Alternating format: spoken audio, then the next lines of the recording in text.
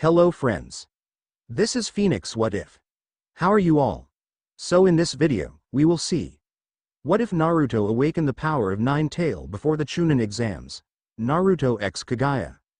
But before we start, if you want more amazing stuff like this, then be sure to subscribe to our channel and like this video. Also if possible share this video with your friends. Now without wasting any more time, let's begin the story.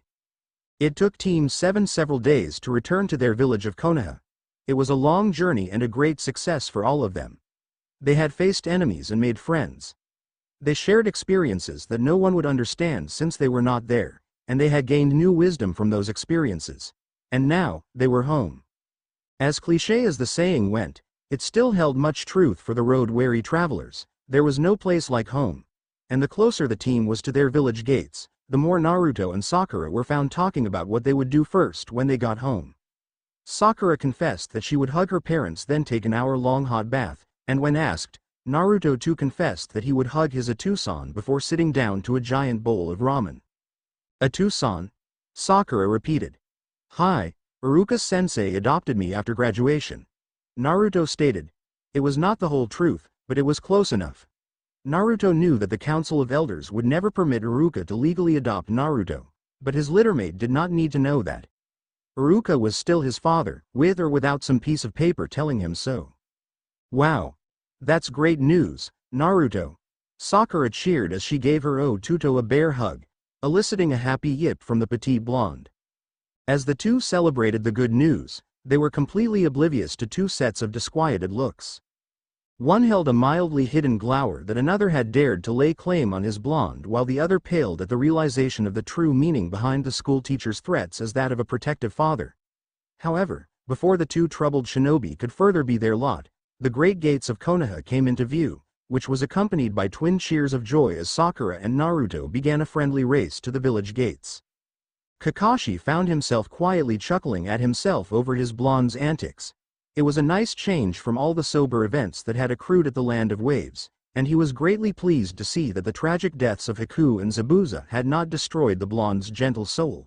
Instead it made the blonde stronger. Slowly the silver-haired Chuunin approached his two students, who were mock-arguing on who was the winner when Kakashi heard the not-so-subtle slur against his favorite student. Fuck the demon lives. One of the gate sentries grumbled as he spat toward Naruto's direction. However, instead of hitting the petite blonde as intended, Kakashi became the victim as he mysteriously appeared in front of the little blonde. Suddenly the gate sentries became deathly quiet while the young shinobi teens watched with huge eyes in horror at the blatant disrespect toward a senior shinobi. Instinctively Sakura clutched onto her Otuto as she realized that the guards were talking about the blonde with the same malice as her parents had. She could not understand why anyone would want to hate the small blonde, but she was bound and determined to protect her little brother, even from her own family. Slowly Sasuke's shock was replaced with anger, which reflected dangerously in his Sharingan red orbs. He glared at the offending oaf that dared to stain his property. However, the moron was oblivious to the threat that the Uchiha posed since he was concentrating on the extremely pissed-off ex-Anbu shinobi in front of him, but the other sentries were not blind. They saw the telltale marks of the mirror eye in the last surviving Uchiha and were about to congratulate the raven-haired teen when they were made silent by the icy-cold tone of the silver-haired Chuunin. Don't you have your posts to man? Kakashi coldly stated, which effectively scattered the sentries back to their posts without delay. Kakashi-sensei. Naruto's small voice easily melted the older shinobi's hard expression as he turned around to face the petite blonde. Naruto then gave his sensei a small, shy smile of gratitude. The blonde knew well enough of his village's disdain for him, and he also knew that he might never gain the approval of his people, but it did lift his heart to know that he had the support of Sakura Nichan and Kakashi-sensei. The petite nin knew that his sensei had purposefully stood in the life of fire, sort of speak, and he was truly grateful for it.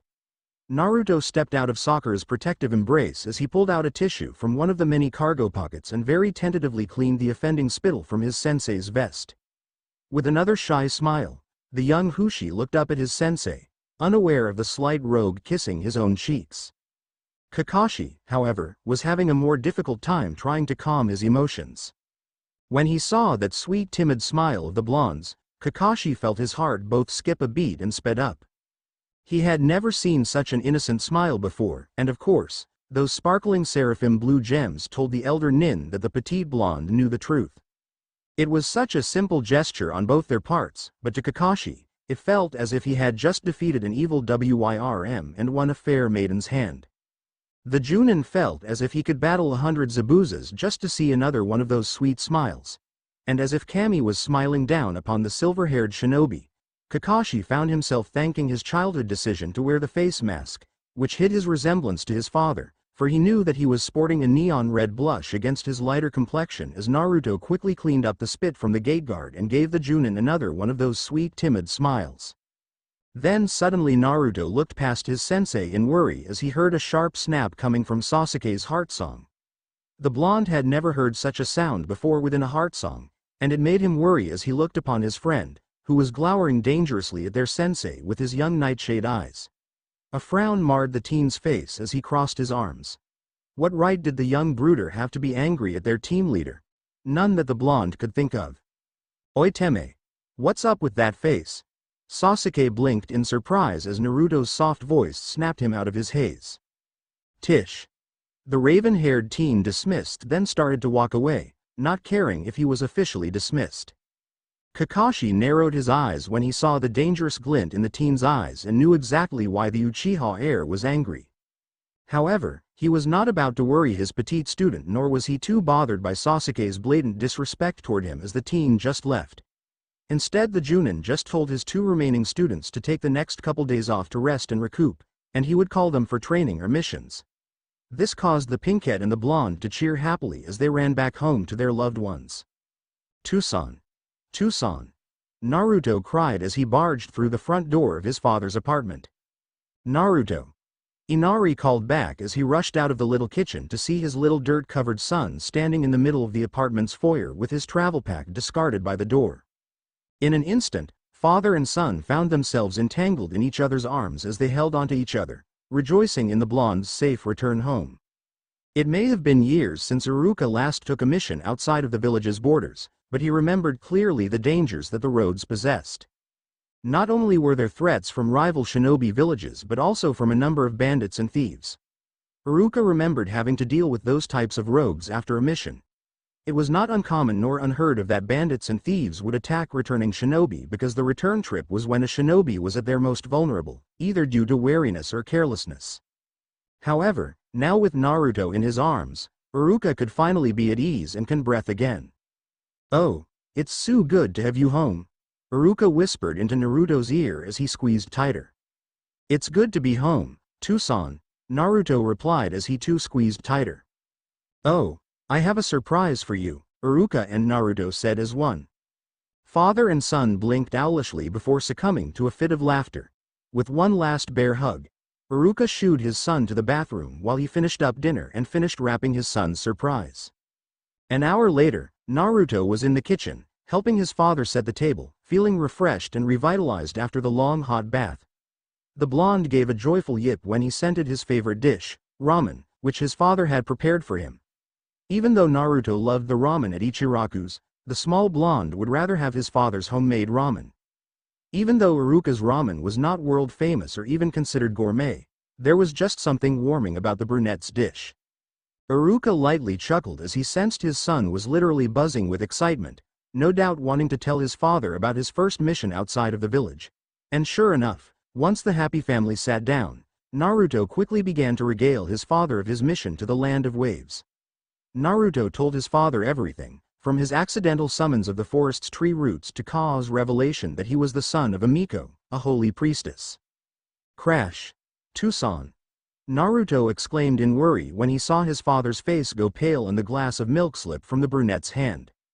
Miko, Iruka stuttered. Hi, Anu, is something wrong?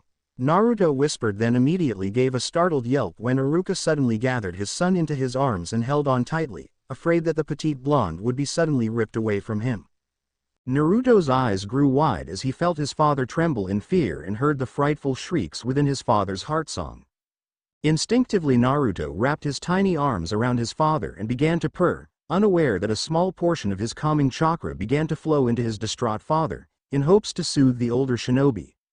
Iruka gasped in surprise as he felt a comforting warmth, much like a mother's embrace, course through his entire being, calming his frantic mind enough to allow him to think clearly. Iruka gently cupped Naruto's cherub face in his hands and looked deeply into his son's expressive orbs in amazement. Naruto then began to nibble his lower lip in worry. Iruka rested his forehead against his son's cool forehead and loosely wrapped his arms around the petite kitsune avatar's lithe frame. "Tucson," Naruto whimpered. "Why?" Iruka ed his dry lips before continuing. "Why does Kaa believe that your mother was a Miko?" "Kaa says because he can feel my powers. It's warm and nice," Naruto replied, "but if he holds on for too long, it'll burn him, purify him. He said you felt it too, just now, anew. What does he mean?" Iruka did not answer but continued to look into his son's oceanic blue gems, trying to find the nine-tailed demon within. "Mikos and the like can destroy your kind," Iruka stated rather than asked. Both Kaa and Naruto stilled, and Iruka accepted that as a yes. "Is that?" Iruka paused and took a deep breath. "Is that why Naruto was chosen? Because he inherited his mother's powers?" "Yes," Kaa replied through his kind jailer. "Naruto Dono's purifying chakra tames the malevolent influence of Mayuki. It allows him to siphon some of Mayuki to use when need be, and—" Kaa paused as he thought of the most important aspect of why his beautiful host was chosen, and with a heavy sigh, "I am aware that I am not the first nor the last Yukai to succumb to imprisonment within mortal flesh. However, Naruto Dono is and will be the only vessel to remain untainted by Mayuki. Because of his mother? Yes. The other hosts that exists," Kaa explained, "will either die or succumb to madness.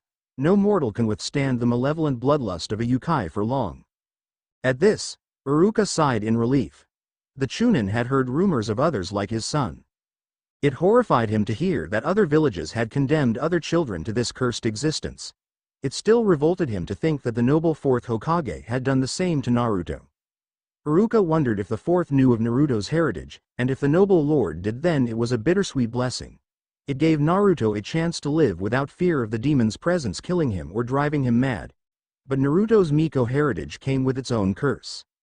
"Kaa," Iruka began, his tone absolute and grave, "swear upon your honor and whatever god you pray to that you'll always protect Naruto."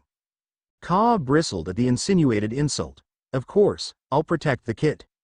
"Swear you'll do whatever it takes to protect my son," Iruka demanded, "even if you have to destroy Konoha to do it." "What?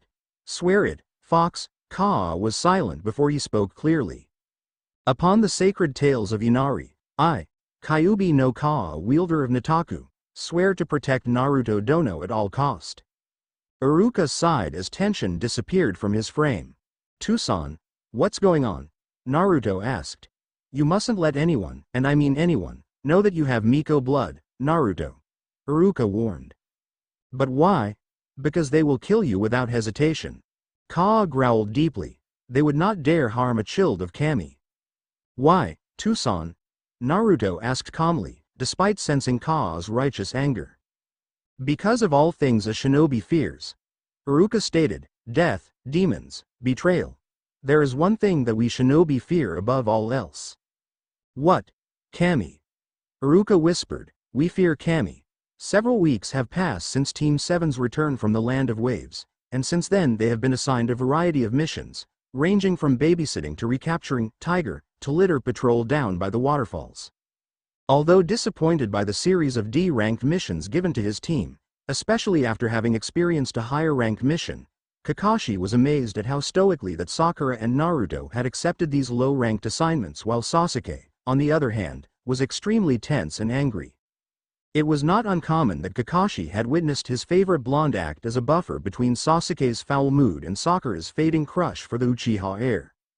On those occasions, Kakashi found himself hard-pressed not to snap at the raven-haired teen, but also at the same time, the silver-haired Chuunin was always in for a treat whenever Naruto tempered the brooding teen with either a single word, look or even touch. The ex-Anbu did not know how the petite blonde did it but was grateful nonetheless. The older shinobi was disappointed that the Uchiha's thirst for action had greatly affected the Lil Cell's teamwork. Kakashi gave a heavy sigh as he casually turned a page of his beloved book, keeping a special eye on his certain blonde curious kitten. He could honestly understand on some level to the Uchiha's frustration. However, the silver-haired nin thought that inaction would be a good lesson for the impatient raven-haired teen. For most of Sasuke's short life, the teen had been praised and doted upon by every villager and shinobi of Konoha, just because of his clan name. However, when they were at the village of the Land of Waves, the raven-haired teen was a nobody as much as Sakura and Naruto were, and to add insult to injury to the Uchiha's pride, Sasuke had come face to face with another teen that was more powerful than himself. Turning another page, Kakashi wondered if perhaps he should explain his lesson of inaction to his brooding student when he heard screeching from above. Looking up, the silver-haired Chuunin saw a magnificent sharp-shinned hawk. The small creature was a sharp contrast with its black-gray back and reddish-white against the clear blue sky. As the older shinobi watched the beautiful bird circle above him a few times, Kakashi could not help but also think of how his favorite blonde was a sharp contrast with his seraphim blue orbs and bright soul against the seemingly dull and drab presence of the entire village. Okay. Kakashi called as he mentally shook his head, that's it. We'll call it a day right now. I've got to hand in my report on today's mission. Then I'm going home. Sasuke grumbled as he turned around and began to walk away. Oh. Sakura gasped as she remembered her callous words from several months ago. Hey, Sasuke, wait up. Kakashi watched curiously while Naruto just grinned as Sasuke stopped and coolly glared at the pinkette. I was wondering if Sakura found herself stuttering again as she tried to find the courage to ask her teammate to her home. Yes, she did have a crush on the dark teen, and she knew that a small part of her was only asking because of that crush. But there was another reason why she wanted to ask, and that was she could not fathom Sasuke's desire to return to an empty home. While she and Naruto had someone waiting for them at the end of the day, Sasuke had no one, and to Sakura, that thought alone was too much for her to bear. She knew that she could never replace Sasuke's parents, but perhaps she hoped that by inviting her teammate to her home, she could share the warmth and love of a family with him, even if it was for just a little while. Her eyes quickly darted to Naruto, who was encouraging her to go on. Ever since their return from the Land of Waves, Naruto and Sakura had each tried to get the orphan teen to come over to their homes, but each time they were rebuked. I was wondering if you would like to come over for dinner, Sakura managed to ask as she fought a blush. You're as bad as Naruto. Sasuke sneered, not understanding the pinkette's true intention. Why waste your time flirting when you should be practicing?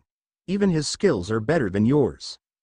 Sasuke then turned and walked away, leaving behind his teammates and sensei. Sakura's shoulders slumped in depression. It was not her intention to come off as flirting. She honestly wanted him to join her and her family for dinner so he would not have to be alone. And of course, she knew that she was nowhere skilled as her Otuto and her longtime crush, nor was she special like them. The knowledge alone hurt her without the raven-haired genin having to rub it on. Hey, Teme. Get back apologized to Sakura Nichan. Naruto shouted to the retreating teen but received no reply, which made the petite kitsune growl. After hearing his favorite kitten growl, which caused shivers course down the Chuunin's spine, Kakashi quickly disappeared in a poof of smoke. Naruto frowned at his sensei's hasty retreat, but pushed it aside in favor of his littermate's distress. For a while now, the petite blonde had noticed a hidden troubling note in the pinkette's heart song. She was still unfocused as she was since they had graduated, and yet there were moments when the blonde heard a beautiful clarity of the potential hidden within his Wanichan. However, he had no way of showing it to her, and Naruto definitely knew that the only time he really heard the troubling note was whenever Sasuke had said something scathing either to her directly or indirectly. Forget him, Nichan. Naruto sighed as he rested his head against her shoulder. He's a chicken butthead. Then the blonde grinned as he felt his littermate trying to keep from snorting, and because he heard 3 pairs of shuffling feet and whimsical ditties. From the corner of his eye, Naruto mentally chuckled as he observed a strange little square rock sneaking up on him. Creative, Kaa playfully chuckled as his many tails swayed in amusement. Hi, and I don't have the heart to correct them. Naruto said in bemusement, accidentally sending his amusement to his littermate, who turned around feeling lighthearted despite of everything. Sakura knew that she could do nothing for now about where she stood with Naruto and Sasuke in regards to skills abilities, but with a light heart, Sakura also knew that in time she would find her place. Turning around to face her Otuto, Sakura gave a sharp squawk of surprise. What the hell? Sakura gasped as she clutched her chest in attempts to calm her frantic heart. "Anu! Sakura-ne," Naruto playfully cooed with an impish grin, "what's the matter?" Noting the mischievous glint in her Otouto's sapphire blue gems, the pinkette began playing along with whatever the blonde had in mind. "Oh, nothing. Just thought I saw something," Sakura replied with a dismissive wave. "Ah. So you didn't see a little rock with perfect angles, perfect corners, eyes holes and hiding three little ones?" Naruto grinned as he pointedly looked at said rock. Suddenly the cardboard rock flipped over, revealing three little children. The leader of the group stood in front of the other two, protectively and with his arms crossed while a pout adorned his face. The little leader had short black hair that seemed to defy gravity. He wore a simple pair of shorts and shirt as well as a ridiculously long scarf, which Naruto often wished the little one did not wear. Standing to the little leader's left was a blushing little girl with auburn hair that too seemed to defy gravity. However, she had her hair styled into pigtails. She also wore a simple pair of shorts and shirt with a dark vest. And standing to her right was a droopy-looking little boy with ashen gray hair. He wore a pair of large round spectacles that covered most of his face, and wore a pair of shorts with a dark jacket covering his undershirt. But what drew Naruto's attention was that each little one wore a pair of goggles, much like a pair he wore before he had graduated. "Leave it to the man I have acknowledged as being almost my equal," stated the little leader. "Your skills rival my own." "Hello Konohamaru." Naruto chuckled, then tapped the little raven-haired boy's goggles. "May I ask, what's up with the goggles?" "Heh heh heh," Konohamaru laughed. "You're our idol, right? We're copying the style you used to wear." "Ah, I see," the blonde replied while Sakura giggled in the background. "What do you mean, ah? I see," Konohamaru demanded, "suddenly too cool for school, big guy." Naruto let out a low chuckle as Konohamaru's little bravado reminded the blonde of a wolf cub trying to show that he was a bog dog whenever the cub's older siblings were around. Naruto, however, quickly regained his composure when he saw his little cub brother pouting at the droopy boy and mumbling unhappily. So, Naruto cleared his throat. "What can I do for you?" "We'll show you, boss," the auburn-haired girl cheered. "Can you come now?" "I dunno." Naruto trailed off as he glanced at his One-chan, who was watching the entire scene with curiosity. But you promised to play ninja with us, right?" the three shouted as they crowded around the blonde, each looking up at him with large and watery eyes. Naruto gulped uneasily at the pure dejected expressions on the three little ones' faces. He did not doubt that they had been anxiously waiting for today since he made the promise a few days ago. "And," Sakura drawled, although very curious, "what is a ninja doing, playing ninja?" "Hun? It's really cool, yeah, there's hide and seek. And tag. And capture the Hyodate. And this really cool game where this circle moves and we have to hit it and the one who gets the most points is the winner. It's like training but fun."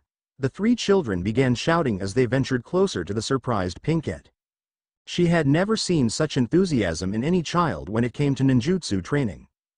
As she listened to the three kids rattle off of the games they played, Sakura was really amazed that the games had practical application to ninjutsu. For example, hide and seek could be a precursor to tracking, and capture the Hyodate could be done individually or as a group to test one's skills or even teamwork, and knowing Naruto, it was all about teamwork. As for the other games, Sakura may not know offhand to their practical application to ninjutsu, but the pinkette was positive that Naruto would not let the kids play some random game without having a purpose. "He's training them," Sakura thought as she looked at her Otuto in a new light. Feeling Sakura's gaze on him, Naruto looked up and suddenly felt his cheeks and ears grow warm. The expression on her face was one of surprise and admiration, which the blonde was still unaccustomed to receiving unless it came from Ka and Tucson. Naruto quickly looked away as he scratched the back of his head in nervousness. The three little ones suddenly noticed their hero's nervous fidgeting as they looked back and forth between the blonde and the pinkette. Konohamaru pouted as he saw the pinkette's dazed expression. "That chick's eyeing him like she'd kill him and devour his corpse." Konohamaru thought remorsefully when suddenly he remembered that his mother often gave his father the same look before the two would disappear for a while. "Hey, big guy," the raven-haired boy grinned as he patted the blonde's back, just like his uncle would do whenever he congratulated his father, "seeing as how you're so smart and suave and all." "Hun?" Naruto blinked as he looked at his little cub brother. The haughty, and I can tell, you and she are, hun. You know WW, right? Hun. Naruto blinked again while he heard Ka choke. Sakura blanched as she realized what the little boy was insinuating. Ka, you okay? Naruto said in worry. I am well, Naruto dono. Ka replied as he regained his composure. The ancient demon could not believe that the child would have the gall to insinuate that about his host and the girl. Ka, do you know what Konohamaru is talking about? Ka then found himself pinching his nose as he heard the innocent question. He should have known that his naive host would not understand the innuendo. After all, the blonde did not know the mechanics of a kiss. Ka ate his lips, knowing that he would have to explain, and to be honest, he had a bad feeling, a very bad feeling, about it. Naruto dono, Ka cautiously replied, the little one is implying that you and your teammate are. What? Naruto innocently asked. That you and she are intended. Ka sighed as he could not find a more delicate explanation. Naruto's eyes grew wide as color drained from his face. What? Naruto shrieked, ew. That's disgusting. Yuck. Ka attempted to warn his innocent kit. Sakura immediately snapped out of her daze at hearing the proclamation. Instinctively Sakura punched the petite blonde, who was caught by surprise, tumbled into the wall. Big guy, the children shouted. It was then that Sakura realized what she had done. She knew that the blonde had not meant to insult her by his proclamation. After all, they were brother and sister, and one did not do that sort of thing with siblings. She just reacted. What did you do that for? Konohamaru challenged while his playmates checked on their fallen leader. You total witch.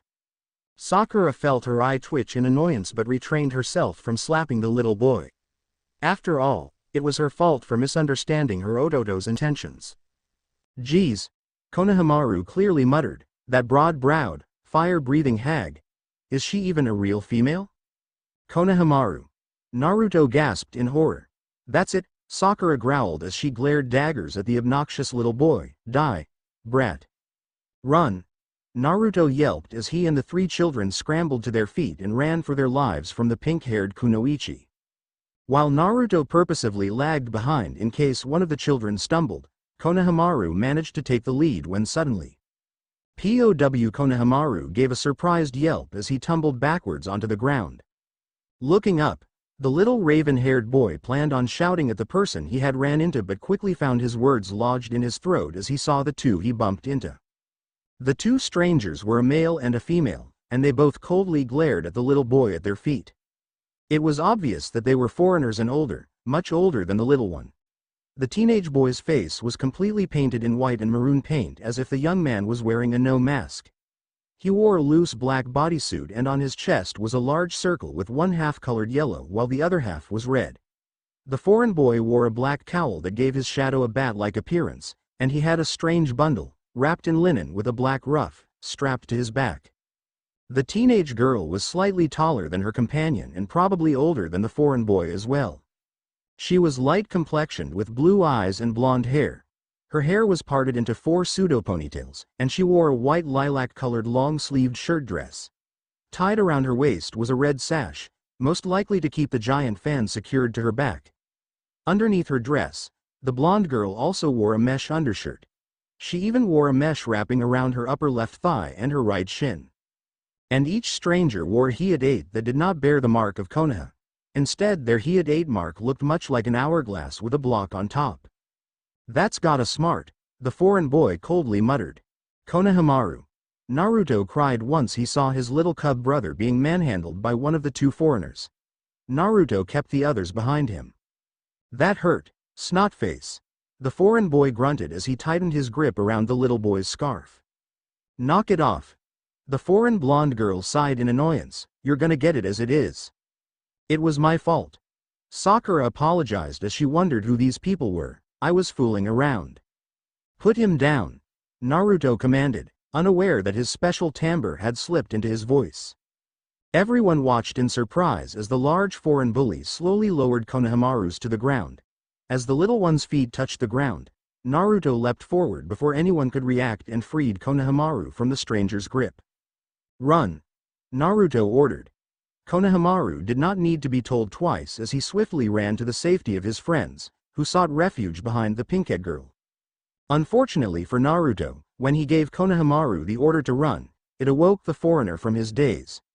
It took the stranger less than a second to realize that he had lost his prey and that the little blonde girl in front of him had done something to him.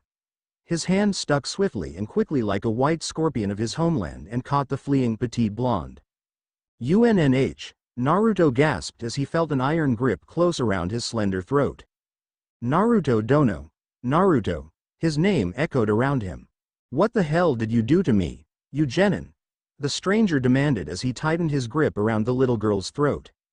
Naruto could not breathe nor think as he instinctively flared his chakra out for help. Naruto. The children were crying. Naruto dono, Kaa growled as he lashed at his prison. Answer me, the foreigner growled. The foreign blonde girl sighed again, will not be held responsible for this. The foreign bully then cocked his hand back, furious that the little girl would not answer him, completely oblivious of the fact that the little blonde could not. Then he swung forward to teach her a lesson when FWAP thok, as a med-sized pebble rolled on the ground. Naruto crashed to the ground, gasping for air, while his abuser grunted in pain. Tell me, drawled a cool voice with barely contained anger, causing everyone to look up at the raven-haired young man, who was casually sitting in a tree with 2 more stone pebbles in his hand. What are you guys doing in our village? Sasuke. Sakura cried in relief but stayed back with the kids. Oh look. The stranger sneered as he flexed his hand, another little brat. Get lost. Sasuke growled as he quickly looked Naruto over for other injuries, but the bully took a step into the raven-haired teen's line of sight, blocking his blonde from him. Come down, little squirrel. The foreigner taunted, which Sasuke ignored as he noticed his blonde moving away from the foreigners and toward Sakura. Think you're pretty smart, don't you? Tell me you're not planning to use the crow. The blonde girl cried as she watched her companion remove the bundle from his back. Sasuke just ignored them as he watched his blonde suddenly freeze in mid-step. Sasuke. Behind you. Naruto shouted as he turned with wide sapphire blue orbs. At first, when he was released from the stranger's hold, Naruto was more concerned in calming a certain overprotective fox spirit that he had not heard an oddly familiar melody. It was not until that he started toward his littermate and the cubs that he realized that there was another foreigner in the area. The haunting heart song was familiar to the petite blonde somehow, but he could not place it. However, he knew it was near. The song kept fading as if the person was hiding, and when Naruto heard it again, he was able to locate it, behind Sasuke. Kankuro. A low monotone voice ordered, causing Sasuke to still in shock that anyone could have snuck up behind him. Don't. Sasuke snapped around and saw a young man about his height, perhaps a bit smaller than him, standing on the underside of a thick tree branch. The newcomer was pale with blood-red hair. He wore a pair of dark brown trousers with leg wrappings tucked into his traditional sandals, and he also wore a regular black t-shirt with a mesh undershirt. Across his right shoulder was a simple white sash while across his left shoulder was a thick leather strap that was used to secure the giant gourd to his back. His tourmaline blue-green eyes were hard and devoid of any emotions, and they were surrounded by a thick layer of kohl. And emblazed over his left eye was the red kanji I, meaning love. You're a disgrace to our entire village, the redhead said, revealing nothing of his emotions. Gaara, the no-faced bully, Kankuro, stuttered while the blonde girl took an instinctive step away from the bully and the redhead. He snuck up beside me, Sasuke mentally applauded. I didn't even have a clue. His stealth rivals Kakashi's, but of course, my Dobi spotted him. Sasuke mentally smirked in pleasure. It annoys me that you'd lose control in a quarrel with children, the redhead, Gaara, continued. Have you forgotten why we came here? But Gaara, Kankuro explained, they started it. The little one slammed me, and that did something to me. Hey, Naruto hissed, I'm a boy, you dumb ape. Could have fooled me. Kankuro shouted back but was surprised nonetheless that the genin he thought was a girl was in fact a boy. Shut up, Gaara stated, or I'll kill you. Kankuro immediately shut up as his body trembled in fear. We're sorry, the blonde girl immediately stated, not bothering with hiding her fear of the silent redhead. Okay, Gaara. Really, really sorry. So, he's in charge, Sasuke thought. He glares like a basilisk. Sorry about my friends. Gaara stated. However, he did not sound apologetic as he watched the raven-haired teen, who had injured Kankuro. The redhead was mildly impressed, but he was more impressed by the mysterious blonde boy, who gave warning to the redhead's presence. The young man disappeared in a whirlwind of sand and reappeared between his two frightened companions. I know we're a little early, Gaara reprimanded his companions, but we didn't come here to play around. I swear it won't happen again, Kankuro promised. Let's go. The redhead ordered as he turned to leave. Wait. Sakura finally found her voice as she took a tentative step forward. Yes, Gaara acknowledged. According to your headbands, you three, Sakura started, come from the hidden village in the sand. Your country is one of Konoha's allies, but according to our treaty, your ninja are not permitted to cross the border without authorization. State your business. We can't just let you go your merry way. Sasuke and Naruto looked upon their teammate with pride. Even though she was scared by the three sand nin's presence, Sakura was not about to let three strangers roam freely in her village. Ever heard the old saying about it being darkest at the base of the brightest lighthouse? The blonde sand nin sneered as she presented her travel papers. Naruto wrinkled his nose as he heard the girls jeer toward their rank. Weren't you informed? She cooed with an air of superiority. As you guessed, we're junior-level ninja from Sanagakure. We're here to take the Chuunin selection exam. Naruto frowned as he heard the lie in her words. They were there for more than what she said. What's the Chuunin selection exam? Konohamaru asked from the safety behind Naruto. You really don't know. The blonde Kunoichi Tsked, junior ninja are sent from Sanagakure in the minor lands between our home and yours to compete against Konoha's own candidates. Why? The little one asked, causing the sand nin to scoff at him but answered nonetheless. Mainly to maintain the skill of all shinobi at the same high level of excellence. Also to foster friendship and understanding between ninja. And, of course, to maintain balance of power between the lands themselves. Naruto narrowed his eyes on the blonde Kunoichi as he listened. She was reciting. She did not believe the words she spoke. This made him extremely suspicious of these visiting shinobi's true motive. However, before he could call them to task, the petite blonde felt his hand being tugged. Looking down, Naruto saw Konohamaru wickedly grinning at him. Hey, Naruto, you should enter this Chuunin selection exam thing too. Konohamaru cheered, which caused Naruto to lightly smile. Hey, you there, Sasuke called as he appeared beside Naruto, what's your name? Huh? Whumi? The sand Kunoichi blushed at the handsome youth. No. Sasuke scowled, I was talking to the spook beside you. Sasuke. Naruto quietly admonished his teammates' rudeness, while the others held their breath, fearful of the redhead's reaction to the rude name. However, Gaara just looked at the raven-haired ninja then glanced at the blonde. Sabaku no Gaara. Gaara answered then asked, and you are? Uchiha Sasuke. Sasuke smirked as the two of them sized each other up then Gaara looked at the blonde expectantly, but the blonde said nothing as he stared at the redhead. And you? Hun. Naruto blinked before realizing that the strange youth with the echoing heart song was speaking to him. Oh. Uzumaki Naruto, pleased to meet you. HN. Gaara grunted then ordered, let's go. In an instant, the three Suna shinobi disappeared. Things are getting interesting. Sasuke darkly grinned then turned to his blonde. Roughly the raven-haired teen grabbed the blonde's chin and examined the large handprint bruise encircling Naruto's slender throat. Instantly obsidian orbs bled crimson, revealing the Uchiha's 3-tomo Sharingan. Ma, Naruto calmed the angry teen, it'll heal. He'll pay. Tish, Teme. Naruto grumbled then snapped his attention to the far trees as he felt a cold shiver run down his spine. What is it? Sasuke demanded as he followed the blonde's gaze but saw nothing. Naruto shook his head then smiled at his teammate before suggesting that they all go for some ice cream. What do you think? Asked one of three menacing shadows hidden in a faraway tree. The three shadows watched the entire affair between the Suna and Konoha shinobi with disinterest.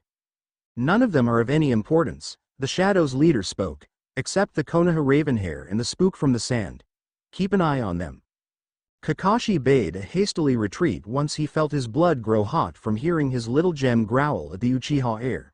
He knew he should have said something to Sasuke about his callousness toward Sakura, but the silver-haired Chuunin was more worried about the petite blonde scenting the older shinobi's hot blood, and then having the blonde's father bring the wrath of Kami upon his head for it. Kakashi knew that he should not have been truly surprised that Naruto's senses were heightened. After all, the blonde did have the nine-tailed fox spirit within him.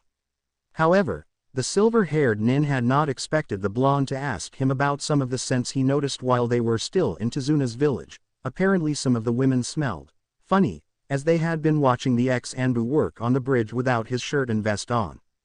It did not take a genius to figure out that the funny scent that Naruto smelled was the women's arousal and lust. Kakashi knew that he would have to be extremely careful whenever he was around the petite blonde. As the silver-haired Chuunin took his leisure time to Hokage Tower to submit his mission report, Kakashi found himself thinking about his blonde. He knew that he found the blonde attractive. The petite shinobi's features were, Kakashi would not say delicate or boyish, but an alluring balance between the two.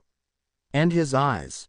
Kakashi could never get enough of the blonde's clear sapphire blue gems that saw through him, pierced through his soul and still accepted him despite his sins. Kakashi could and would happily spend the rest of his natural life and the hereafter just staring into those seraphim blue orbs. When Kakashi first met the small blonde, he did not really realize it, but truthfully Naruto's eyes seemed to constantly reflect a multitude of shades of blue. And of course, there was much more to the blonde than his fair and exotic looks. There was intelligence and wisdom hidden beneath the facade of the village idiot. The silver-haired Chuunin knew it and saw it, and yet at the same time, there was also a level of childish innocence and naivety that Kakashi found himself wanting to protect. All of that drew the Xanbu's attention to the young shinobi. Kakashi found himself wanting to know more about the petite blonde. He wanted to know if what he saw was just that or was there something more. Then again Kakashi did not doubt that there was more to the blonde, and he wanted to know, to see, to touch and taste all that was Naruto. With a hidden grin beneath his mask, Kakashi wondered how the blonde would react if the silver-haired nin asked him out. Perhaps invite the blonde out to lunch to someplace nice and yet simple. At first thought, Kakashi thought of taking Naruto to his favorite noodle stand, but quickly dismissed the idea since that was part of the blonde's village idiot persona. No, from what he had gleaned by observing Naruto during their missions, the blonde was the type who appreciated a simple meal in a comfortable setting. Alas! Kakashi sighed as he realized that none of the restaurants in Konoha would allow the blonde admittance because of what he contained within him. At this, Kakashi mentally growled. However, he was not a man that was easily deterred. He needed to know more about his blonde, and he would too. Hitaki-san. A familiar voice called, snapping Kakashi from his thoughts. With a slight frown, Kakashi just realized that he had reached Hokage Tower. He had been so deep in thought that he had not realized he had arrived. Standing at the tower's entrance was another Chuunin that Kakashi had worked with on a few occasions. Yo, Hayate-san. Kakashi greeted as he stepped inside. Been callin' your name for a while. Hayate casually stated as he followed the silver-haired Chuunin inside. At this, Kakashi just shrugged as he went up to the third floor to the submission office while Hayate continued up to the upper levels to the Hokage's audience chamber, where Kakashi was sure to learn the reason why the Hokage would send out his messenger hawk out to summon all of Konoha's senior-ranking shinobi. Thanks for your latest report, Kakashi-san. Amino Iruka thanked as he accepted the Chuunin's report with a small smile, which Kakashi returned with a hidden one. How's Naruto? Iruka suddenly blurted as he saw the older shinobi was about to leave. No doubt heading toward the upper levels as the brunette would be doing once he received all of the day's mission reports. Kakashi froze once he heard the Chuunin's question and felt his heart race as his mind wondered if the scarred-faced brunette knew about the Chuunin's affection for the blonde.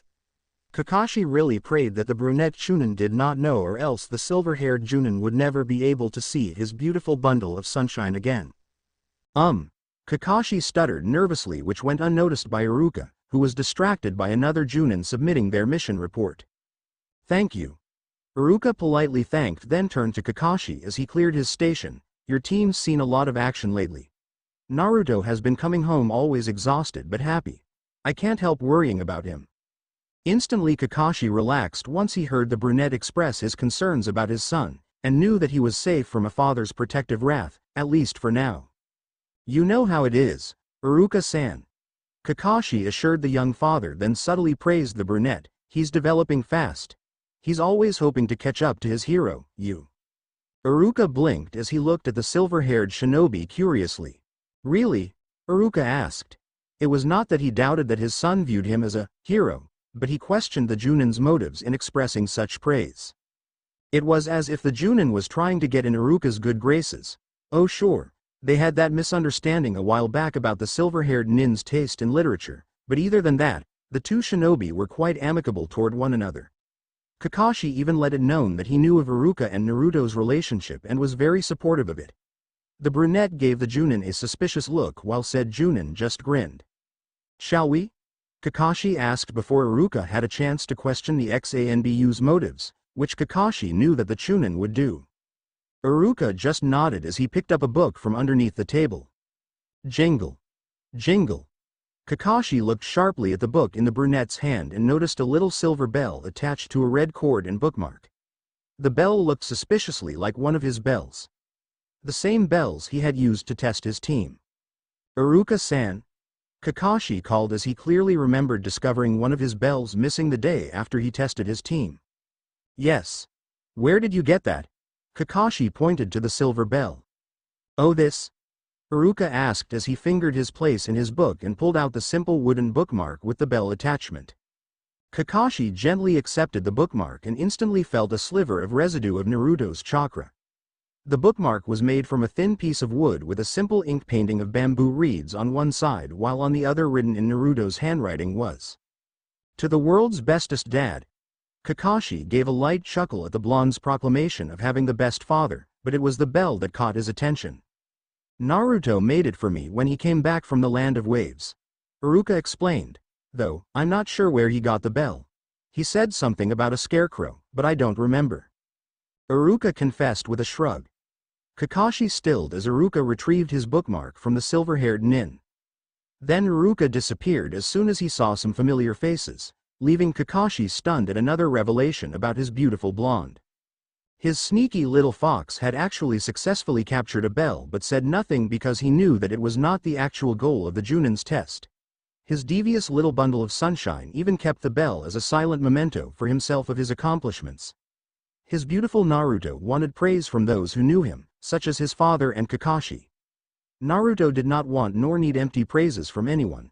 He only accepted real and honest praise. Suddenly Kakashi's shoulders shook with laughter as he marveled at his precious gem.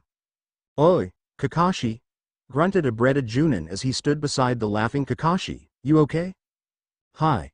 Kakashi replied with unbridled mirth. After several minutes of mingling among colleagues, the gathered senior-ranking shinobi began to quiet down when they saw their leader, Sandaime Hokage Sarutobi Hiruzen, take his seat in an overly plush throne. Sarutobi waited another few minutes for his shinobi to gather closer before beginning this meeting. The old shinobi smiled brightly and kindly at his warrior citizens. He had watched many of them grow into fine ninja, and he could honestly say that he was proud of his people and their accomplishments. He knew that whatever the outcome of this meeting was to be, it would be for the good of their village. Seeing whom I invited here, you may be able to guess, Sarutobi's ancient voice called the meeting to order, what we are here to discuss. Is it time already? Kakashi asked in surprise. Have you informed the lords of the other lands yet? Asked the twig-chewing Chuunin, Hayate, because I believe I have already seen some of them in our village. When is it to be? Sarutobi removed his pipe. 1 week from today. Isn't this rather sudden? Asked another Chuunin from the crowd. To make it completely official, I hereby announce, Sarutobi continued with a ghost of a smile, 7 days from now, on July 1st, we shall begin conducting examinations for journeyman ninja the Chuunin. Immediately the gathered crowd began murmuring among themselves while Iruka began assaulting his lower lip in worry. He looked at the 3 Chuunin in front of him. He knew that they would be asked first if they felt that their teams of genin were ready to take the Chuunin exams. In Iruka's opinion, the Sandaime should not be asking this of them yet. It's too soon for any of them. Iruka thought but listened nonetheless as his Hokage began speaking again. Now then, Sarutobi's voice silenced the murmuring crowd, We'd like to hear first from those who have overseen the training of our newest junior ninja. Immediately 3 Chuunin stepped forward. Masters Kakashi, Kurenai and Asuma. Sarutobi introduced. Kakashi stood off to the left of his 2 colleagues while Yuhi Kurenai stood in the middle of the trio of Chuunin. Kurenai's sensei was a beautiful woman with lightly tanned complexion and with long, wavy black hair. Her crimson-brown orbs held a hard edge of a warrior who had seen too much. Kurenai's sensei wore a simple layered yakuta, which also revealed her long and shapely legs.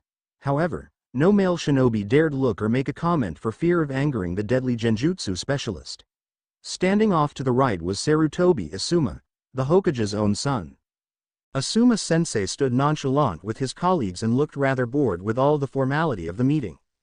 Asuma-sensei was a tall man, taller than Kakashi, and thicker built. He wore the same Chuunin uniform as Kakashi, save that the Sarutobi black sheep added an apron-style sash around his waist as a personal touch. With a customary cigarette dangling from his lips, the bearded, dark-haired Chuunin waited for the Sandyame to continue. Tell us, Sarutobi continued, do any of you have, among your charges, any genin you'd recommend for this year's journeyman exams? That before we can even consider them, they must have completed a minimum of 8 missions.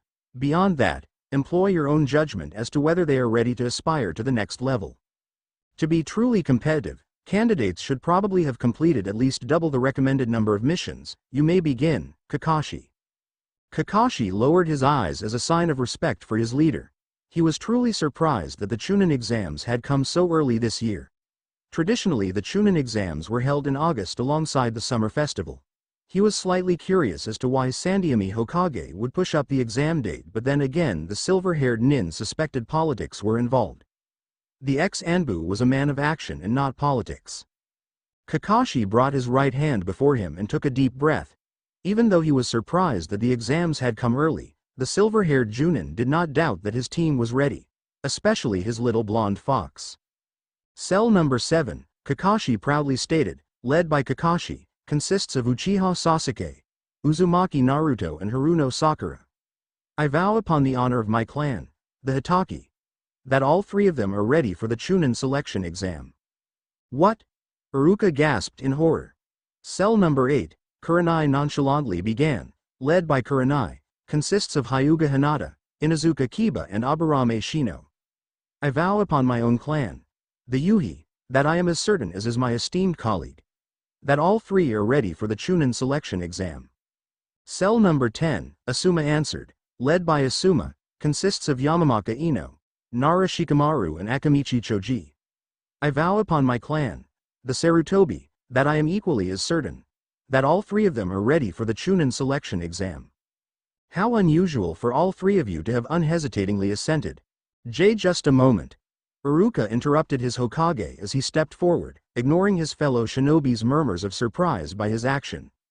Kakashi mentally winced, forgetting that as a father, Iruka would object to his son participating in the exams. Yes, Iruka? Sarutobi acknowledged. Lord Hokage, Iruka pleaded, please allow me to speak.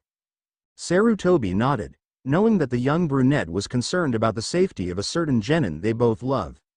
The aged shinobi knew very well that the handsome Chuunin saw their favorite blonde as his son, and the Chuunin exams have been known to cause a fatality or 2.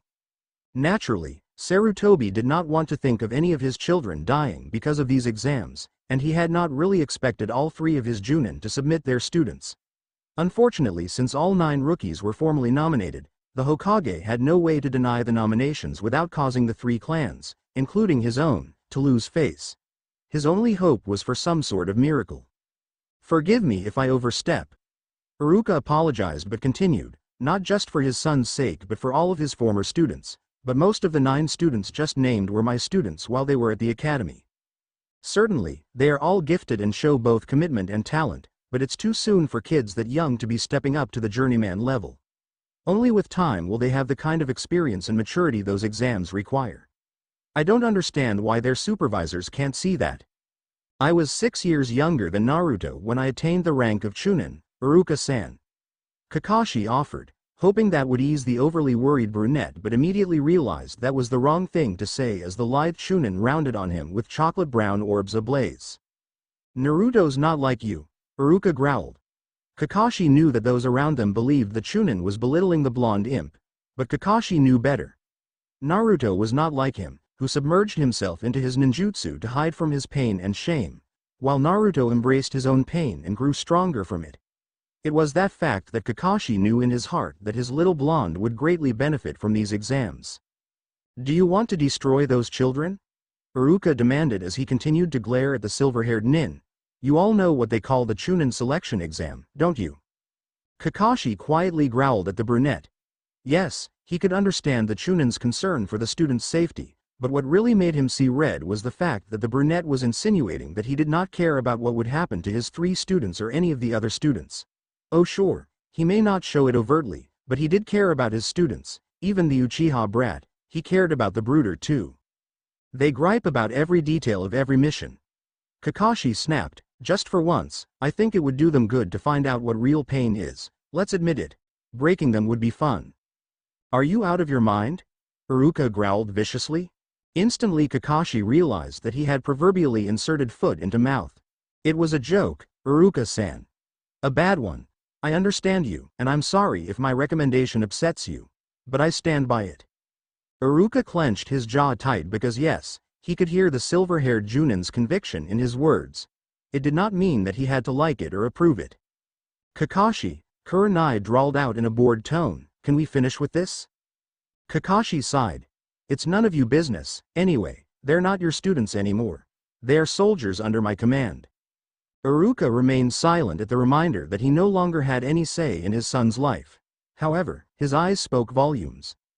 Kakashi knew that if Naruto was harmed anyway because of his recommendation, then the brunette was going to come for his head. What a pest! Asuma grumbled but instantly quieted when he saw Kakashi glower at him. All the while, Sarutobi just watched and silently prayed that no harm fell on any of his children. The next morning, Team 7 found themselves waiting at Torii Bridge for their sensei after each received a brief message to be there. The message told them to be at the bridge at 7 in the morning, and yet here it was close to 9, and no sensei in sight. Sheesh. Sakura sighed after she finished a 15-minute tirade on unprofessional behavior and irresponsibility to one's own team. Sasuke just growled at the Kunoichi's dramatic rant but mostly ignored her and the uncharacteristically quiet blonde, who was perched on the bridge's railing and watched the fast-moving river current. Hey, Sakura called as she noticed her Otouto's troubled expression. Sorry, you said something, Ni-chan? Naruto blinked when he felt Sakura's gentle touch. You've been awfully quiet, and not the good type of quiet. Sakura began then looked with unabashed concern, is everything okay? Sasuke watched his 2 teammates from the corner of his eye. He too noticed the unnatural quiet presence that seemed to have surrounded the petite blonde. Naruto then smiled brightly at his littermate's concern, which effectively relaxed his teammates' tense frames. It's nothing, Naruto tried to assure the pinkette, who frowned at the blonde's poor attempt at lying. Yeah right. Sakura crossed her arms and glared sternly at the petite teen. So, are you going to tell me what's bugging you or am I going to have to use it? Sasuke stood straight as he heard the pinkette threaten his blonde. He was curious as to what it was, and why would Naruto childish giggle at the threat? Well, Naruto stared once he calmed down from his giggle fit. Last night, there was a meeting of the Chuunin and Chuunin with Ji-chan, and, well, I don't know, I've never seen Tucson so angry before, except the time when Mizuki hit me. Mizuki? Sasuke growled as he listened to his blonde. Toji Mizuki, called a familiar voice high up on one of the torii. The harsh tone in the familiar voice startled Sakura and Sasuke as they looked up and glared at their extremely tardy sensei. While Naruto looked at his silver-haired sensei, who was demanding for an answer with his visible eye. Hi, Naruto sighed, knowing that the older nin would not let them start whatever mission they were assigned until he got what he wanted. Mizuki and Chuunin were dating a long time ago, and when Mizuki hit me, Chuunin dumped him, after breaking his nose and hand. Even though Naruto mumbled the last few words, Kakashi heard him clearly and absently thanked his stars that they were before the Hokage when he made his recommendation lest Iruka really made good on his threat. Anew, Naruto cantered his head to the side, why are you late? Again, hung in the air between the two, which caused Kakashi to grin and scratched the back of his head. Even though he wanted to know more about Mizuki harming the petite blonde, the silver-haired Chuunin had other pressing matter to address, such as, "This may surprise you," Kakashi sheepishly grinned, "but I've recommended all three of you for the Chuunin selection exam." Huh? Sakura gasped in surprise while Naruto and Sasuke shared similar expressions of doubt and confusion. Sasuke then crossed his arms across his chest while his confusion melted away to annoyance. He did not find the Junin's poor attempt at humor very funny. It was literally unheard of for a Junin instructor to submit their genin students for the Chuunin exams unless they had a minimum of 1 year of experience. Heh. Heh, Sakura laughed nervously. "Good one, Kakashi-sensei. You almost had us." Naruto narrowed his eyes. He heard the truth in his sensei's voice, and he remembered a bit of his Tuzan's rant of mutilating a stupid, arrogant scarecrow. "So," Naruto calmly stated as he too crossed his arms across his chest, "that's why Tucson was on a murderous rant last night." Kakashi floundered at being caught. Later that evening, Sakura was up in her room, working nimbly on a plushie charm. She usually made these little charms as a way to keep her hands busy and as a way to calm her frantic mind so she could come up with a plan of action, and right now, she needed a plan of action. She needed to make a decision on what she was going to do with her life. Ever since she was a little girl, Sakura had always dreamt of being a first-rate kunoichi. Suddenly the pinkette snorted to keep a giggle at bay because in reality, she dreamt of being a kunoichi hime, a ninja princess. Soon her giggles subsided to a sigh as she gave her plushie charm a final snip. Laying the faceless plushie on her desk, Sakura just absently stared at the imageless doll, while from the corner of her eye, a seemingly innocent parchment kept drawing her attention. She took a deep breath while she absently reached over to her fabric drawer, retrieving several sheets of colored felt. When she had come home for the day, her parents had been home, and they had seen the Chuunin application. To say that they were proud of her would be the greatest understatement of the century. Her parents went on and on about how she was going to beat the Chuunin exams with top scores and how she would make the rank of Junin in no time. She had to strain a smile on her face. While her parents continued on and on, Sakura knew that her parents meant well, but they were not shinobi. They were simple people, who had no idea what the Chuunin exams could possibly be about. Oh sure, Sakura did not doubt that there might be a knowledge portion to the exams, but she would bet her saved-up allowances that the main portion of the exams would be on her fighting ability and skills, which were quite frankly non-existing. The pinkette lowered her scissors as her hands arranged the cut pieces into a design that pleased her. She wore a sad smile as she thought about the exams. Kakashi-sensei had said that the choice to enter was up to them individually. She knew without a doubt that Sasuke would enter. Mostly for a chance to go against that red-haired boy, who gave her the creeps and was obviously entering the exams. And Naruto, he too was excited about the exams. But the pinkette suspected that Naruto's excitement stemmed mostly out of curiosity. After all, it was their village hosting the exams, and Naruto could meet new people. He's so much like a little kitten. Sakura giggled as she finished the plushie's clothes. But why do I want to apply for the exams? She finally asked herself, then looked at her half-completed plushie. I don't want to, Sakura said to her creation, but I want to stay with Sasuke and Naruto. And if I do enter, even though I don't want to, I would only be hurting them. I'm not special, not like them. I don't have a Kekkei Genkai like Sasuke. Heck, I'm not even an elemental specialist like Naruto. I really can't do anything without them. Sakura sighed deeply as she looked at the Chuunin application. I won't be able to keep up. She thought, then reached over to her lamp and turning it off. A decision made, and with a heavy heart, the tired pinkette went to sleep. The next morning, Team 7 met outside a tea house that was not too far away from their former school. Sasuke stood a bit away from his pink-haired teammate but did not fail to notice that there was something troubling her since she was unusually quiet. Stuffing his hands into his pockets, Sasuke mentally prayed that his dobi showed up and soon. Even though he felt that the pinkette was annoying, the girl was still a member of his team, and he did not need the distraction, especially during the Chuunin exams, of worrying about the depressed girl. He would have the blonde deal with her as he knew his blonde would. Nichan. And speaking of the blonde. Sakura blinked out of her daze when she heard her Tuto calling. With a weak smile, she greeted, hi. Naruto then cantered his head to the side as he heard the troubling note again in his littermate's heart song. With a quick questioning glance to the raven-haired teen, who just shrugged indifferently. Naruto walked up to his taller teammate and looped his arms around her arm, causing the pinkhead to blink in surprise. Ni-chan. What's wrong? Naruto asked, which caused Sakura to blush and look away. Nothing. She lied. Liar. Naruto called as the pair walked slowly behind the leading Uchiha. Naruto gave his teammate a nod of thanks as he knew that Sasuke was purposively taking his time to the school, despite the fact that the raven-haired teen was literally humming with excitement. You're worried about the exams? Naruto asked, outright. How? Ma, Naruto shrugged then gave her arm a gentle squeeze. You'll do fine. Have faith in yourself. Beside, if we three stick together through, I know we'll pass the exams with flying colors. Sakura frowned a bit at the absolute conviction she heard in her Otouto's voice. She knew that Naruto was incapable of lying, especially to her, so it made her curious as to why the blonde believed it so. And why is that, Naruto? Naruto gave her his infamous impish smile. Because we have a secret weapon, he whispered conspiratorially. Well, Sasuke's Sharingan will come in handy, Sakura pouted. Nah, that's nothing. Naruto waved dismissively, unaware of Sasuke's glare.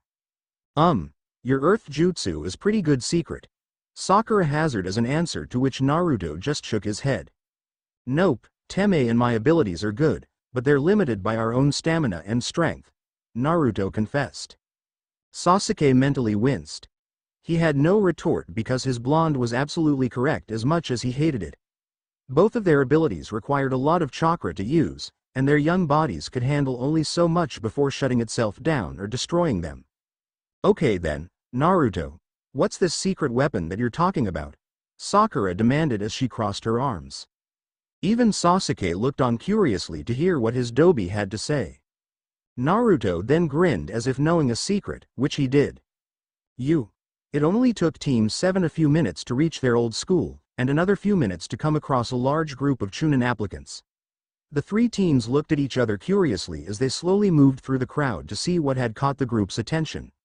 As they moved closer to the front, they could hear snickering and flesh-on-flesh punches. Is someone as talentless as you really planning to take the Chuunin selection exam?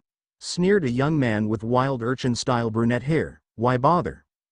The young man on the ground wiped the blood from his lips on his bandage-covered hands. He was a strange-looking youth. He wore a green bodysuit with bright yellow leggings. Across his waist was his Konohahite 8, and he had a bowl-cut hairstyle, which oddly enough brought attention to his thick brows. Bunch of wet behind the ears snot-noses, Urchin Head jeered. You said it, agreed Urchin Head's friend. Please, begged a young woman with raven-colored hair up in twin buns on top of her head. She wore a pale lilac sleeveless shirt and a pair of loose black pants. We're begging you, she beseeched as she came forward, let us in.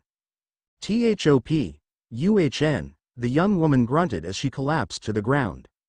One of the spectators muttered against the two youth, who were guarding the door to room 301. Against their cruelty, and yet the spectators did nothing to assist the young woman or her friend. What did you say? Urchin Head challenged then continued with false concerns. You misunderstand. We're just trying to spare you. The Chuunin exams is incredibly difficult, and we should know. We've failed 3 times so far. There are people who made it, then immediately gave up being shinobi, others who ended up crippled, some reduced to vegetables, we've seen it all. Naruto snorted at the half-truths that the two shinobi were spouting. He understood that the two shinobi were there for a purpose. However, he found himself greatly disagreeing to their use of excessive violence on their younger counterparts. Besides that, Chuunin are cell commanders. Urchin Head continued, they lead their units. The responsibilities for failed missions and dead shinobi rest firmly on their shoulders. And you little punks have the nerve to apply? We're saving a step by weeding out the obvious losers beforehand, Urchin Head stated. That sounds good in theory, Sasuke remarked with all the arrogance of a true Uchiha, but you'd better let me through. And drop the force field illusion you're created, while you're at it. I have business on the 3rd floor. What's he talking about? Who knows? Hey, Urchin Head's friend chuckled, so you figured it out, Sasuke just smirked. It was easy. Right, Sakura? Naruto chimed in. You were probably the first to notice it. Huh. Sakura blinked owlishly at what her Otuto was talking about. You're the most analytical and the best in our cell, Naruto explained with a bright smile, at understanding the art of illusion. Suddenly Sakura's eyes widened as she finally understood what Naruto had meant by her being their secret weapon. Oh sure, Naruto and Sasuke may be the power, but that meant nothing if their power was not utilized to their fullest potential, which was where she came in. She was their brains. She gave her teammates a big, sunny smile before glowering at the two shinobi at the door. Naruto stole a glance at Sasuke, who had a knowing smirk on his handsome face. Of course I noticed it, Sakura declared as she stood tall and proud. Obviously, we're still on the second floor. The Chuunin applicants watched gobsmacked as the 301 sign began to warp and become 201. Hey, Urchin Head applauded, not bad, but just seeing through it isn't. He suddenly rushed Sasuke. Instantly he dropped, bringing his right leg around. Enough. Instinctively Sasuke brought his own right leg up for a block. Whop. Whop. Both attacks were blocked by the green leotard-wearing youth. He's so fast, Sakura gasped. He perceived the attack patterns on both sides and planted himself at the nexus of both of their kicks. Is that even possible? Naruto looked on curiously as he listened to the strange youth's heart song.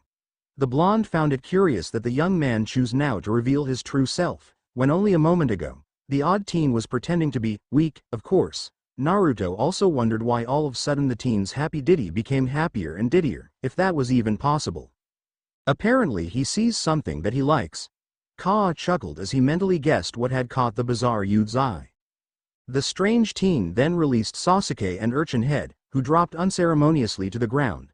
Sasuke, however, narrowed his eyes on the older raven-haired teen. He blocked my kick. Sasuke mentally glowered, but there's something weird about his chakra. Hey, quietly growled another young man with long raven black hair that was tied back in a low ponytail. It was obvious that this young man was a friend of the odd teen and the young woman since they gathered closer to the newcomer. The long-haired youth wore a light beige buckled shirt with dark shorts, and his right arm and leg were covered in linen wrappings. Naruto frowned at the long-haired youth. There was something familiar about the teen's pale lavender orbs, but the blonde could not place where he knew the older genin. And of course, the teen's heart song did not help with Naruto's confusion. That's not what we agreed. The pale-eyed teen reprimanded. You're the one who insisted we should avoid drawing attention to ourselves. But, the odd teen whimpered as he blushed a violent shade of red while he stared at Sakura. Here we go again. The young woman sighed dramatically while the long-haired youth resisted the urge to smack his forehead, or better yet, smack his idiotic friend. The odd young man boldly approached Sakura, who suddenly felt uncomfortable by the teen's attention. Sensing his Wanichan's discomfort, Naruto moved closer to the pinkhead and let out a low growl of warning not to approach closer. The teen heard the growl and looked at the petite girl curiously, but he quickly pushed his curiosity aside as he focused on his pink-haired goddess. The youth stuttered. Hi, my name is Rock Lee. You're Sakura, aren't you? Yes. Sakura answered. Would you like to go out with me? Rock asked as he winked, revealing glittering white teeth and held a thumb up. I'll protect you with me life? No way. Sakura squawked at the teen, you are way out of hand. Sakura turned to walk over to Sasuke while Naruto just shook his head in disbelief. Hey, you. The pale-eyed shinobi called out, catching Sasuke's attention. What's your name? It's common courtesy to give your own name first. Sasuke challenged, causing Naruto to roll his eyes at his teammate's blatant rudeness. You're a rookie, aren't you? How old? The long-haired teen pressed. I don't have to tell you a thing. And with that Sasuke walked away, smirking in delight at the growing number of worthy opponents that the Uchiha hoped to challenge and ignoring the looks of admiration from the raven-haired kunoichi. Now, Sakura cheered as she grabbed her teammate's hands. Sasuke, Naruto, let's go. Rock Lee followed the members of Team 7 for a bit until he knew for certain that there would be no distractions or interference from the other Chuunin applicants. Hey, you with the scowl, Lee called out from the fourth-floor terrace. Wait up. Eep. Sakura gasped when she saw the weird teen up on the terrace. Naruto frowned at the odd youth while Sasuke looked on with utter boredom. What is it? The Uchiha demanded. You and me, here and now, want to fight. You want to fight me, here and now? Sasuke repeated in complete surprise. Yes. Rock said as he leapt over the terrace railing and landed in front of the trio. My name is Rock Lee. Lee introduced himself. Among sticklers, etiquette requires one to introduce oneself before asking for the name of another. Uchiha Sasuke. Huh, Sasuke grunted, so you knew who I was all along. I'm calling you out, Lee declared as he lowered himself into a fighting stance. I want to test the effectiveness of my techniques against the last surviving member of your legendary clan.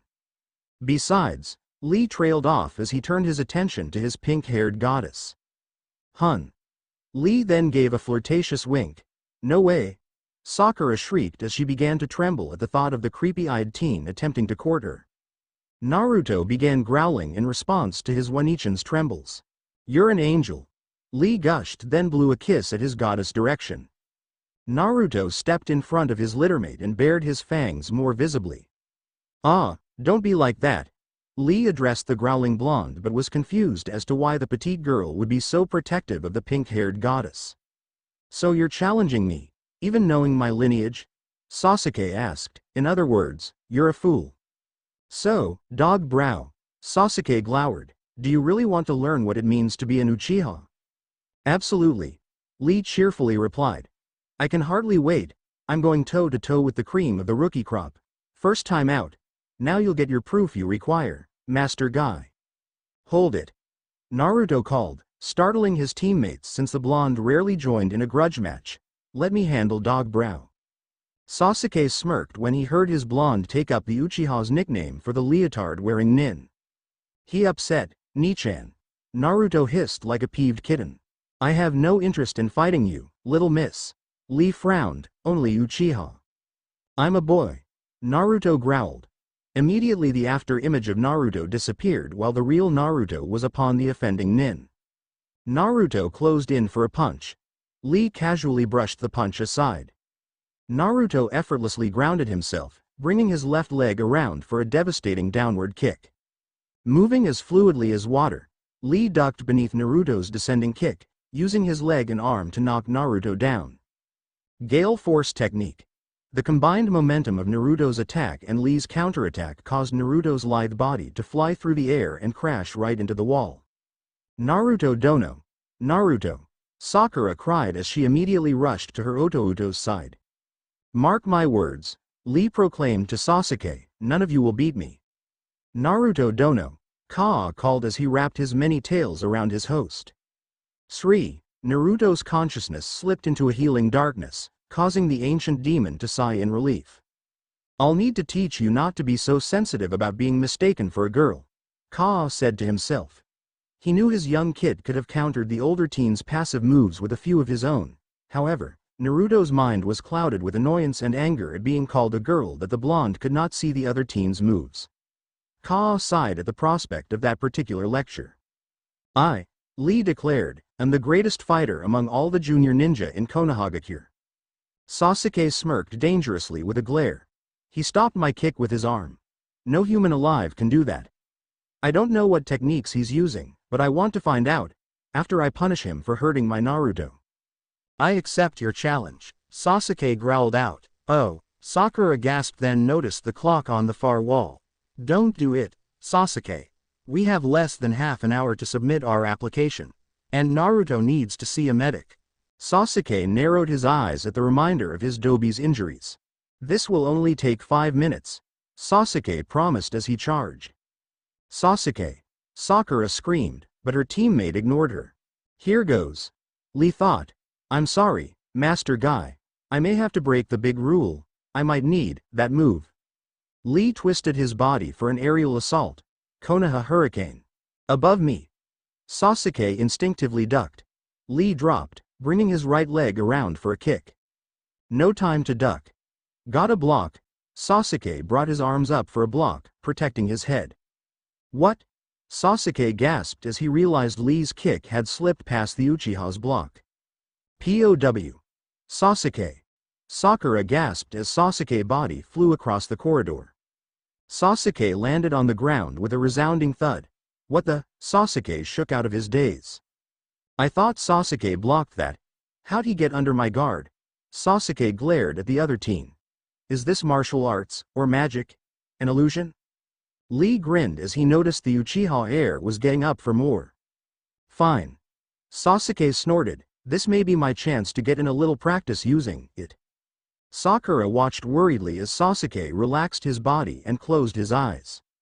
Then she gasped in surprise as her one-time crush's onyx black eyes bleed out to reveal his three-tomo Sharingan. Lee scowled at the sight of the famous ruby-red eyes, but he did not let their intimating gaze deter him from his goal. Sakura then cheered at her teammate as he charged the other teen. Oh, Sasuke. He's the best. If this is the same kind of genetic Kekkei Genkai skill that Kakashi-sensei has, Sasuke can penetrate the secrets of Dogbrow's techniques. Whether it's genjutsu illusion or ninjutsu fighting technique, concentrating his gaze on the other boy, there's some kind of magic at work here. Sasuke felt his head jerk back at the powerful kick he received from Lee. Hun? Sakura gasped in horror, but he used the Sharingan. As Sasuke's lithe form flew straight up in the air, the raven-haired teen tried to understand how his Sharingan had failed to see through Lee's technique. Then his eyes widened as he realized that the only possible way for his eyes to fail him was if Lee was using neither martial arts nor illusions. Hun, Naruto then grunted as he slowly came to. Naruto, Sakura cried in relief that her Tuto was fine. Kaguya, Lee's voice carried down to Sakura and Naruto, causing them to look up and call out to their teammate. Shadow of the Dancing Leaf. That's right. Lee correctly interpreted Sasuke's shocked expression as he reappeared beneath the Sharingan wielder much like a shadow. No ninjutsu. No trickery. My moves are strictly physical. Hard as you may find it to accept, if your Sharingan eye can see to the heart of every ninja art well enough to duplicate it, as it is said to, then you know what I say is true. I'm sure your Sharingan is invaluable against arts like ninjutsu and genjutsu, with their formalized rules, sign casting, and chakras. But physical taijutsu arts in their pure form are a very different story. But how? Sasuke demanded, not truly believing that his Sharingan eyes were useless against Lee's taijutsu techniques. He was Uchiha. Nothing and no one could or would defeat him and his Sharingan. Even if you can perfectly perceive and understand my movements, you lack the speed and strength to counter them. You haven't had the physical training necessary to keep up with me. It doesn't matter what your eye can see if your body's too weak. Lee stated as the linen wrappings around his wrists slowly came undone. There are two kinds of strength. The kind you're born with, and the kind you only get from backbreaking work. Your Sharingan is natural-born genius. I hear it runs in your family. What I have, I got through blood, sweat, and tears.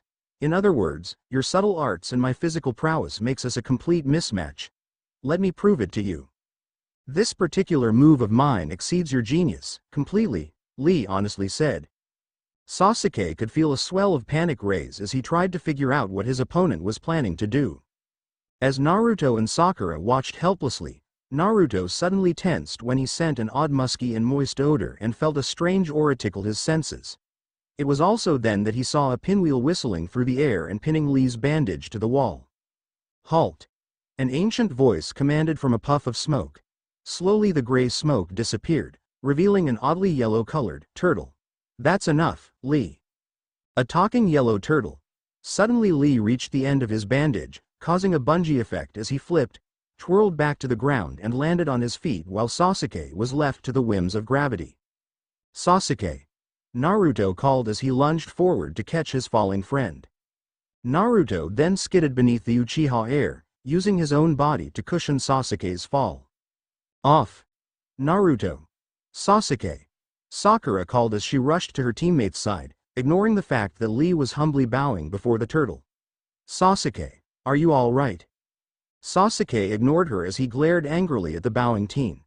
Sakura was nervous, seeing Sasuke visibly tremble, while Naruto looked at the turtle curiously. An envoy of Genbu? Here? Kaa asked curiously. Genbu? Who's that? Naruto asked as he watched Lee and the turtle interact with another. You saw? Lee whimpered miserably. Genbu the Black Tortoise is the guardian of the North. He is neither mortal nor Yukai. He's the elemental of the earth. Kaa explained, also curious of the yellow turtle. You know the rules, Lee. The turtle reprimanded. That move is strictly forbidden. What's the deal with the turtle? Sakura asked, but no one could answer her. Please forgive me, Lee stuttered, I was only. However, whatever excuse Lee was about to utter died in his throat as he cringed underneath the turtle's glower. I wouldn't have used the reversal move, I never meant. Sasuke and Sakura looked at one another in complete disbelief. You fool! The turtle roared, causing Lee to wince. Do you think I care about your feeble excuses? Consider the repercussions of a shinobi warrior. Any shinobi, boldly explaining all his secrets. Why yes, sir. Sasuke sneered in disgust at himself. He could not believe that he received a beating from that clown. Naruto whispered. His sensei must be pretty strong to be able to summon one of Genbu's envoys. What? Sasuke questioned, while Sakura's eyes widened in surprise. I hope you are properly prepared, the turtle demanded, interrupting Sakura before she could explain about one of the great four elementals. Why yes, sir, well, then, he's all yours, Guy-sensei. Suddenly the corridor echoed with a loud explosion. The exuberance of youth. A loud voice boomed, and the smoke cleared to reveal an older carbon copy of Rock Lee. The only difference between the bigger green leotard shinobi and Rock was that the older nin wore the traditional vest of a higher-ranked shinobi. All of you are full of it. Completely startled by the man's dramatic appearance, Sakura and Naruto instinctively hid behind Sasuke, whose expression could not hide his utter horror and disgust. He's got the biggest eyebrows yet, Sakura mumbled loudly. They're almost alive, Naruto shuddered, and that same dorky, the pinkette continued. They're uberbrows, Naruto remarked, I've never seen anything like him. Hey! Lee yelled at the blonde nin, don't try to make fun of Guy-sensei. Oh, shut up, Naruto yelled back, you're the moron who can't tell the difference between a boy and a girl. What? Lee sputtered as he tried to come up with a proper response. Lee. Guy-sensei's loud voice distracted his student. Hun. Oh. Yes, sir, idiot, Guy bellowed as he threw a right hook, causing Lee to crumple to the ground like a sack of bricks. Huh? Team 7 gasped in absolute horror. You, Guy murmured, despite trying to sound quiet, the eccentric Chuunin's voice was naturally loud. Sensei, master and apprentice then looked upon one another, with rivers of tears cascading down their cheeks. Sensei, Lee bead, suddenly Guy enveloped his student in a rib-crushing hug. That's enough, Lee, Guy declared, not one more word. Sensei. Ew, Sakura gagged. I think I'm going to be sick, Naruto mumbled. I understand. Guy cried, it's because you're young. Sensei. It's all right, Lee, Guy then patted Lee's shoulder, mistake and youth go hand in hand. You are too kind, Sensei. Lee wailed. But I can't let your attempt to break the big rule go unpunished. Guy stated sternly, your penalty will be to sweat after the Chuunin selection exams. I understand. Lee saluted. 500 laps around the practice arena. Guy announced cheerfully. Yes, sir. What a dip, Sakura mumbled. Guy then looked up, and for the first time since arriving, took notice of the three teens standing aside. Instinctively Naruto tensed as he heard the subtle change in the Chuunin's over-the-top heart song. Heads up. He quietly warned his teammates. By the way, Guy casually called out, how is Kakashi-sensei? However, none of the members from Team 7 answered. I'm asking you, you know Kakashi-sensei? Sasuke demanded. Do I know him? Guy snickered, causing Sasuke to narrow his eyes. Sasuke's eyes never wavered from the two eccentric nin when suddenly Naruto gave a quiet yip of surprise. The blonde too saw the older odd Chuunin disappear. From the corner of his eye, Sasuke saw his dobi turn around as if to make someone behind them. I should say so, we're arch-rivals. Sasuke immediately snapped around to see Guy standing behind them. The score stands at 50-49. Guy casually bragged with a wink, I'm stronger than he is. He's so fast. His speed is much greater than Kakashi-sensei's and Naruto's. Sasuke scolded, is he even human? As you can see, Guy's sensei is totally amazing. Lee Hero worshipped his sensei. Sasuke mentally sneered at Lee. I know Lee started this fight, Guy said, but take pity on his old teacher. For the sake of my own self-respect, forgive him. Sasuke just stared at Guy, trying to figure out who exactly was that man, and whether or not he was bluffing about being stronger than Kakashi. With a casual F of his left wrist, Guy's kunai flew across the air, dislodging the pinwheel, keeping Lee's linen trapped against the wall. With the linen free, Lee automatically began rewrapping his bandage. It was at that time that Naruto saw the other teen's hand. The blonde was stunned to see the layers of heavy calluses, bruises and scars. "Be careful with that one," Kaa hissed in agitation. "Why?" Naruto asked curiously but still watching the odd teen warily. "I recognize that one's hands," Kaa explained. "It's called Klitschko syndrome, or more commonly known as the Iron Fist syndrome." Naruto then winced as he understood. A simple, gentle jab from one with Iron Fist syndrome would feel like one was slugged by a boulder. "You and Lee should head up to the classroom now," Guy stated, then disappeared. "Best of luck, Lee, later." "Yes, sir." Lee saluted, then turned his attention back to Sasuke. "By the way, Sasuke, I was blowing smoke before. I'm really here to prove my own strength in combat. And I don't think you're the strongest Konoha genin. The strongest junior ninja is a member of my own team, and I intend to take him down. That's why I'm entering. And by the way, you're on my list, too." "Glad you made it after all, Sakura." Kakashi's voice echoed in the hallway as Team 7 approached closer to their destination. The three teens looked at their sensei in surprise as the silver-haired nin stood before room 301. "This way you all qualified to apply for the Chuunin selection exams," Kakashi stated proudly. "What do you mean?" Sakura gasped in confusion, mostly confused by her Otouto's impish grin as if he knew a secret. "The way the test is set up, it can only be taken by 3-person cells," Kakashi explained. At this revelation, Sasuke quietly growled at the silver-haired Chuunin, not believing that the older nin would jeopardize the Uchiha's chances of advancement. Naruto, on the other hand, just grinned. The blonde had suspected that their sensei had a reason for lying when they were told that the decision was up to them individually. Naruto had even asked his father about it. Iruka then explained to him that the Chuunin exams could only be applied by the whole team. "But," Sakura started, "Kakashi-sensei, you said it was up to each of us to decide whether or not to apply. Were you lying?" "I said what I had to keep your partners from pressuring you into coming along," Kakashi explained. Of course, when the ex-Anbu said, "partners," he really meant Sasuke. Even though Sakura was slowly getting over her crush on the raven-haired brooder, Kakashi feared that with just one word from the Uchiha heir and the pinkette would agree to apply, just going through the motions without her heart being in it. "What would have happened if Sasuke and Naruto had shown up without me?" Sakura asked. Kakashi just shrugged. "I'd have washed them out right here. None of you would have gotten past this point without both of the others. But you're all here because you want to be." Kakashi smiled, "And I'm very proud of you. Now get in there."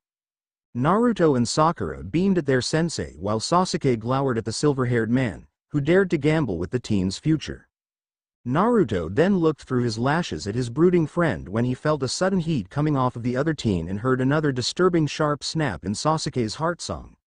The blonde fidgeted a bit in nervousness before he boldly grabbed hold of the paler teen's wrist and proceeded to pull his teammate toward the door. "Look out everybody," Naruto dramatically proclaimed to cover his unease, which did not go unnoticed by Kakashi, "'cause here we come." Sakura giggled at her Otouto's antics while the Uchiha suddenly felt himself feeling free, invincible and warm. The moment he felt his Dobi's cool touch, Sasuke felt this golden warmth shot through his arm and set his entire body ablaze. He felt warm and strong as if he could take on the entire shinobi world and win. He felt and knew, in his heart, that he could take him on and win. And it was all thanks to his Dobi. Only his Dobi could make him feel this way. Slowly a small smile graced Sasuke's face, which also eased the hidden tension in Naruto. Suddenly Naruto's eyes grew wide as he was overwhelmed by a tsunami of heart songs. Sakura let loose a gasp of surprise while Sasuke scowled at losing his happy euphoria because Naruto had let go of his wrist to turn around and see the literal wall-to-wall of shinobi. "What the?" Naruto whispered. "What is this?" Sakura stared in amazement at the number of shinobi applying for the Chuunin exam. The pinkette was not sure if she should be impressed or scared witless by the applicants present. Suddenly a sharp, happy squeal echoed over the loud din of the crowd, breaking Sakura's musing. "Sasuke!" squealed a blonde-haired kunoichi as she jumped onto Sasuke's back. "Where've you been, cutie?" Sasuke sneered at the pale teal blue-eyed girl, who just blushed. "I could hardly wait, it's so exciting, seeing you again after all this time," the blonde girl gushed. "I know, you pig!" Sakura roared in a childish fit of jealousy. "Get your hooves off of Sasuke." "Hello to you too, Sakura." Ino cooed in faux friendliness, still hoping the big, mutant forehead look is going to come into fashion. "Huh? How sweet." "What did you say?" Sakura challenged with a clenched fist. Naruto looked between the two girls with a frown, still unsure as to why these two girls would fight over his teammate. With a deep sigh, Naruto just shook his head. "Girls. Naruto-sen, they're so weird." Kaa just chuckled, but mentally thanked his goddess Inari for his host's pure innocence. "Why don't you three save yourselves the embarrassment of flunking this test?" drawled a bored voice of a dark brunette teen with droopy aloof dark eyes. "Go die, okay?" "Hey, Shikamaru, Choji!" Naruto called to the rest of Team 10. "What a pain in the butt." Nara Shikamaru grunted as he casually looked over the petite blonde genin, who just smiled, unbothered by the lazy teen's drawl. Nara Shikamaru, without a doubt, was Team 10's genin leader, much like Sasuke was Team 7's genin leader. However, unlike Sasuke, Shikamaru would rather spend his days cloud gazing than do any missions. The Nara teen was tall, even taller than Sasuke, but then again, many in the Nara clan were tall. Shikamaru had light tan complexion despite spending many hours beneath the sun's glow. His dark brunette hair was pulled back into a high ponytail, and his dark eyes were hidden beneath heavy eyelids, giving the tall teen the appearance of always being sleepy. Shikamaru wore a pair of black trouser shorts with his hands stuffed in his pockets. In his slouched posture, his mesh shirt looked as if it actually fit, but in reality, the mesh shirt was short that it barely covered his stomach. Even the Nara's gray vest was also small for the teen's lanky length, but he wore it nonetheless. In fact, most of the tall teen's clothes were small for the ever-growing youth. However, in his immortal words, to go shopping for new clothes, especially with his mother, would be a drag. The teen's golden earrings glittered under the artificial light as he gave the petite blonde the barest of nods in greeting. "Chick fight," mumbled the portly teen standing beside Shikamaru as he happily munched away at his bag of potato chips. Akamichi Choji was an oddity among the shinobi world. He and majority of the Akamichi clan were big, and not big in regards to being tall or heavily muscled. No, the majority of Akamichi clan were fat. There was no delicate way to describe the young shinobi, who was Shikamaru's best friend. The large teen watched the two kunoichi eagerly in hope that they would go to row over the Uchiha. The teen's brown hair defied gravity and was parted in such a way that it looked like he was wearing a pair of underwear on his head. However, it was just his hite-8, secured soundly on top of his round head. His chubby cheeks held a permanent rosy hue.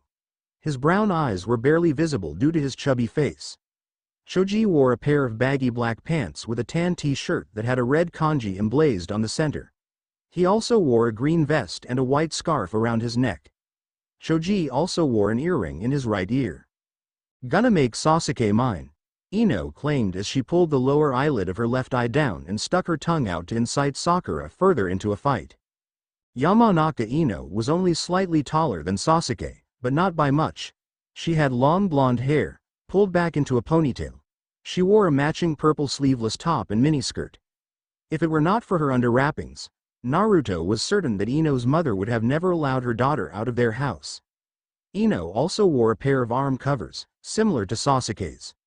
Perhaps as some sort of attempt to emulate the Uchiha heir. "Hey!" another voice bellowed out before Sakura had a chance to reply to Ino's taunts. "There you are." Both teams turned around and saw their fellow genin companions from Team 8. Much like Team 10 and 7, Team 8 consisted of 2 youths and 1 kunoichi. Team 8's self-proclaimed leader was Inuzuka Kiba, who was never without his faithful companion Akamaru. A cute little white pup, whose favorite perch was on top of the Inuzuka's brunette hair. Kiba wore a pair of black pants with a beige and brown fur-hemmed coat that was always zipped up all the way, regardless of the weather. Kiba always had a feral and wild appeal to him, which were made more pronounced by the pair of red fangs tattooed to the teen's face. Even though Naruto knew that Kiba was no real threat to him, the young kitsune just could never be at ease around the young Inu pup. And if animal instincts were what kept Naruto and Kiba from being true friends, then the blonde would honestly have to say that the quiet Aburame Shino just gave him the plain willies. Naruto could not place his finger on it, but there was something about Shino's presence that made the blonde's skin crawl despite the fact that Naruto knew Shino as a nice, quiet and loyal friend. Aside from Shikamaru, Shino was actually the tallest out of all of the 9 rookies present. Shino was pale and had raven black hair. While many people speculated what color eyes Shino kept hidden behind his black round spectacles, Naruto believed that he was probably the only one outside of the Aburame clan to know, and in Naruto's honest opinion, Shino had the most beautiful eyes that he had ever seen. Shino's eyes were a breathtaking translucent shade of blues and greens. Shino hid much of his features behind his dark glasses and his baggy clothes. The tall teen liked to wear dark and mute-colored clothing in order to escape notice, which worked for the most part. However, never on Naruto, since the blonde teen heard the quiet teen's soft and gently buzzing heart song. Naruto found it fascinating that Shino's heart song reminded the petite teen of a series of buzzing beetles and chirping crickets, and then. It was then that he heard a familiar heart song. It was a soft melody of flutes and harps that greatly reflected the shy girl who possessed the song. The melody moved to and fro in a soothing rocking motion, much akin to when a mother rocks a child to sleep. The heart song was soft and quiet, but by no means insignificant. It was one of those melodies best hummed quietly as a source of calm amongst the current din of chaos. As Naruto latched onto the song mentally, as a source of calm, the petite blonde could not help but wonder why he had heard the same melody recently and with a hint of an echo. Naruto then looked at the petite brunette girl with white, pupil-less eyes. Well, to the unobservant, Hyuga Hinata's eyes looked white, but if looked closely, one could see the extremely faded shades of lilac in her wide orbs. It was also then that Naruto realized why the pale-eyed teen with dog brow seemed familiar. He and Hinata were kin, and of course, being kin, it also meant that they would have similar heart songs. Once the petite blonde understood, he kindly smiled at the painfully shy brunette, who instantly blushed wildly and hid behind Kiba. Hi, Hinata stuttered. Looks like the gang's all here, Kiba grunted. Including you, unfortunately. Shikamaru sighed before muttering, what a drag, beneath his breath. So, Kiba continued as his team approached the others, I guess all 3 of this year's newbie trios decided to apply, hun? I wonder how far we'll get. What do you think, Sasuke? Kiba coolly drawled. Trying to psych us by acting cool, Kiba? Sasuke too drawled. Who's acting? Kiba barked, the way we've trained, no way can you beat us. Suddenly at Kiba's boast, Naruto felt immediately overwhelmed by the multitude of heart songs compact in the single room. All the noise just became one giant mess of a convoluted noise that seemed to cause a small throbbing behind Naruto's eyes, a prelude to the growing headache that threatened to explode into a skull-splitting migraine. Naruto dono, Kaa whispered as he sensed his host's pain. I know, but I can't block him, Naruto whimpered in confusion.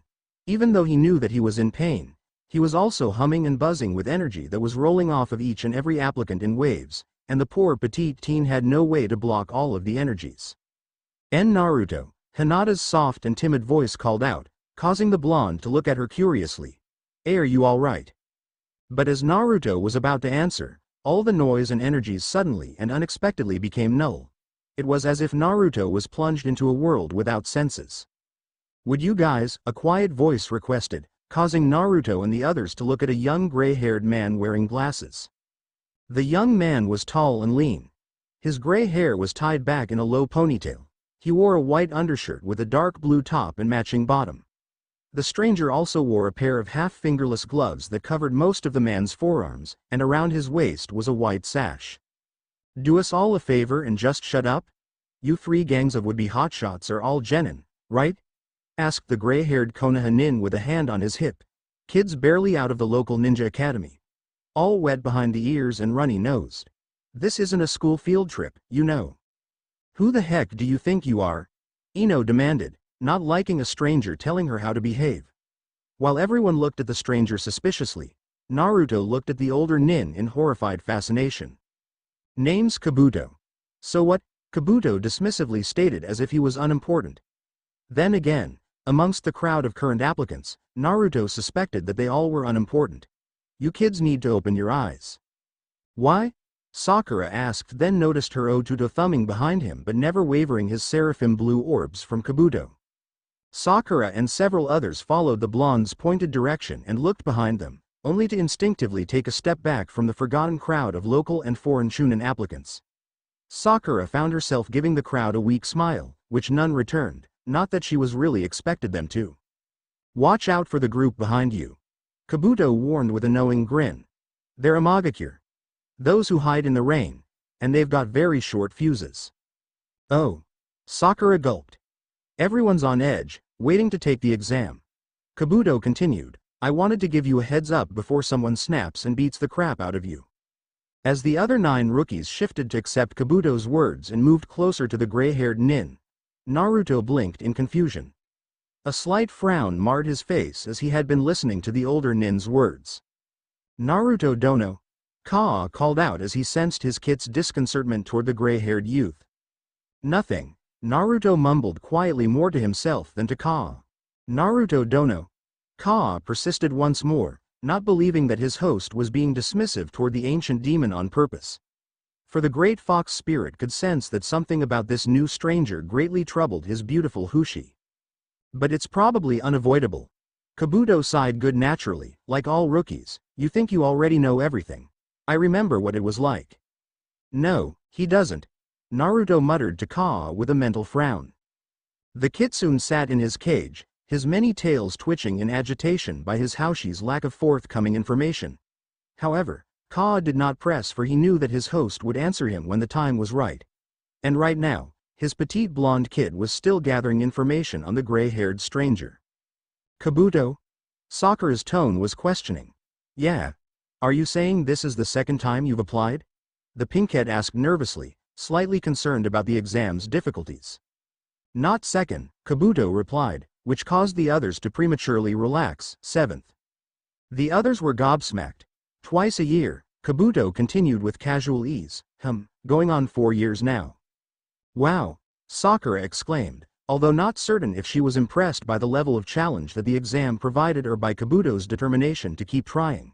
Then you've got a lot of experience with what we can expect. I guess so. At that admission, the 8 rookies grinned at one another as they mentally thanked their luck of having some inside intelligence.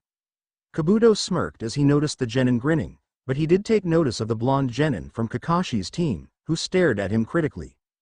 It did not take a genius to figure out who the blonde was.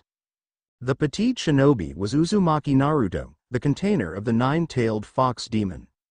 Kabuto found it interesting that the young man had foregone the former bright orange attire for something more subdued in color and something definitely more flattering to the teen's petite and lithe physique. The blonde wore a pair of dark charcoal linen trousers with the hem rolled up to mid-shin and secured by 2 straps on either side of the teen's legs. The trouser also sat low around the blonde's hips, innocently revealing the slight hollows of the youth's hips, which was partially hidden behind the blonde's unique top. Naturally, Naruto wore a mesh undershirt, and over the mesh undershirt, the blonde wore a unique single long-sleeved top. The top looked more like a long piece of autumn orange cloth wrapped around the petite blonde's torso and was secured tightly in place by a deep ocean blue sash that was tied across Naruto's left shoulder. Kabuto did have to admit that the natural orange and deep blue colors did contrast one another beautifully and that the whole new attire suited the teen nicely. Kabuto smiled at the blonde container, who in turn arched a blonde brow. The gray-haired nin fished through his pouch on his hip. Okay. Kabuto smiled again. The least I can do is give you sweet little babies some vital intelligence on what you're in for. Then the older nin pulled out a deck of cards. With these shinobi skill cards. Shinobi skill cards? Sakura curiously asked as she eyed the stack of cards in Kabuto's hands. To put it simply, they contain information about the skills we use, transformed into symbols and burned into the cards using chakras. Kabuto explained as he tapped onto the top card, it took me 4 years to collect all the intelligence needed for this exam. In all, There are almost 200 cards. Kabuto then playfully flipped the top card over and over between his fingers. They look blank, don't they? The only way you can read the data on the cards. What's he doing? Ino whispered as they watched the gray-haired nin focus on the card on the ground. Is by using my own personal chakra. Each set is linked to its possessor. For example, cards like this one. ONNG, the simple blank card expanded and became a large map of the shinobi world. The map revealed the 5 great lands, including a tiny unknown village. It also showed how many representatives that each village sent and the grand total of Chuunin applicants there were. There were a grand total of 153 hopeful applicants. With the exceptions of the Sound Village, or Otogakure, each land had sent representatives from either their capital, Gakure, or a sister, Gakure. It's some kind of combination map and bar graph, in 3 dimensions. Sakura gasped in glee. What kind of intelligence is this? It shows how many applicants each shinobi nation is sending to this session of the Chuunin Journeyman Ninja exams. Kabuto explained. The genin gathered closer to see, and noticed as the host of the Chuunin exams, Konoha had the most representatives at a healthy set of 87. Sanagakure, the hidden village of sand, as Kei's no Kuni's capital, Gakure, had sent 30 applicants, and Naruto had to lightly smile as he remembered Sabaku no Gaara and his 2 companions. After Suna, Amagakure, a sister, Gakure, to Kirigakure of Mizu no Kuni, had sent 21 applicants.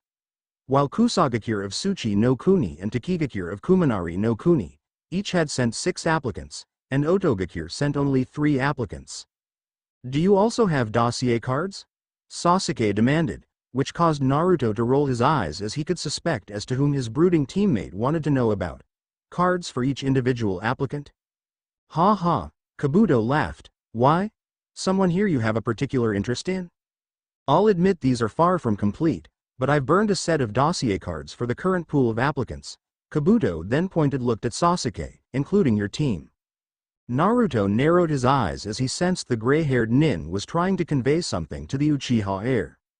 If you share any data you have on this person who interests you, I'll be happy to look up and let you know what I have so far. Gaara, from Sanagakure, Hide in Sand, and Rock Lee, from Konoha, Sasuke said. You know their names? Kabuto smiled. No sweat, then. Kabuto swept his hand over his deck and pulled 2 shinobi skill cards. Let me see them. Sasuke demanded while Kabuto was looking at them casually. First up is Rock Lee. Kabuto said, he's a year older than you there. Missions to date. 20D ranked, 11C ranked. His team's mentor is Maeda Guy, and his taijutsu physical skills have grown exponentially this past year. He has no other talents worth mentioning.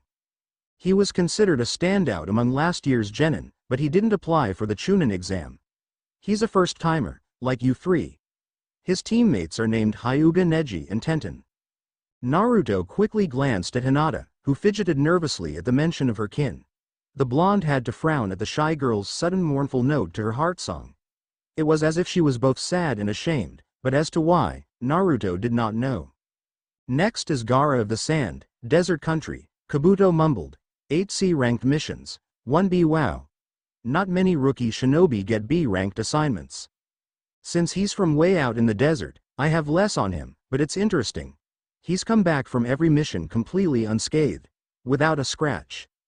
Sasuke was silent, then glanced at his dobi. Even though the blonde was on his team, Sasuke really did not know the true level of skills that Naruto possessed. Yes, they have sparred against one another, but never at the same level of intensity as they had fought Haku, back at the Land of Waves. Konoha, Suna, Aim, Kusa, Taki, Otto, Kabuto continued. This year, every hidden village has sent outstanding junior-level genin here to compete. I don't know much about Otto, the village hidden in Sound. It's part of a new, small nation, so intelligence on it is lacking.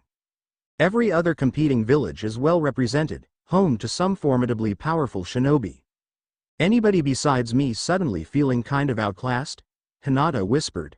What you're trying to tell us is, Sakura cautiously said, everyone here. Oh yeah. Kabuto grinned. They're all like Lee and Gaara, elite, hand-picked shinobi, the best young ninja in the world. They have to be. The test is pitiless. Kabuto then started gathering his skill cards. Wait, Sasuke suddenly blurted out, catching everyone's attention. Yeah. There's one more I want you to check out, Sasuke said with a dark smirk. At this, Naruto and Sakura looked at one another curiously. They could not think of who else could have caught their teammates' attention, and thus, they listened to see who else Sasuke desired to challenge. Okay. Who? Kabuto asked with a hand over his cards. Konoha no Yoko. Sasuke proudly stated. At hearing the Uchiha say his self-proclaimed hidden name, Naruto just stared dumbfounded at his friend. Sakura felt her jaw drop when she heard Sasuke say Naruto's other name while everyone were looking at one another, trying to see if one of them knew who the Uchiha was talking about. Kabuto, in the meantime, just stared. He had never heard of Konoha no Yoko but found himself intrigued.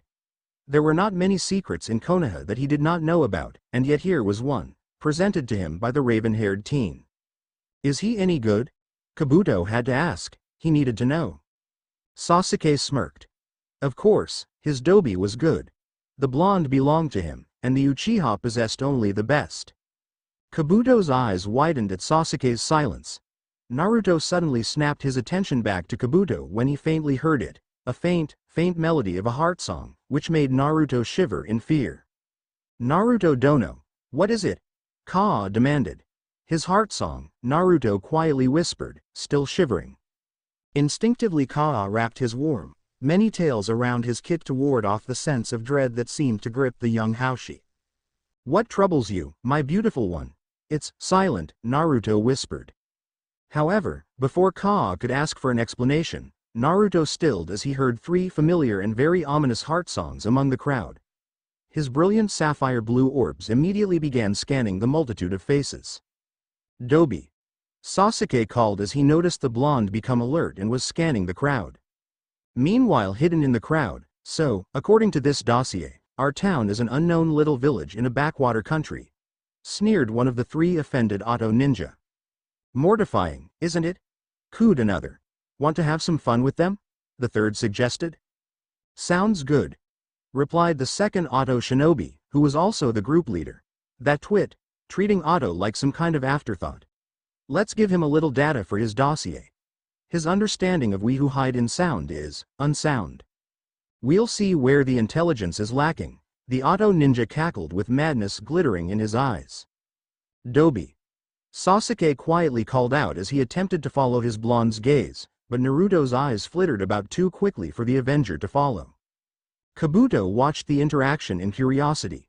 The gray-haired nin found the fox spirit's vessel's behavior intriguing, almost as if the blonde had sensed something that a room full of ninjas had not.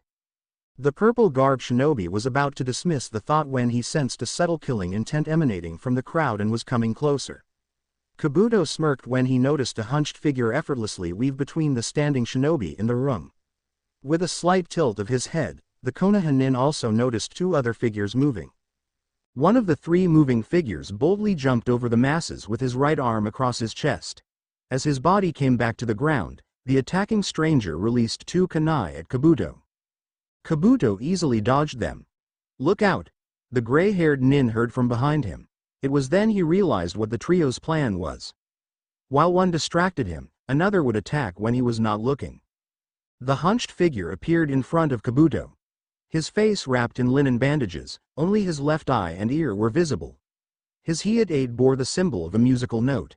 He cocked his right arm back for a punch. They're from sound, Kabuto guessed, then dodged the punch with a smirk on his face. Ah! Naruto! Kabuto heard from behind. He glanced over his shoulder, seeing the blonde vessel had dropped to his knees and covering his ears with his hands.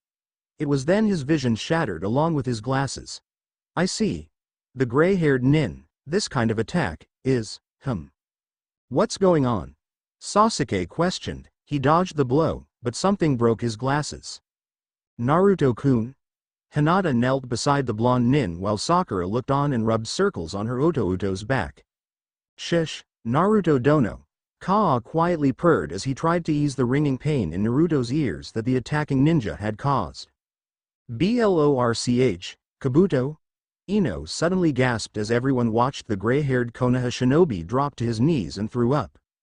Standing before the rookie Nine and Kabuto, the three auto nin looked down on the group. Much like the teams of Konoha, the Ado trio was also broken down with 2 shinobi and 1 kunoichi. However, unlike the teams of Konoha and the other Chuunin applicants, this team wore an uniform of sorts. They wore camouflage trousers that were tucked in black leg wrappings with a matching camouflage collar, and it was their tops that differed between the trio. The Ado nin on the right wore a long-sleeved tunic with the kanji for death emblazed 3 times down the front. His dark hair was spiked and seemed to fan over his face if it were not for his hyodate. The kunoichi on the left wore a sleeveless tank top, and her long dark hair was held down by a clip which rested past her waist. The group's leader was the hunched figure. He too wore a long-sleeved tunic, but unlike his subordinate, the leader's sleeves were so long that his hands were covered. His face was covered in linen bandages, and oddly enough he wore a cloak. The cloak was inlaid with horsehair, giving him a pseudo-mane on his back. "Are you all right?" Ino asked as she tried to help the gray-haired Konoha nin to his feet. "Yeah," Kabuto muttered, still feeling woozy, "I'm fine." "You're a pushover, aren't you?" The leader sneered, pretty sad for someone who's been an applicant for 4 years now. "Better add this to your cards." The Ado on the right gloated haughtily, "The 3 applicants from Hiding in Sound will all make Chuunin this year." Sasuke glared at the 3 Ado as he placed himself between his blonde and the 3 sound nin. I know Kabuto ducked that blow, so what happened to him? Why did he vomit? And why did Naruto react the way he did? Before the raven-haired genin could demand an explanation, the classroom echoed with a loud, booming voice. "Would everybody please just shut up?" the other Chuunin applicants gasped in surprise. ONNNNG. The smoke cleared, revealing a company of Konoha nin.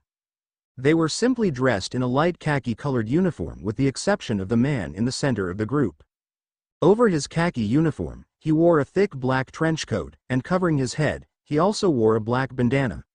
His expression was stern and made more grisly by the scars that marred an otherwise handsome face. One scar, which began somewhere beneath the bandana, rounded around his left eye, coming down his cheekbone and cutting through his lips before stopping at the right side of his chin. His second scar was not as long but equally as prominent. It rested across his right cheek.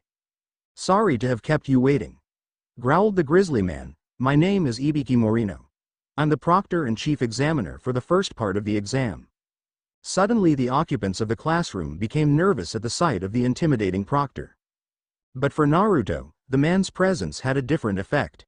At first, the petite Hushi feared that the presence of more heart songs would overwhelm him, but out of all the convoluted sounds, 1 heart songs dominated the room, drowning out everything. The blonde took a deep breath and focused entirely on the heart song. The song washed over the shinobi, helping him ground himself and strengthening his mental shields. As Naruto listened to the song, he could not help but be reminded of Kaa's own heart song. This heart song and Kaa's were songs of the forest. They were creatures of the forest, and while Kaa was naturally a fox, this new heart song strangely conjured the image of a Kodiak bear. "Bears," Kaa grumbled unhappily, which caused the petite blonde to quietly giggle. Ibiki then pointed at the Ado shinobi, smirking as the applicants flinched. "You," he growled out, "the kids from Hiding in Sound. You can't carry on any way you please when the exam's about to start, or do you want to be disqualified?" "Sorry, sir," the Ado leader sneered, but not really meaning it. "It's our first exam, and we got a little carried away." "Is that so?" Ibiki grumbled. "Then it's high time someone laid down a few ground rules. From this point forward, there will be no more fighting without the express permission of the examining officer, and even if that permission is granted, anything that endangers another applicant's life is strictly forbidden. Any of you little piglets who break that rule are out. Disqualified. No second chances." Ibiki's tone left no room for arguments. "Got that? So this is a test for little girly men." The haughty Ado nin sneered, causing the company of proctors to sneer and smirk as if knowing a secret. "As you wish." Ibiki replied dismissively. "The first part of the selection exam is about to commence. Turn in your written applicants. Take one of these seating assignment cards," the proctor instructed as he held up a card with a number on it, "and report directly to the seat indicated. When everyone's seated, we'll pass out the written part of the test." It took nearly an hour and a half to get all of the Chuunin applicants processed and seated.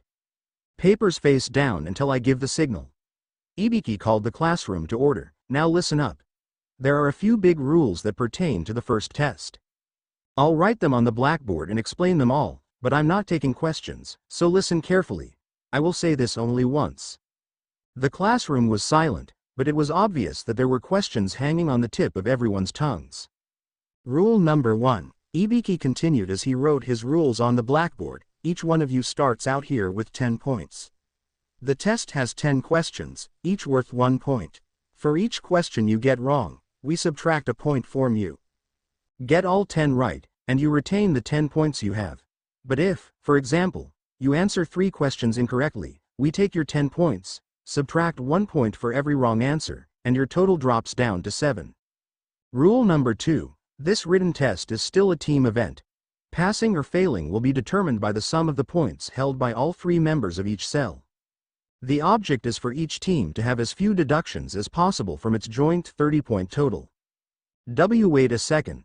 Sakura exclaimed. The whole concept of the starting points and the deductions is hard enough to follow, but what is this team total you're talking about?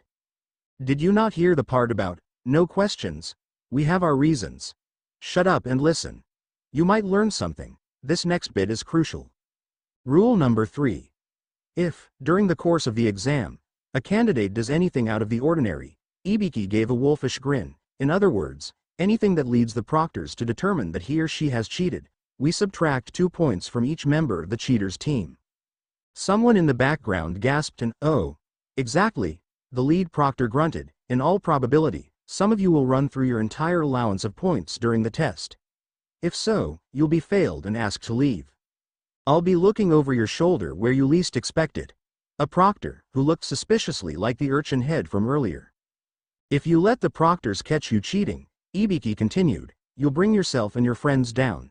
If you aspire to become Chuunin, if you want to be the best shinobi you can be, then you'd better start acting like you already are.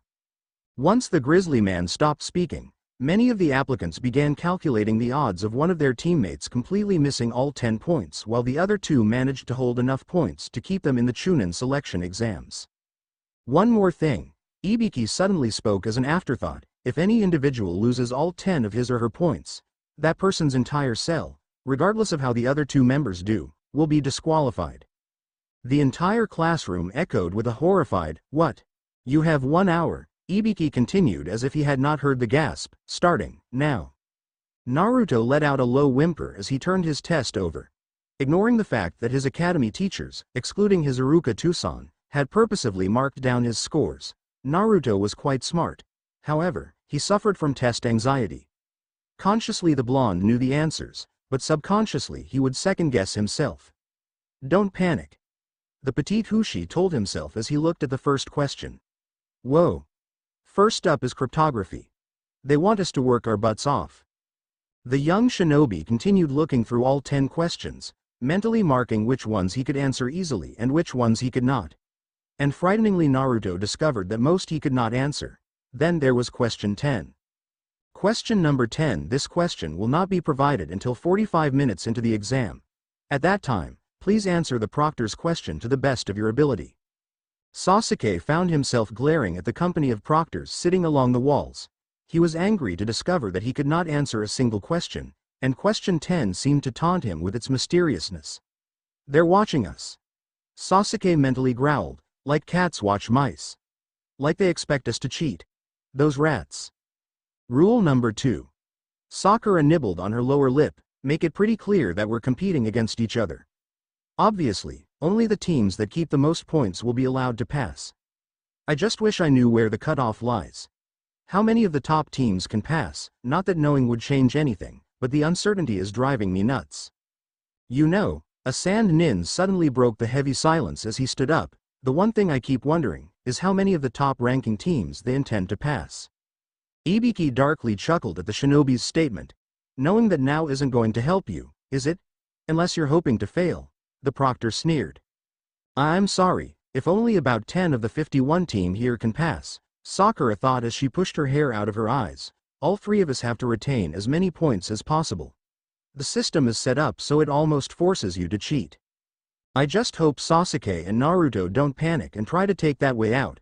The pinkette mentally prayed, then looked up to see her ode to 2 rows in front of her. Naruto dono, Ka's voice was low and calming as his many tails caressed his Haoshi's arms. Remain calm. I can't, Naruto whimpered as he cast a nervous glance toward the proctors against the wall. With so many proctors looking over our shoulders, they're probably watching every little thing every one of us does, making notes about us in their grade books. Don't think about them, my dear jailer, the ancient spirit instructed. Easier said than done. At this Ka only chuckled but continued to caress the petite blonde, calming him so he could think. If you let the proctors catch you cheating, you'll bring yourself and your friends down. Ibiki's words taunted the blonde's mind. Yeah, no pressure, if you aspire to become Chuunin. Ibiki's words continued to flow, but this time, Naruto felt something. If you want to be the best shinobi you can be, the blonde suddenly realized that there was more to the grizzly man's words. Then you better start acting like you already are. Hold it. Naruto gasped, then groaned in disbelief. Unbelievable, this is an intelligence test, in more than just the academic sense. Ka, the blonde said, they're also testing our information gathering skills. They want us to cheat, like shinobi, without getting caught. Intriguing. Ka purred at the prospect of the game that his blonde host had found himself in. The ancient fox then went over what the scarred man had said about the scoring process. Aha! The nine-tailed spirit exclaimed. Hun? Naruto blinked. What is it? You can only be caught 4 times before you face disqualification. The fox began. You're not being tested on whether or not you know the answers, but on how skillfully we can discover them, Naruto finished. Suddenly Naruto stiffened as he felt the subtle change in the air and in the heart songs around him. It would seem that some have figured it out as well. Ka purred, which caused Naruto to smile. Whoosh! Naruto stilled as he felt the air cut across his cheek, causing Ka to growl. Thok! Ah! A nin behind the blonde exclaimed in shock, causing everyone to pause and taking a peek at what was going on. The Konoha nin then stood up and demanded, what was that for? That's 5 strikes, Urchin Head smirked, and you're out. No way, the Konoha nin stuttered. Take your teammates with you. Urchin Head stated, out of this classroom, now. Dang. The ousted ninja grumbled as he and his 2 teammates trudged out of the classroom. You're done here. Urchin Head gloated, move it. Naruto watched the scene with wide eyes. He could not believe at how sharp-eyed the proctors were, which made him very nervous at the prospect that he would have to cheat to answer the rest of his test. It was then he heard scratching. His eyes blinked, and he locked gaze with Urchin Head's friend, who just looked at the blonde with a smirk. The knowing smirk caused the petite blonde to bristle in anger. Then on impulse, Naruto gave the proctor a raspberry. That is either very brave, a quiet voice chuckled in amusement, or very foolish. Sapphire blue gems blinked owlishly as the blonde looked upon a translucent figure of a Konoha nin. There was something familiar about the specter that Naruto could not place. The spirit was tall and young. He had short, unkempt wavy hair, an eternal case of bedhead, and his eyes were dark, almost ebony in color. The Konoha ghost had markings around his eyes that gave them an almost cat-like appearance. The phantom wore dark clothing with a high collar, much like Sasuke. Oh! Naruto gasped as he realized why the spirit looked familiar. You're an Uchiha. Naruto mouthed the words out, afraid that if he whispered then the proctors might think he was cheating. The Uchiha spirit blinked in surprise then nodded. I can help you answer those questions, the spirit offered. This caused the blonde to smile brightly, which caused the spirit to be surprised once again before his expression became thoughtful. Naruto tilted his head to the side and was about to ask if the phantom was alright when said specter spoke again. I am Shisui. The Uchiha bowed, and I too am your humble servant. At the half-hour mark, the test continued in full force, and Naruto found himself at an impasse. With the help of the spirit, Shisui, the petite Hushi was able to answer all 9 questions. All that was left was question 10, and not even Shisui had a clue as to what the final question could be. The only thing that the blonde could do was wait. He took a deep breath and stretched his senses out to feel his teammates. He could feel Sasuke's smugness and his Ne-chan's relief. This told him that his teammates were doing fine, and that once the 10th question was revealed, he and the others would be able to move on to the next portion of the exam. The blonde began to relax at the knowledge that he completed the test. the bane of his existence, and at the sound of his Nei-chan's heart song. He found it odd that amidst the chaos and the pressure of this test that he could hear the Pinkette's song so clearly. Usually his Nei-chan's song was chaotic and unfocused, as if she had yet found her niche in the world, but here at that moment, she was focused, which revealed a beautiful heart song that held so much potential. Closing his sapphire oceanic blues, the petite Hushi just happily listened and reminded himself to talk to his Nei-chan about what drives her. Perhaps that would help her become a stronger person. Suddenly, as he listened to the beautiful heart song, bright blue eyes snapped open when he heard an ugly scratch in his Nei-chan's song. Taking a risk, Naruto glanced over his shoulder, and his eyes narrowed at what he saw. Sakura sat at her desk with her back straight and her head tilted low. But the blonde knew that that person sitting at his Nei-chan's desk was not his Sakura. The blonde could see the faint outline of Ino overlapping the Pinkette. How intriguing, Kaa remarked, catching the petite shinobi's attention. What? That female has the ability of astral projection. Hun. Naruto blinked, then looked up when he heard his new friend, Shisui, chuckle. Shisui, do you know what astral projection is? The young genin mouthed. Astral projection is an out-of-body experience.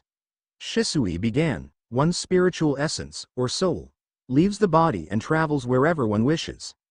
The Yamanaka clan uses this ability as a form of mind control. Naruto's eyes grew wide in horror at the thought that anyone could invade another's personal thoughts. It made the blonde shiver. Kaa wrapped his many tales around his beautiful host. He understood his Haoshi's horror. To share one's mind and inner thoughts was akin to sharing one's soul. It was an extremely intimate moment, but this. Nei-chan, the blonde whimpered for the Pinkette. Shisui watched in confusion at the blonde's distress while Kaa purred soothing words and promises that they would teach the kunoichi how to protect herself from this form of attack. As the ancient fox calmed his Hushi, the pair froze. Kaa? Naruto-sen, was that you? For a brief moment, the petite shinobi felt a subtle flare-up of Yuki, demonic aura. The flare-up was barely noticeable, being masked by the number of chakra in the classroom. Naruto too would have missed it if he was not already familiar with the dark and malevolent feel of Yuki. No, Kaa growled, that was not I. Sapphire blue orbs grew wide once more in understanding. This caused Shisui to be alarmed for the little blonde. His expressions were so readable that the spirit was surprised that the proctors had not kicked the blonde out. Naruto, what is it? Shisui asked as he placed a cool hand on the young genin's cheek. There's a yukai here. Yukai? A demon. The spirit blinked in surprise as he looked at the blonde with concealed calculation. A demon? Are you sure, little one? Yes, Naruto replied. I recognize the feel. It's not like cause, not like fire, warm and yet destructive, it's more. The blonde narrowed his eyes as he tried to describe what he was sensing. He had thought that it was only Kaa's aura which possessed heat since the fox's element was fire. However, it would seem that all yukai possessed heat in their yuki. But this demonic aura did not possess the same warmth as Kaa. This dark ki was hot and suffocating, as if the heat was weighing down on him. Get ready for the 10th question. Ibiki's voice growled, breaking Naruto's thoughts and concentration in the search of the other yukai. The flare-up then disappeared, leaving no residual of its existence. All right. The lead proctor called the classroom to order. Here it comes. Get ready for the 10th question. And before we get to the question itself, I'm adding one more new rule. Suddenly the sand nin, Kankuro, walked into the classroom with what looked like a proctor. Hey, looks like you're in luck. Ibiki told the foreign shinobi, the time you've spent playing with dolls hasn't been completely wasted. Kankuro paused. Does he know about Scarecrow? Don't worry about it. Ibiki dismissed, sit down. Kankuro obeyed the order, and as he walked past his teammate, Tamari, he slipped a piece of paper into her hand. Let me explain. The proctor began, this rule is absolute. An absolute rule, Naruto thought as he heard a deeper meaning behind the scarred shinobi's words. First, Ibiki continued, you must choose whether to accept or reject this 10th question. Accept or reject, Sasuke frowned. Choose, Tamari exclaimed, what happens if someone doesn't accept the question? The proctor took a deep breath as he closed his eyes. If you reject the question and don't even try to answer it, Ibiki then answered, you'll lose all your points immediately, and fail. and both of your teammates will fail right along with you. Say what? Shouted a nin from Rain. Then why would anyone choose to reject it? Asuna Shinobi followed up. Because of the other rule. Ibiki calmly stated, if you try to answer the questions, and you get it wrong, you will never be permitted to apply for the Journeyman Ninja exams again. Not ever. You can't be serious. Kiba barked, that's ridiculous. There are ninja here who've sat for the Chuunin exams more than once already, we know there are. Ibiki coldly laughed, startling and frightening the remaining of the classroom. Just your rotten luck. Ibiki growled out, I wasn't making the rules in past years, I am now. I've been up front with you. You can take a failing grade now, and try again later. Anyone who has doubts would be smart to reject the 10th questions right now. Come back and reapply next year, and the year after that. Talk about a no-win situation. Sakura thought as she assaulted her lower lip, if even one member of a cell rejects the question, then all 3 team members fail for the year. If anyone accepts the question and can't answer it, he'll be stuck at the junior level for the rest of his life. Heads you win, tails we lose. No sane person could make such a choice. Ready? The lead proctor purred, then let's begin. Those who choose not to accept should raise their hands. Once their number has been confirmed, they will leave the room. A heavy silence fell over the Chuunin applicants as each applicant were deep in thought, deciding not only their own fate but those of their teammates as well. What in the name of Kami? Naruto thought as his eyes narrowed on the grizzly of a man. Accept, don't accept, what sort of choices are those? Slowly a shaky hand rose from the corner of the blonde's eye. Looking to his left, the petite Hushi watched as a trembling Konoha shinobi slowly rose to his feet. Aye, the ninja stuttered, I quit? I'm rejecting the question. Listen. Naruto Dono, Kaa purred, which caused the young genin to tilt his head to the side. Jenna. Anako. The shinobi beseeched, please forgive me. It was then that the lithe shinobi heard a subtle shift in the Konoha nin's heart song. Number 50. Failed. A proctor called, number 130. Number 111, you fail right along with him. 2 more shinobi stood up. Another shift in a heart song could be heard.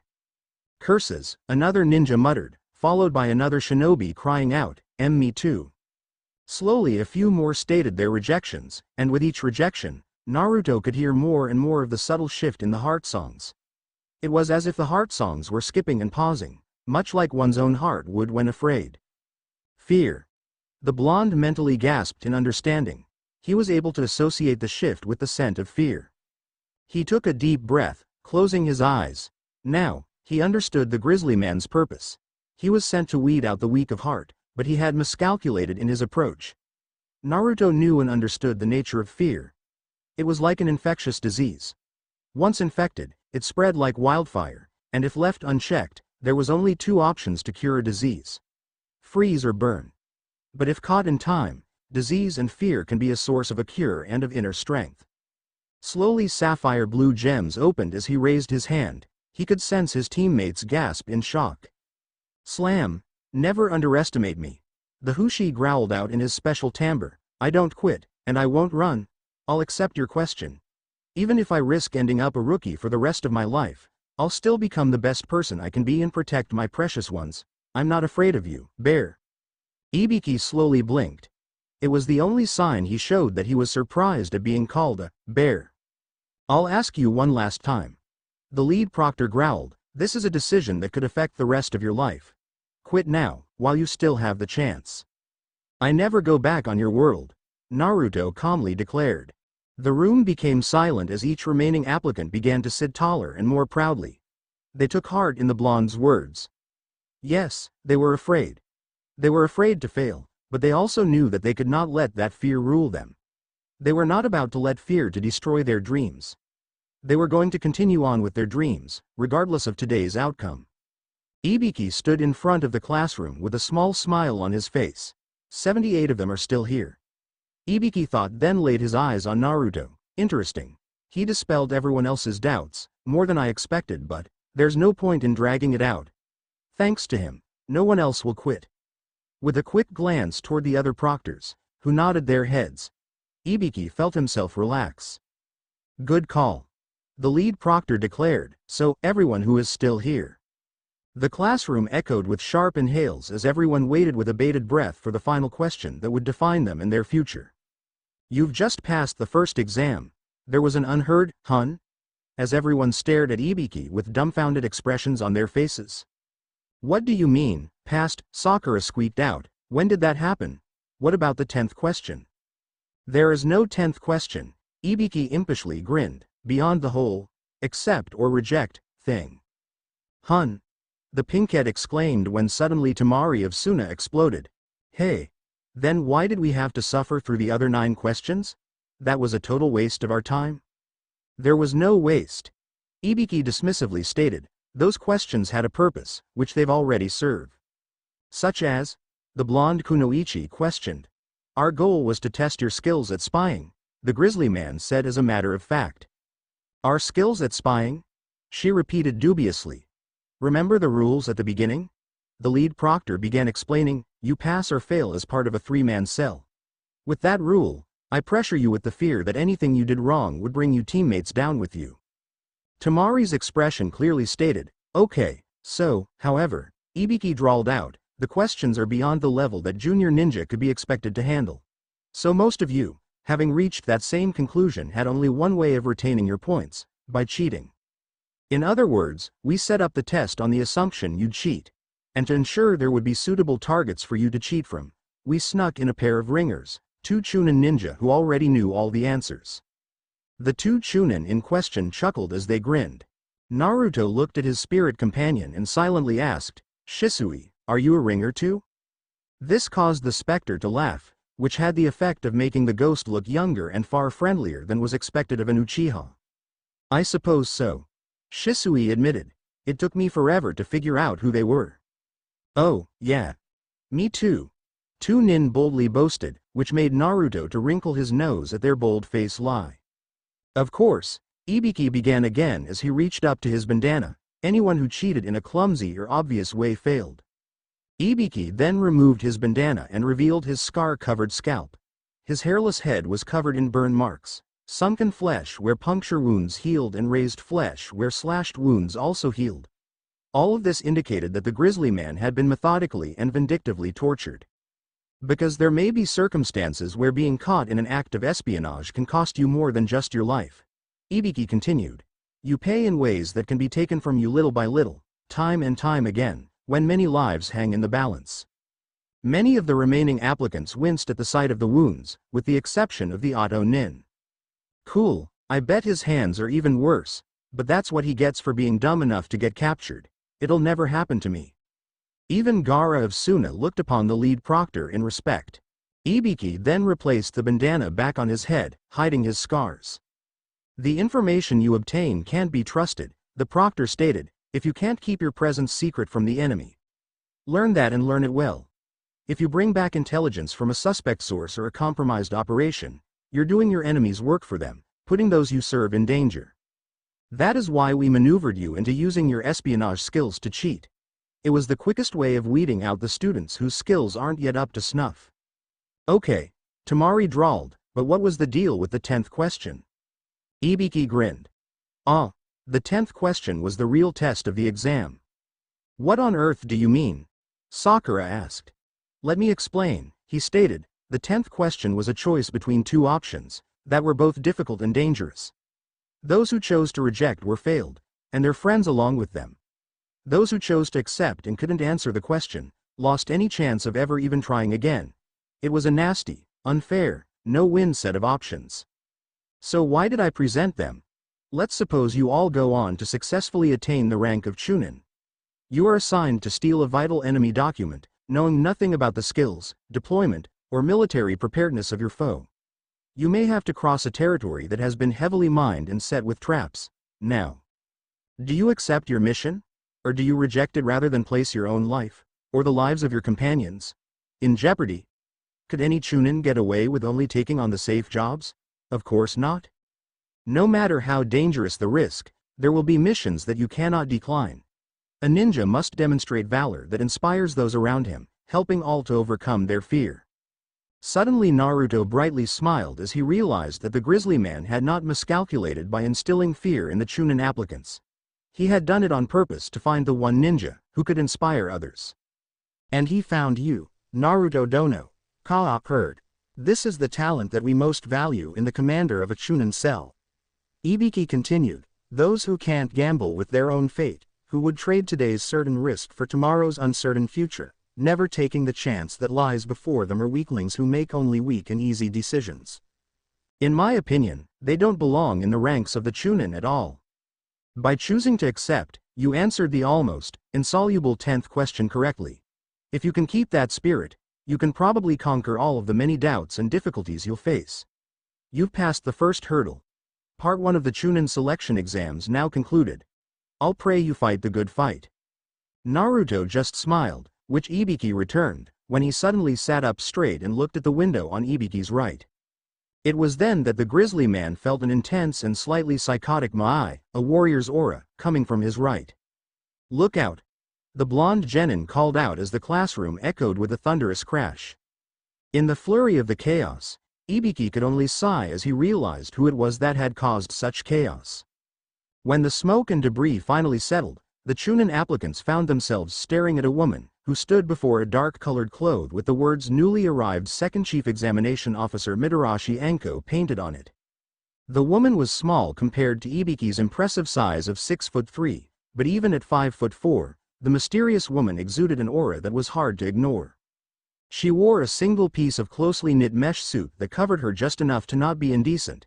She even wore a light tan miniskirt with a matching colored trench coat. She had white bone shin guards, and around her neck, she wore a makeshift necklace with a serpent's fang as its pendant. She had dark hair that was flipped and pinned up, giving her a feathered appearance. Her dull green eyes were hard and cold. None of you are in any position to celebrate. She roared, I am the Second Chief Examination Officer, Mitarashi Anko. Time's a wastin', people. Let's go. Follow me. Silence followed. Can't you sense the mood in here? Ibiki teased. Anko was about to retort when she finally took note of the classroom. 78 of you are still here? She exclaimed in disbelief. Then she turned on Ibiki. Ibiki, you passed 26 teams? Obviously you went too easy on them. This year, Ibiki smiled, we have applicants of exceptional caliber. Yeah right. She dismissed, I'll cut down the number by half before the next test is done. This announcement unnerved the remaining applicants. Ooh. I get charged up just thinking about it. I'll explain things as soon as we move to our next location, so follow me. The applicants reluctantly followed their next proctor, leaving Ibiki and his proctors behind. The grizzly man then dismissed his men for the day as he went about to pick up the test papers. He came upon where Uzumaki Naruto sat. There was not a single adult in Konoha who did not know who the blonde was, and Ibiki was amazed to see such a fine young man that the blonde had become. He picked up Naruto's test paper and stared at it wide-eyed. All of the questions had been answered and answered correctly. He is a very intriguing young man, Ibiki thought. He was going to keep a closer eye on him. The blonde posed a puzzle, and Ibiki just loved puzzles. It was half an hour later when all 26 teams resettled outside in front of a fenced-off forest with rusted and faded signs. One sign warned against trespassing. Another warned of the penalties for trespassing, and the third stated that the forest area was training ground 44. Many of the Chuunin applicants looked at the tightly packed trees which gave the forest a dark and ominous feel to all, save for one. Naruto stood in the foreground as he looked into the forest. He could feel the forest's energies flowing, even reaching out to him. He could feel Kaa relaxing at the feel of being so close to a forest. Kaa and he were creatures of the forest. The forest was their home, regardless of where that forest was. Naruto smiled as he mentally agreed with Kaa's statement. We have the advantage. This is the arena for the second exam. Training ground 44. Anko purred in delight, also known as the Forest of Death. It looks like a pretty creepy place. Sakura whispered, then looked over to her Otuto, who looked completely relaxed at the sight of the black forest. Anko darkly laughed at the nervous expressions on the applicants' faces. You're about to find out firsthand why they call this the Forest of Death. Naruto blinked as he heard Anko's heart song begin to race in anticipation. It made his own heart pound. It was as if she was a rabid predator on the hunt, but she was not hunting for food. She was hunting for sport.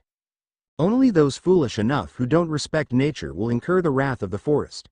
Naruto boldly stated as he glared at the rabid woman. Oh, really? Anko grinned. You're pretty cocky, huh? And you are rabid. The blonde countered. Suddenly his eyes grew wide as he felt a sharp sting on his left cheek, and Anko had disappeared from his sight. Hey. Your kind are always the first to go, she purred from behind the blonde. Naruto. Naruto dono. Shisui and Kaa shouted in horror that their young charge's blood had been shed. Naruto froze in horror as he felt Anko lean forward. He also felt something wet caress against his injured cheek. Spilling all that rich, red, lovely, luscious blood, Anko purred. His blood, there's something sweet about it, she thought as she went for a second lap. Suddenly she fed out another kunai as she blocked a kunai wrapped around something pink. Your kunai knife, an effeminate voice cooed. The stranger was only a little taller than Anko by about 4 inches and thin-built. The foreigner wore a wide-brim reed hat to shade milky white complexion. The outsider's clothing, black bodysuit fitting like a second skin and a loose grayish-tan long-sleeved tunic secured by a strange purple obi, revealed nothing of the stranger's gender. The androgynous creature had long, lush raven black hair and dark eyes. I believe you dropped it. The long hair being cooed. Gee, thanks. Anko replied as she glared at the stranger, who interrupted her second taste of the blonde's sweet blood. Run. Shisui ordered, which the young Hushi obeyed without second thought. The blonde immediately ran into the arms of his Ne-chan. Sasuke then placed himself between his blonde and the 2 nut jobs in front of him. The other rookie 9 looked on in concern and confusion. They had never seen the blonde act this way. Naruto. Naruto dono, Shisui and Kaa called, trying to calm their young charge down. The forest ed in response to Naruto's panic, startling the other applicants unaware of the blonde's special connection to the forest. Don't just stand behind me. Anko pouted at loosing the blonde, radiating bloodlust, unless you're in a hurry to die. I'll try to keep it under control, the effeminate creature replied as the long pink tongue retracted, but the sight of warm, fresh blood really makes me crazy, and I was already revved up, from losing a strand of my precious hair. Sorry about that. She was hardly apologetic then said more to herself, looks like we have a hot-blooded team on our hands this time out. Hey, should be fun. Before we begin the second exam, Anko sighed, there's something I have to hand out. This caused the applicants to look at one another curiously. Their consent forms. Everybody has to sign one. Why? Someone from the crowd asked. We want all the details covered before the first death occur. She laughed, sign before you go in, so we can't be held liable. You wouldn't want me to get in trouble, would you? The applicants reluctantly came closer to receive their forms. First, I'll explain what the second exam entails. Then you can sign the forms. With the other 2 members of your cell, bring the forms to the hut behind you and submit them. Got that? Now, about the exam. To put it simply, it's a no-holds-barred survival test. Survival. Shikamaru sighed in annoyance as he took the consent form. Another pain in the neck exam, blia. Let's start with the topography of this training ground. I'll explain the rest later, she said as she pulled out a map.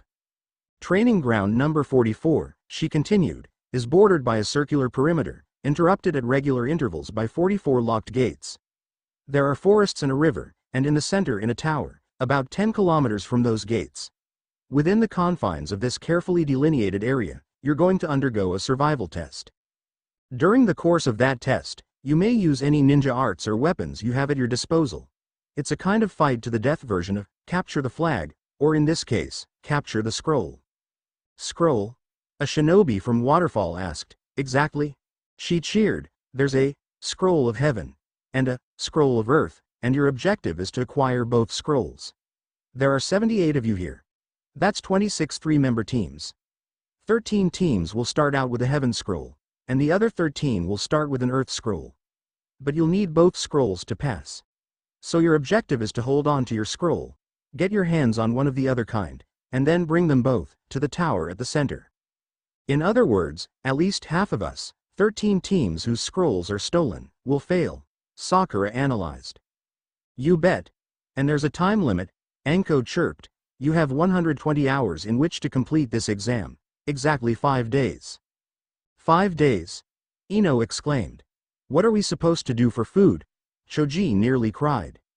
That's your problem. Anko answered dismissively. The forests are full of nature's bounty.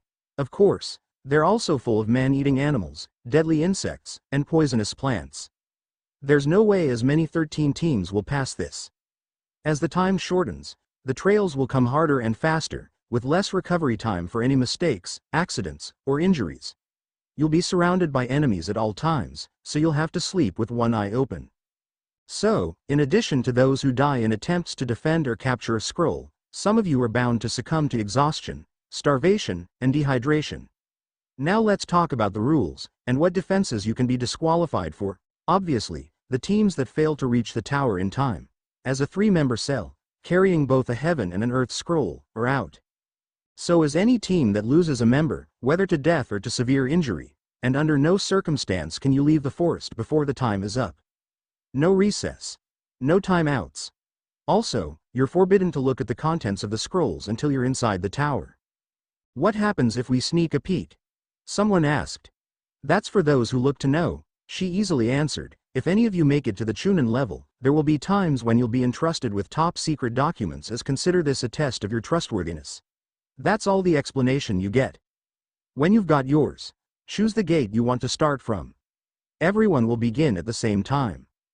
Then as she moved toward an enclosed shack, she turned around and said, "One final of advice, stay alive. It's almost time to distribute the scrolls." A Konoha proctor stated. Immediately all 26 teams gathered to the side as each individual team approached the shack. Smart. Sasuke observed. To keep us in the dark, they're concealing which type of scroll each team gets, and which member is carrying it. It's just like that guy Ibiki said. Stealing intelligence is a matter of life and death. Everyone is an enemy. Especially that, Anko. How dare she hurt my Dobi, and taste his blood, when this is over. Naruto. Sakura whispered as she rubbed circles on his back, you okay? W will be, Naruto whimpered, once we get in the forest, we'll be safe there. At Naruto's comment, Sasuke frowned. What the hell was that about? The raven-haired genin demanded. That man, Naruto whispered as his bright blue eyes watched the long-haired creature head toward gate 15, is unclean, he's evil. So was Zabuza and his little pet. Sasuke stated with his arms crossed. This caused Naruto to snap at his teammate. Zabuza and Haku weren't evil, Sasuke. The blonde growled. That man is. We better stay away from him. He reeks of death. Onyx black orbs blinked in surprise that his blonde would talk back at him in such a manner. If he had not needed his Dobi in top condition, he would have taught the little blonde a lesson. You're nothing more than a scaredy cat. Sasuke spat out, then went to the shack, not bothering to check to see if his teammates were following.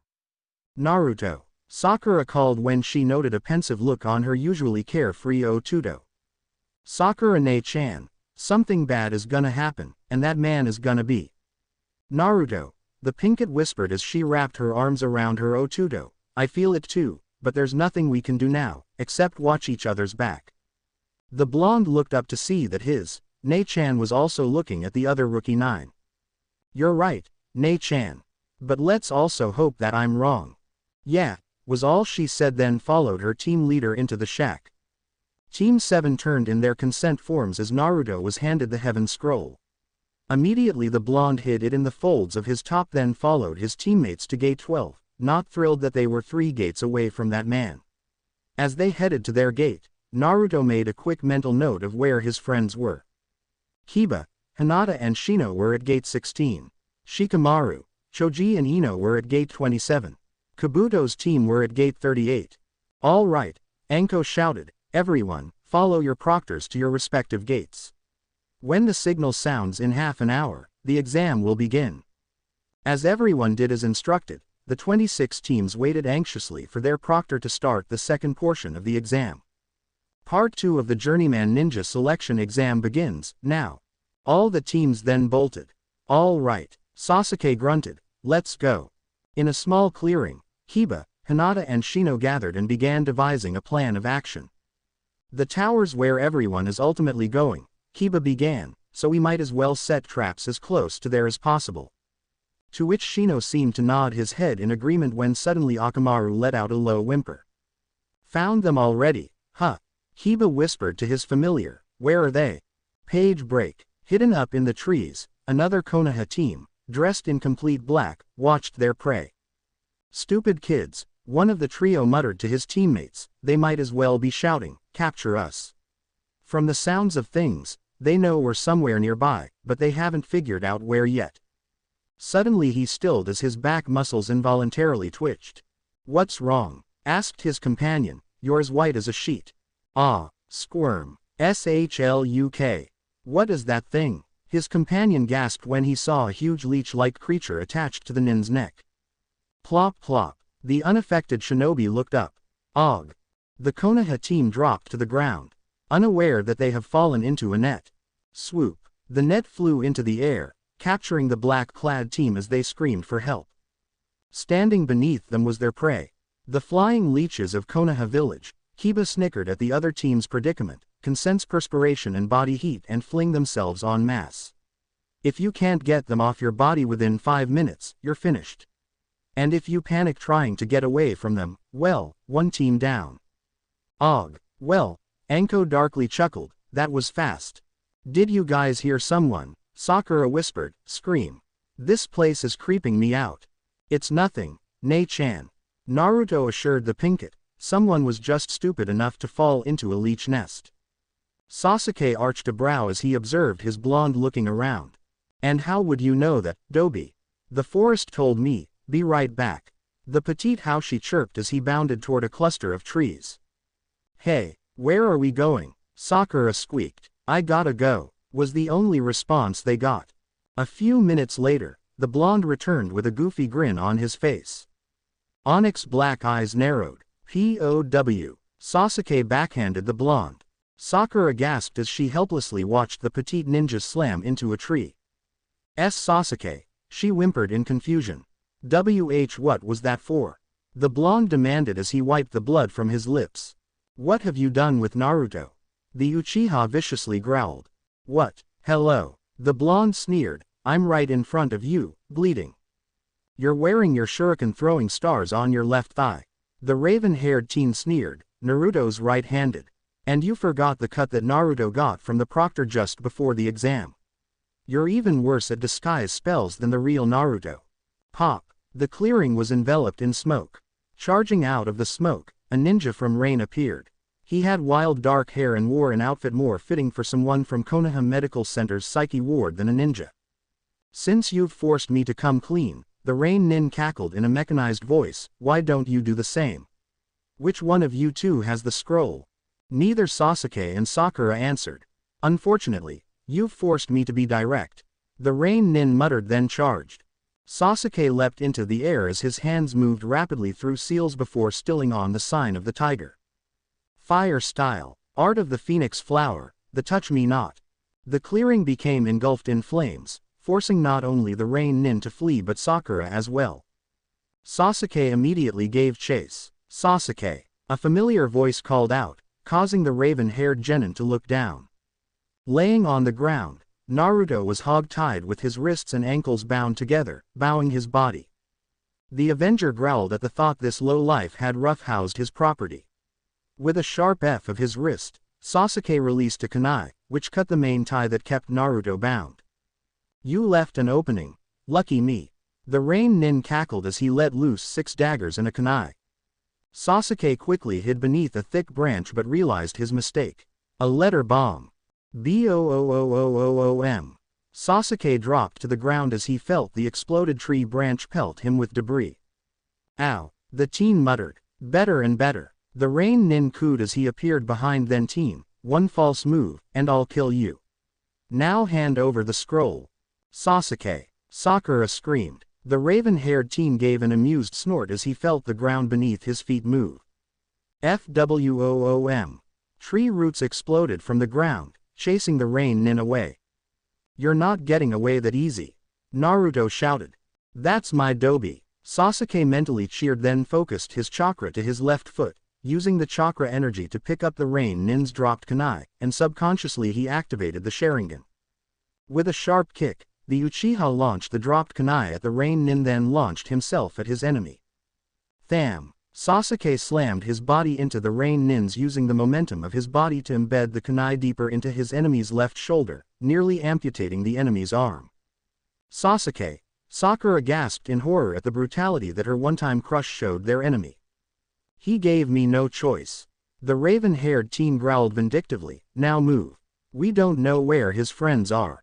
You got that? Keep standing there, and you'll end up dead.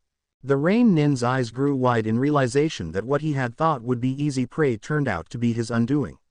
He quickly freed himself from the Konoha shinobi and fled the clearing without hesitation. Sasuke could only stare at the cowardice of his retreating foe. Half an hour later, Team 7 found themselves in an alcove of tree roots. Sasuke took immediate charge of their little team meeting. Remember this, the raven-haired teen ordered, if we get separated again, we can't trust each other blindly. At this, Sakura nodded in agreement while Naruto just listened. The blonde knew that he could tell if one of his teammates was an imposter, but it was an ability only helpful to him since only he can hear heart songs. But what can we do? Sakura asked. The safest thing is first to have a secret password. The Uchiha replied, that way we'll know. No matter who they look like or how they sound, if one of you gets that wrong, they're an enemy. The blonde suddenly blinked as he felt the ground tremble. He placed a small hand on the ground and let a sliver of his chakra leak into the earth. Listen very carefully. Sasuke's voice sounded far away, I'll say it only once. Sickness, sickness, no growth, sickness, no health, sickness will kill us, must stop the sickness, an old and slow voice murmured into the blonde's mind, must stop before the sickness kill us. It's a poem called Ninki, Ninja Opportunity. Sasuke continued, unaware that his blonde was not paying attention to him. When I ask for it, here's what you respond. We thrived in the chaos of the enemy tide. Quiet shinobi don't need dens to hide. Our only concern is to watch and wait until the enemy lowers the gate. Bingo! Sakura cheered as she easily memorized the poem, startling Naruto from his commune with the earth. I'll take the scroll, Sasuke ordered as he stood up and held his hand out. Sapphire blue orbs blinked in confusion as he heard the forest's heart song shriek. Ow! Naruto winced when he felt a sharp sting on his right cheek. He caressed his cheek and was surprised to see his fingertips were covered in blood. What the FWOOM? Yeah, a new enemy. Sasuke gasped as Team 7 were assaulted by a rain of debris of rocks, twigs and leaves.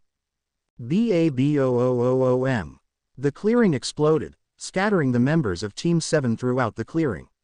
Sasuke peeked out of the safety of the bush that he hid under. The clearing appeared to be safe. The raven-haired teen did not see any signs of the enemy, but that did not mean that the enemy was not out there. Slowly and quietly, the Uchiha slipped out from his hiding place, looking for his blonde. Sasuke. The teen turned around with a kunai at the ready. Sakura, he acknowledged, a bit disappointed that it was the pinkett and not his blonde. What's the password? The Ninki.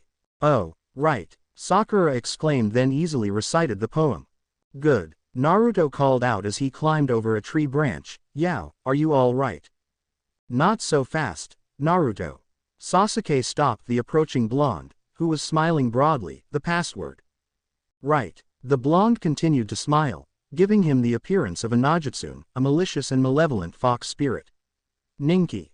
As Naruto recited the poem, word for word, Sakura could not help but listen to her inner self, who was screaming at her that that blonde was not her Otudo. When the said blonde finished, the pinkett watched as her one-time crush seemed to accept the Najutsun blonde as their friend. FWIP. Acting on instinct, Sakura threw a kunai at the Najutsun, who dodged it effortlessly. Hey! The blonde cried out. What are you doing, Sakura? Sasuke demanded as he watched the trembling pinkett. Teammate or not, the Uchiha mentally promised to make her pay if she had harmed his blonde. That's not Naruto. She gasped as her trembles became more pronounced when the Najutsun's expression became even more evil. The Najutsun darkly chuckled. Well done, the imposter stated as the henge was dropped, revealing the grass nin who terrified Naruto. What gave me away? Naruto is no Najutsun. The pinkett shouted, which caused the grass nin to chuckle again as the shinobi removed his straw hat. I see, this is going to be more fun than I thought. Naruto grunted as he slowly righted himself up. OWW. Naruto, are you alright? Shisui asked in concern. Naruto dono. Yeah, I'm fine, the young Haoshi mumbled, just a bit bruised, promise. Have these exams always been so? Kaa growled, agitated that his host was in such danger, and he could do nothing. The petite blonde sighed as he slowly stood up and brushed the dust off of him. Naruto, I'm okay, Shisui, the young genin replied, it's just Kaa is frustrated. Kaa. Naruto gave the spirit a pointed look, which caused the specter to look sheepish. The blonde knew that the spirit was aware of his imprisoned companion, and although the phantom may not know the Nine-Tails' name, the Uchiha ghost was no idiot. The fox, the phantom acknowledged, feeling childish for trying to play dumb with the petite genin. The fox is worried. Yeah, Naruto blinked when the sun became blocked. Naruto, run, Shisui shouted as sapphire blue orbs gazed up at the source of the sudden shade. Oh, goody, a serpent. Kaa bared his fangs. Kaa. The blonde yelped in concern at his companion's sudden agitation. This is our domain, snake. The fox spirit hissed at the sight of the kitsune's natural prey. KHHT, IHH, SS smell, you. The giant snake hissed, you, B, deli shiss. Suddenly Kaa's Yuki flared in anger at the thought that a prey would think itself the predator over a fox. Naruto gasped in surprise at the sudden flux of Yuki flooding his veins. He felt the burning heat that was common to Kaa's demonic aura flow through every cell and fiber of his being. The heat seemed to bear down on him, making it difficult for him to breathe. For a brief moment, Naruto feared that Kaa's overwhelming ki would consume him when suddenly he found his breath, and the heat dissipated into a gentle breeze. Naruto, Shisui screamed. Naruto dono, Kaa whispered in concern as he remembered to control himself. He had forgotten that his beautiful jailer had not received the proper training of the Haoshi. And although by blood itself, the petite teen was immune to the malevolent of Kaa's Yuki. Too much demonic aura in such a short time was still a threat to any inexperienced Haoshi. The petite blonde blinked. Anyo, where did the snake go? The simple and innocent question caused both the spirit and fox demon to relax. Their Naruto was all right. A strong breeze blew through the area, scattering mysterious ash into the winds and throughout the forest. It's gone, little one. Shisui sighed in relief. When the giant snake first appeared and threatened to eat the young fox vessel, Shisui felt helpless. He could do nothing but stand by and watch. In that moment, the Uchiha phantom understood the imprisoned fox's frustration. But suddenly as the snake was about to strike, the small blonde began to glow with strange tribal markings on his flesh, and for a brief moment, those sapphire oceanic gems were a striking amethyst. And when the snake was in striking distance, the glow around the blonde intensified, and the snake disappeared into a pile of dust, being carried away by the winds. What happened? You purified the serpent. Kaa quietly stated. Kaa, are you okay? Naruto's eyes grew wide as he understood what Kaa had said. Purification, although a quick process, was a painful way to die for any Yukai. Yes, my beautiful one. The ancient demon honestly answered, your ki calmed my own, I am more concerned about you. Why, I was reckless, Kaa replied as he bowed in submission to his jailer, I had placed you in danger, my gentle Haoshi. What are you talking about, Kaa? The blonde did not like the way his friend subjugated himself to the young genin. In my temper, Kaa quietly whispered, you were forced to reveal yourself as Kami's child. Naruto then paled as he remembered his, Chuunin's warning. Sakura and Sasuke stood face to face before the mysterious grass nin, who seemed more interested in Sasuke than Sakura felt was natural. Before any of them could demand questions, all three stilled as they felt a wave of an awesome power flooding the area. The Pinket's eyes grew wide as she immediately recognized the chakra's signature. It was Naruto's. She had not sensed this massive wave since that time at the Land of Wave, when her blonde Otudo had grew the trees for Zabuza and Haku. She also remembered the last time that happened, Naruto had fallen asleep for 3 days. Where is he? She mentally asked, afraid that the smallest team member of Team 7 was out there defenseless. They had to ditch this creepy grass nin and find Naruto. Sasuke frowned as he too recognized his Dobi's chakra signature. It made him a bit curious as to why his blonde would reveal his hand so early in the second portion of the exam. However, he did not dwell on it for long. His main focus was on the grass nin in front of him. He could sense this shinobi's chakra energy. It was tightly wound around him much like a serpent about to strike. The raven-haired Konoha teen knew that this stranger was much more than what he appeared to be. It was as if this stranger was the key to all of his unasked questions. Questions he was afraid to ask. The Uchiha heir sneered at his own thoughts. He was an Uchiha, and Uchiha feared nothing. The grass nin kept his eyes on his prey, but his attention was on that unknown wave of raw chakra energy. Mentally he cringed as he felt the chakra burn at his flesh. He knew that once he was finished with his business, he would have to deal with that unknown source. Every cell and fiber of his being was telling him to destroy that source. Normally he would scoff at the thought of being ruled by his instincts, but at the moment, he realized that this time he would have to. He quickly rationalized that whoever was the source of that unknown chakra would be too powerful for him to control, and if he cannot control that power then it must be destroyed. But first, I have my prey to play with. I suppose you'd like to steal our Earth Scroll, wouldn't you? The grass nin's effeminate voice darkly purred, since you've already got a Heaven Scroll. Gluck. Slupp. Gulp. Gulp. Sasuke and Sakura gasped in horror as they helplessly watched the grass nin swallow the Earth Scroll whole. Now, shall we see, just who will be stealing scrolls from whom? The grass nin clawed at his face. We'll fight to the death. Sasuke and Sakura froze as they felt their bodies were being ripped apart under a hail of kunai, senbon and shuriken before a single kunai lodged itself in each of their forehead. Pulse. He's casting an illusion. Sasuke gasped as his body dropped to the ground. Blurch. The grass nin just watched.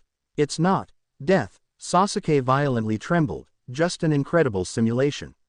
I looked into his eyes, and he made me feel it, and believe it. Who the heck is he? Sakura. Sasuke whispered but quickly realized that the kunoichi was still in a daze from the enemy's illusion. Crud. If we don't retreat now, we're finished. The only other option is death. Hey, the grass nin chuckled, I imagine you're paralyzed by now. The Uchiha heir did not know where or when he found himself holding a kunai. Not quite, I can move, just enough. The raven-haired teen found hope as he tightly held onto that kunai. The grass nin fed his left hand in a blink of an eye. Sharingan red orbs immediately could see two kunai head toward the pinket. Thok, thok. The grass nin walked toward a patch of blood on the ground, causing him to grin. Amazing. The boy stabbed himself so that he would be able to focus on the pain and block out fear and illusion. Hey, just as I thought, there is far more to this one than to the common prey. Not far from the clearing that they were attacked, Sasuke with a shaky hand pulled the kunai out of his thigh. The sound of his groan snapped the pinket from her fear as something inside her snapped. Her friend was hurt, and she was the only one that could help him. Blindly her hand automatically slipped into her traveling pouch to retrieve some bandages for her teammate's injury. Speak to me, Sass. The raven-haired teen suddenly slapped his hand over the kunoichi's mouth, startling his teammate. We've got to move fast, or he'll find us again. The question is how to evade him. How do we run? Sakura could only stare in shock. She had never seen the Uchiha in such a state of panic. Not even when he fought against Haku. She then heard a faint rustling sound. She glanced up. Her green orbs grew wide and her pupils dilated in fear. She tried to warn her teammate, but his hand held firmly in place. She quickly pulled it away. Sasuke. Snaki. The Uchiha heir snapped around and fled in time before the snake had a chance to strike. Whoa, my kai is so out of whack, I overlooked a giant snake. The enormous serpent wrapped itself around a tree branch before lunging itself toward its prey, mouth gaping wide to devour. Sasuke only took one look into the creature's great big yellow eye. But he did not see the serpent. He saw, instead, the monstrous grass nin. Ya, stay away, Sasuke screamed as he released a half of dozen shuriken. Whomp. The giant snake's body slammed into a tree. All 6 shuriken were lodged into the creature's head, but not in Sasuke's usual tight-knit grouping. Sasuke could only stare at the dead monster from the safety of his perch. His body still trembled, and his heart pounded, not only in his chest but also in his ears. He had never known such fear, not even on that day. Slowly his breathing began to slow down, and he began gaining control of his body when he heard it. At the base of the serpent's neck, a bulge appeared. Bit by bit, the bulge grew in height, accompanied by the flesh-crawling sound of skin being ripped apart. Color and blood drained from the Konoha teen's face as he watched the grass nin emerge from the giant snake's corpse. For shame, the grass nin tsked, letting your guard down. Stay on your toes, like a good prey should. It makes the chase so much more rewarding. The shinobi's long tongue ate at the serpent's blood on his face, for the predator. Sasuke froze in absolute fear, unable to move or breath as the grass nin slithered forward much like a serpent. The man-snake let out a dark pearl of laughter as he lunged at his prey. Suddenly the forest echoed with a painful shriek when the dark creature tried to get past 5 mysterious leaf kunai. The grass nin reeled back at the painful shock that racked his body, leaving an uncomfortable burning sensation beneath his flesh. "Sorry, Sasuke, Sakura," a soft voice called out, drawing everyone's attention toward the petite speaker. "I'm late." "Naruto," Sakura exclaimed, relieved to see her Otudo was safe and sound. "Run," Sasuke screamed, "this guy is way out of our league." Naruto ignored his terrified teammate as he stared down his enemy. "Heh, the grass nin chuckled, "my compliments on your stunning defeat of the giant snake, Naruto." The young teen immediately recognized the mocking tone as he heard a hidden wariness in the enemy's voice and heart song. A small shudder coursed through the blonde's body as the creature's heart song shrieked and scratched like nails on chalkboard. Whoever this creature was, he was so diseased that the little Haoshi could not hear the natural underlying heart song that all beings were born with. "A naturally evil creature," Kaa murmured in worry. "Naruto, you need to listen to Sasuke," Shisui said. "That man is more powerful than he's letting on. You need to run, you can't let my cousin's sacrifice be in vain. Please." The petite genin heard his companion's words and concerns, but he also heard the forest. The forest too was whispering concerns for him, but it was also in pain. The forest was already beginning to feel the poison of this creature's presence. The longer the monster stayed in the forest, the more quickly the poison would spread and kill the forest to the point that there would be no recovery. Naruto cannot and will not let that happen. "I don't know who you are, Oni," Naruto calmly called out, startling the grass nin by calling him an ogre, "but I won't let you infect my forest any longer. Leave, now." Sasuke blinked in surprise before confusion settled in. Yes, the raven-haired teen was relieved to see his dobi and had a sliver of hope that his blonde would help him turn the table on this enemy. He even expected his Naruto to fight in his name as a proper Uchiha property should, but to hear the small genin talk about the forest confused Sasuke. "He put this weed-infested forest above me." He narrowed his eyes. "If he won't fight for me then he won't fight at all. I'll stop this here and now, but this is all I can think of. If it's our scroll you want, come and get it," Sasuke shouted, finally finding his voice and deactivating his Sharingan eyes. "Just take it and go." "Huh," Sakura gasped. Naruto blinked as he turned his attention to his teammate. A small frown graced his face as he heard more sharp snaps in Sasuke's heart song. "Sasuke." The blonde's voice was calm. "What do you think you're doing? Do you honestly believe that this Oni is here for the exams? He doesn't care about the scrolls." The raven-haired teen schooled his surprise in an expression of annoyance. He truly had not realized that the grass nin was stronger than a genin because he was not a genin. It finally dawned on the Uchiha that the enemy before them was easily as strong as 10 Chuunin level shinobi. The grass nin smirked. "Well done," the dark creature cooed. "You're obviously natural-born prey, instinctively knowing that your only hope lies in the chance of the predator being distracted by some tastier bait." The heaven scroll flipped several times in the air before disappearing in a poof of smoke. "What?" Sasuke gasped when he saw an acorn drop from the sky. "What did you do?" The raven-haired teen took a surprised step back when he came face to face with his blonde. "What do you think you're doing?" the Uchiha demanded but stilled when he saw Naruto's soft and yet disappointed expression. "I have never pegged you as an idiot and a coward, Sasuke. The blonde softly spoke, startling his teammate. Even if we did hand over the scroll, there's no guarantee he'll spare us, if that's his true objective. Oh, Naruto, this is rich. The grass nin spoke in dark mirth, and you're right. Why bargain? He purred as he pulled the sleeve of his left arm up, revealing a stylized snake tattoo wrapped around his left wrist, when I can simply kill you. The grass nin bit his thumb, then smeared his bleeding digit down the middle of his black tattoo. Art of the familiar spirit. The grass nin hissed, causing a whirlwind of smoke and debris. Naruto knew it was dangerous for him to approach, but he knew that he was the only one with the power to get rid of the snake. He truly hoped that by purifying a second serpent, and in front of the grass nin, that the damned creature would heed the blonde's words and leave the forest. Suddenly the petite shinobi felt his body being slammed by a powerful force, throwing him in the air. Vaguely he heard his teammates calling his name. Excellent, but let's not take chances. Eat the boy. The giant snake turned its head toward the blonde's falling frame, its forked tongue reaching out to devour him.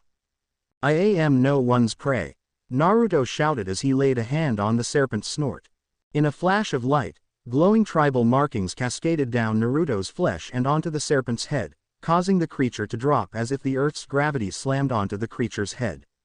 For a brief moment, Naruto and the grass nin locked gaze with one another. How could the brat possibly?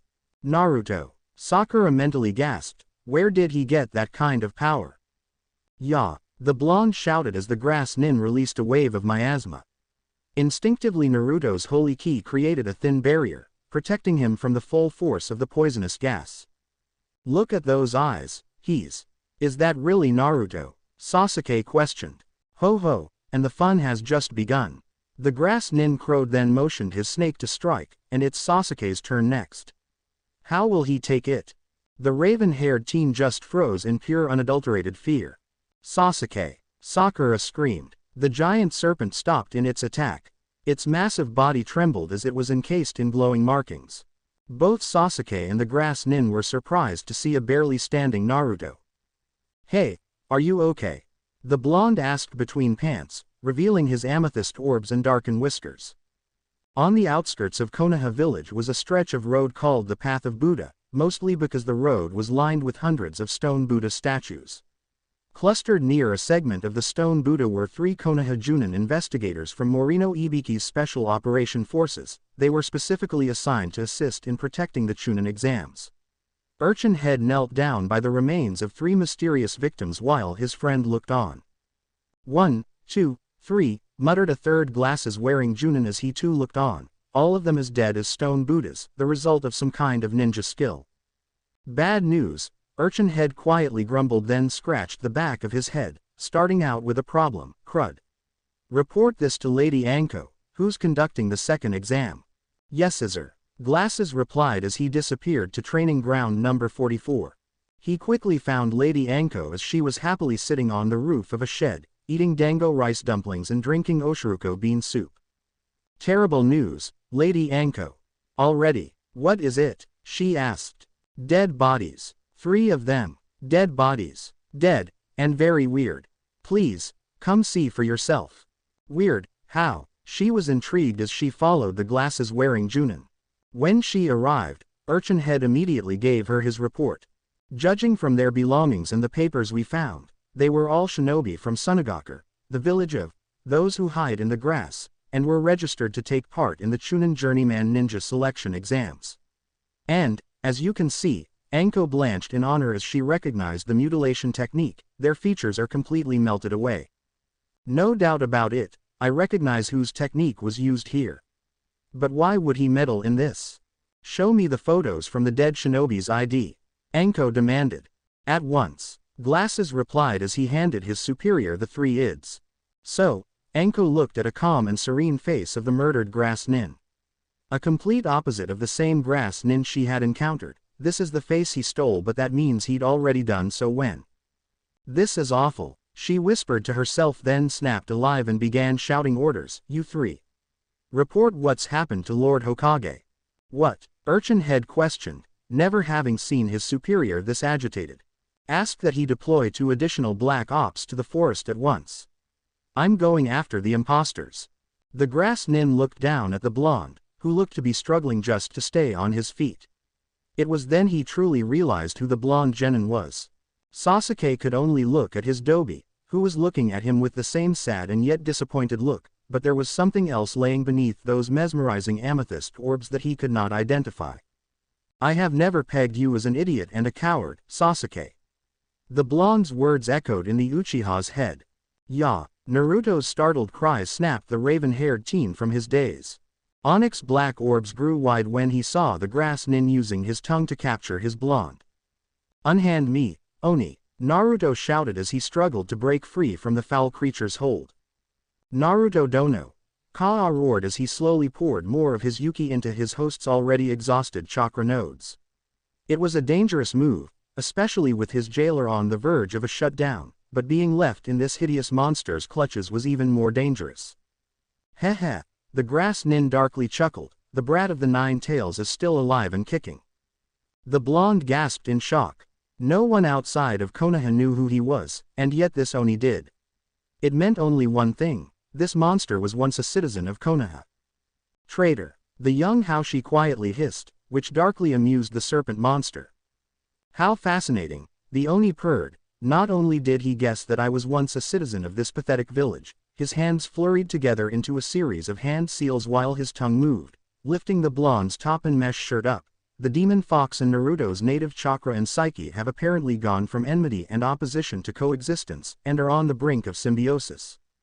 An amazing development. And, there's the proof. The spell that seals the monster within appears on his skin like a tattoo. Well, I can't have him ruin my plans, a pity.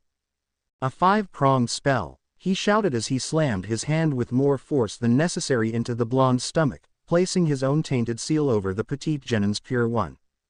Naruto let out a heart-filled agonizing howl as the traitor's taint overwhelmed his senses. Slowly his beautiful amethyst began to fade to his usual oceanic sapphire blue orbs. Then slowly those vibrant gems began to dull and glaze over as his body shut down on itself in attempts to heal from the blonde's numerous injuries and loss of chakra. Then the petite Haoshi knew nothing as darkness claimed him.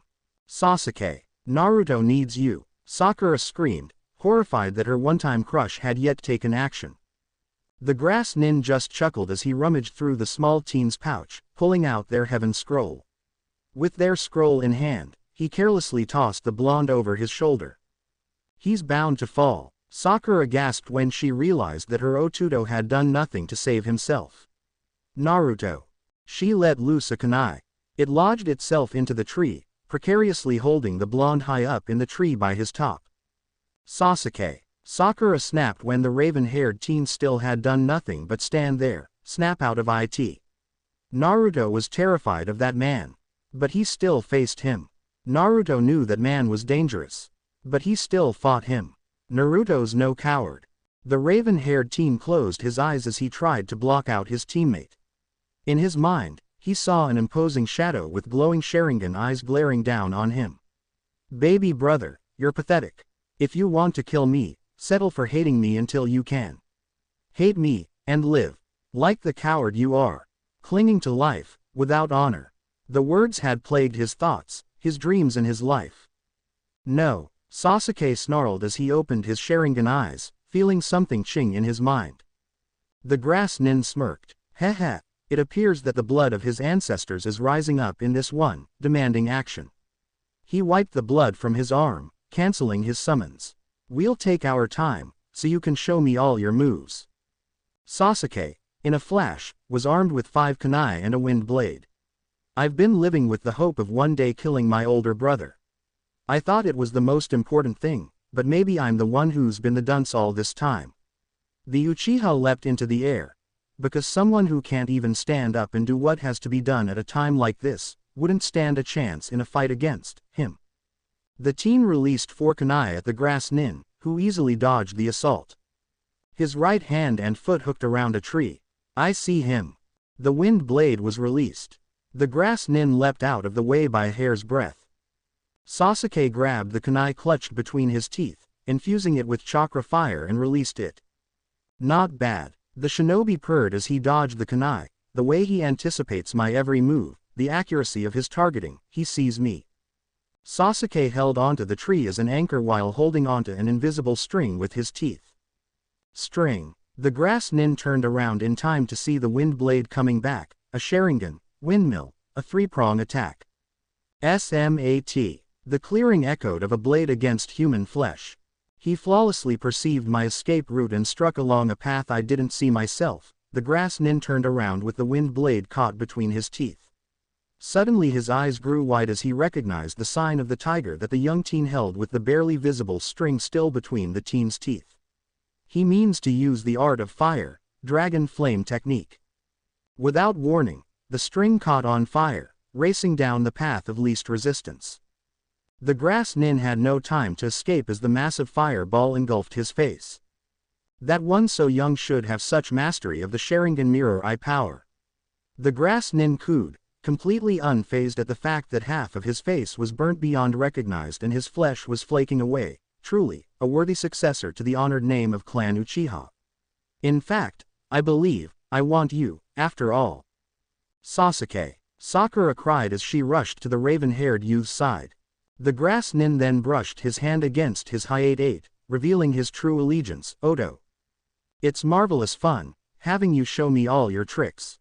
The remaining Konoha Team 7 members were paralyzed once more by the Oto monster's basilisk-like gaze. You really are his brother, aren't you? You can see, and conceal, things with those eyes of yours that Itachi himself never dreamed of. Sasuke's eyes grew wide as he attempted to break from the Oto's spell. This man knew his brother, his enemy. He had to know what this shinobi knew of his brother. Just who the hell are you? Sasuke snarled. I'm Orochimaru, the giant snake. If you'd ever like a rematch, Orochimaru spoke as he burned their heaven scroll, then pass this exam as quickly as you can. No, the scroll. Sakura gasped. I'll see you again, if you manage to defeat the Oto nin who answer to me. What are you babbling on about? Sakura finally spoke, we never want to see your face again. Perhaps not, the Oto nin said as if he knew a secret that the Pinkett did not know, but wishing won't chase me away. Suddenly Orochimaru's neck extended and whipped toward them, too much like a serpent striking. Chomp! Sakura gasped as she took a step back, finally free from the sound nin's spell. Orochimaru had sunk his fangs into Sasuke's pale flesh. He took a deep breath in, taking in Sasuke's fear-laden scent. He purred in delight, causing his prey to shudder at the vibration. Orochimaru could not resist to have a small taste of his prey, knowing that he would have the raven-haired teen soon enough. He ate at the tangy copper taste of the Uchiha's blood. Soon, the Oto nin promised himself as he pulled back, his lips caressing against Sasuke's warm flesh. I look forward to seeing you again, Sasuke, Orochimaru tenderly whispered, in your quest for power. What? Sasuke groaned as he clutched onto his neck and collapsed to his knees. Everything hurts. Sakura glared at the retreating Oto nin. What did you do to Sasuke, Oni? Just a little something to remember me by, Orochimaru cackled as he disappeared into the ground. Ah, Sasuke cried as he curled into himself. Sasuke. Sasuke knelt beside her one-time crush, trying to help ease the sudden pain that wrecked his lithe frame. The raven-haired teen threw his head back, clawing at his head and face. The Pinkett immediately pulled his hands away, before he could gauge his own eyes out. As the Uchiha groaned and screamed in pain, Sakura murmured calming and soothing words into his ears. She ignored her own pain when Sasuke's grip became bone-crushing. She could feel her eyes sting with unshed tears when she noticed a strange three-tomo pinwheel become the blackest of black at the base of his neck. Suddenly Sasuke's grip weakened as he slumped forward, falling into unconsciousness. Naruto, she frantically called out, forgetting that her Otuto was still hanging precariously on a tree. Naruto, Sasuke is, she swallowed her words as she finally saw the petite blonde, still unconscious. Her heart thundered in her chest and ears. She was all alone. The full moon rose high above the trees as Anko raced through the tree branches. It's already dusk, she feverishly thought as her blood pumped through her veins. There were a few times in her entire life that she had known true fear, and each of those times involved around one particular man. I have to find him soon. The darker it gets, the worse this situation will get. The question is, why did he choose to show up now? What's he playing at? Not that it matters, if it really is you, then we'll end this. Right here, right now. Slowly her fear became overridden with her sense of duty and a deep-seated self-loathing. Because you've become a bingo book, level S threat, the worst kind of security risk. And I'm going to kill you, even if it cost me my life. And at that moment, Anko suddenly felt a calmness within her that came with the acceptance of her own possible death. A death that she would gladly accept. And if I can't manage that, then, she stopped on a branch, at least I'll slow you down until the Black Ops teams can get here. It's my duty. It's what I learned from my greatest teacher ever, what I learned from you. Isn't it? Orochimaru, Anko called as she sensed the familiar killer intent of her former teacher. Impossible, Orochimaru hissed as his genjutsu dissolved into nothing. In a blink of an eye, Anko jumped into the air with Senbon in hand. Orochimaru instantly whipped his serpent tongue. Anko turned around to strike him down. His tongue lashed onto her wrist, forcing her to drop the Senbon. She dropped to a tree. She clasped onto the pinkish-gray appendage. Twin serpents emerged from the sleeves of her coat and wrapped themselves around the tongue. You can't escape, striking snake technique. She screamed as she pulled Orochimaru free from his hiding spot. Suddenly he slammed himself into her. With AF of her wrist, she pulled a kunai out and slammed it through her left hand, through his right hand and pinning them both into the tree. Got you. Anko maliciously grinned and sang, Orochimaru, could you lend me a hand? The left one. She then forced his hand to match her hand seals. His eyes grew wide in realization at what she was planning to do. That's right, she sang in a dark glee, we're going to die together. Here, ninja technique. Twin snakes kill each other. You mean to commit suicide? How precious. Orochimaru's cruel voice purred from behind Anko. She gasped in horror. But that's a doppelganger. He chuckled from a safe spot before he sneered, since, for the time being, it appears you have become one of this village's Chuunin ninja elite. His right hand reached up to tear the charred flesh mask off of his own face while his left hand made the tiger hand seal. You mustn't just squander every secret I taught you. Another gasp slipped past Anko's lips as her blood suddenly seared through her veins as if it was on fire. She dropped to her knees in pain. Why? She whimpered through clenched teeth. Why are you here? Why now? For old time's sake, of course, my dearest Anko. But from your cold reaction, Orochimaru tsked as he removed the rest of the flesh mask and revealed his ashen gray complexion and his cold yellow serpentine eyes. Eyes more fitting on a demon than a human. One might almost suspect you're not glad to see me. Ooh, she struggled against the blood poison coursing through her. What is it? An assassination attempt. Are you after Lord Hokage? Heavens, no. The pale monster honestly dismissed. I lack the hubris, and the proper number of subordinates, to attempt anything of that magnitude. My targets are any ninja of the village who display extraordinary abilities. Anko ed but kept fighting against Orochimaru's black taint. In fact, I just left my mark as a little parting gift, he casually stated. She scratched at her neck, subconsciously trying to claw out the three-prong mark, his mark, that painfully throbbed in concert with her own heartbeat. On one of the boys. He airily breathed.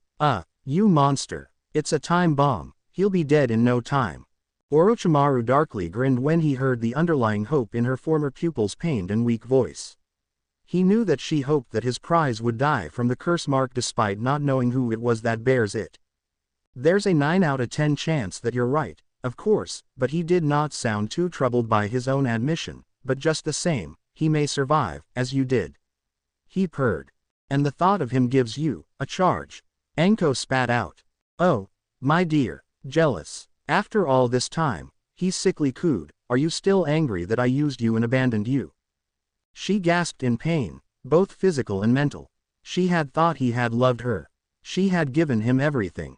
But all that changed when she began to change, as it was the nature of her gender.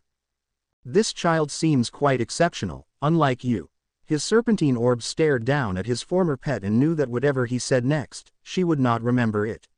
Her body had begun to shut itself down in order to preserve itself. His bloodline is that of the Uchiha clan, his face and his body are very beautiful. His voice became thick with lust. He could be the perfect vessel, to succeed me. Anko then collapsed, the blood poison winning. I foresee interesting times, assuming he survives. And Orochimaru had no doubt that his newest pet would survive, and don't get any clever ideas about trying to end this exam. The serpentine monster stood to leave. I plan to savor this. 3 of my protégés have taken the places of 3 of your own. If something should happen to rob me of my enjoyment, it will spell the end of Konoha village.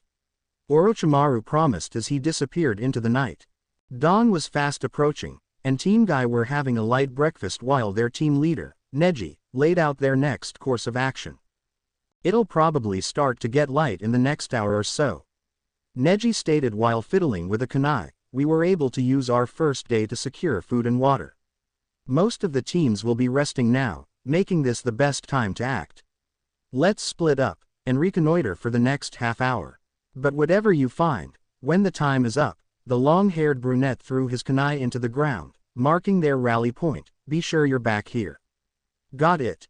10-10 smiled while Rock Lee gave his team leader a determined salute. Good. All 3 suddenly disappeared at Neji's command, let's go.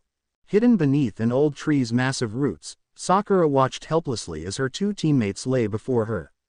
One in the throes of a fever, and the other in an unnatural stillness that if it were not for the subtle rise and fall of her Odoto's chest, she would have thought Naruto was dead. The pinkett reached for the washcloth on Sasuke's forehead. She removed the cloth and felt his feverish flesh. His breathing is improving, but, she thought, his fever's still so high. She then looked at the blonde and watched with held breath as Naruto's chest continued to rise and fall. While it scared her to see her petite teammate so still, she found some comfort in watching and counting each breath the little blonde took. I've got to protect them both. The pinkett vowed. As Sakura made her vow, in a short distance, 3 sets of cold eyes watched her in cruel anticipation. Heh, the hunched Odo Nin quietly crowed, there they are. As Lord Orochimaru commanded, we'll strike at dawn. And our target is Uchiha Sasuke. If the other 2 get in our way, we can take him out, right?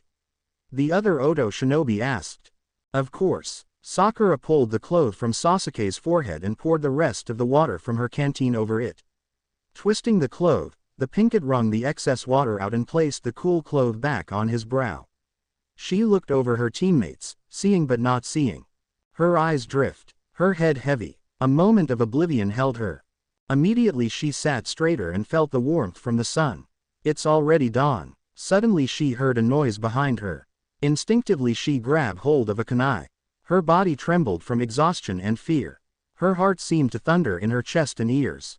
The kunai flew through the air, landing before a little squirrel eating a nut. The tiny creature immediately fled.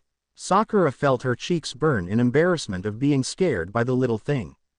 She's pretty tightly wounded. The Odo ninja murmured, I wonder if she noticed the letter bomb we stuck on the squirrel. No, Dosu answered, that's not it. What then, Dosu, what's going on? We'll have to get closer to find out. So, what are we waiting for? Zipping from tree branch to tree branch, using the natural chaos of nature's design as an impromptu obstacle course, Rock Lee landed on a branch which rattled 20 leaves free. Watching the floating foliage, a sudden and yet childish inspiration struck him. If I can catch all 20 of these leaves before any of them hits the ground, the genin thought, then Sakura will fall in love with me. But if I miss even one, then my love for her will never be requited. And she'll probably make fun of my hair. He mentally whined. However, his determination fired up as he leapt down from his branch and began catching the drifting leaves. He had caught all but one. As he reached for the last leaf, Lee heard the pitiful squeaks of an animal crying for help. Immediately he saw a tiny squirrel twitching as something on the squirrel's back began to smoke. Within moments, the area thundered while a cloud of dust and dirt surrounded the area. Just in the nick of time, the brunette murmured while laying on his back with the letter bomb in one hand and the squirrel in the other. The young man felt the tiny creature's heart beat feverishly before settling down. He gave the little thing a soft smile. From the corner of his eye, he saw his last leaf on the ground not far from him. The genin sighed at the thought of his love for his pink-haired goddess being unrequited. Out of reflex, the brunette crushed the letter bomb in his hand, not bothered by the slight burn he barely felt. A letter bomb, Lee frowned, on a very short time. Who would do something so cruel?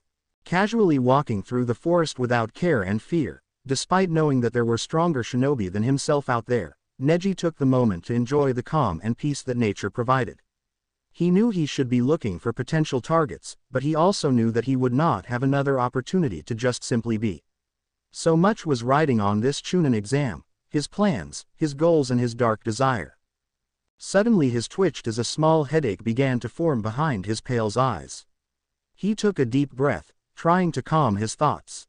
His eyes snapped open when he sensed 3 faint chakra signatures. A frown marred his pale face in annoyance with himself. Why had he not sensed them earlier? Disgusted at his lapse of awareness to his surroundings, the young Hyuga took a moment to examine his would-be attackers before confronting them. Neji had to bite back a sigh when he noticed that only one of the 3 was worth of his attention. This mysterious one had great potential, but there was something about his chakra that indicating that this mysterious shinobi did not want to be here.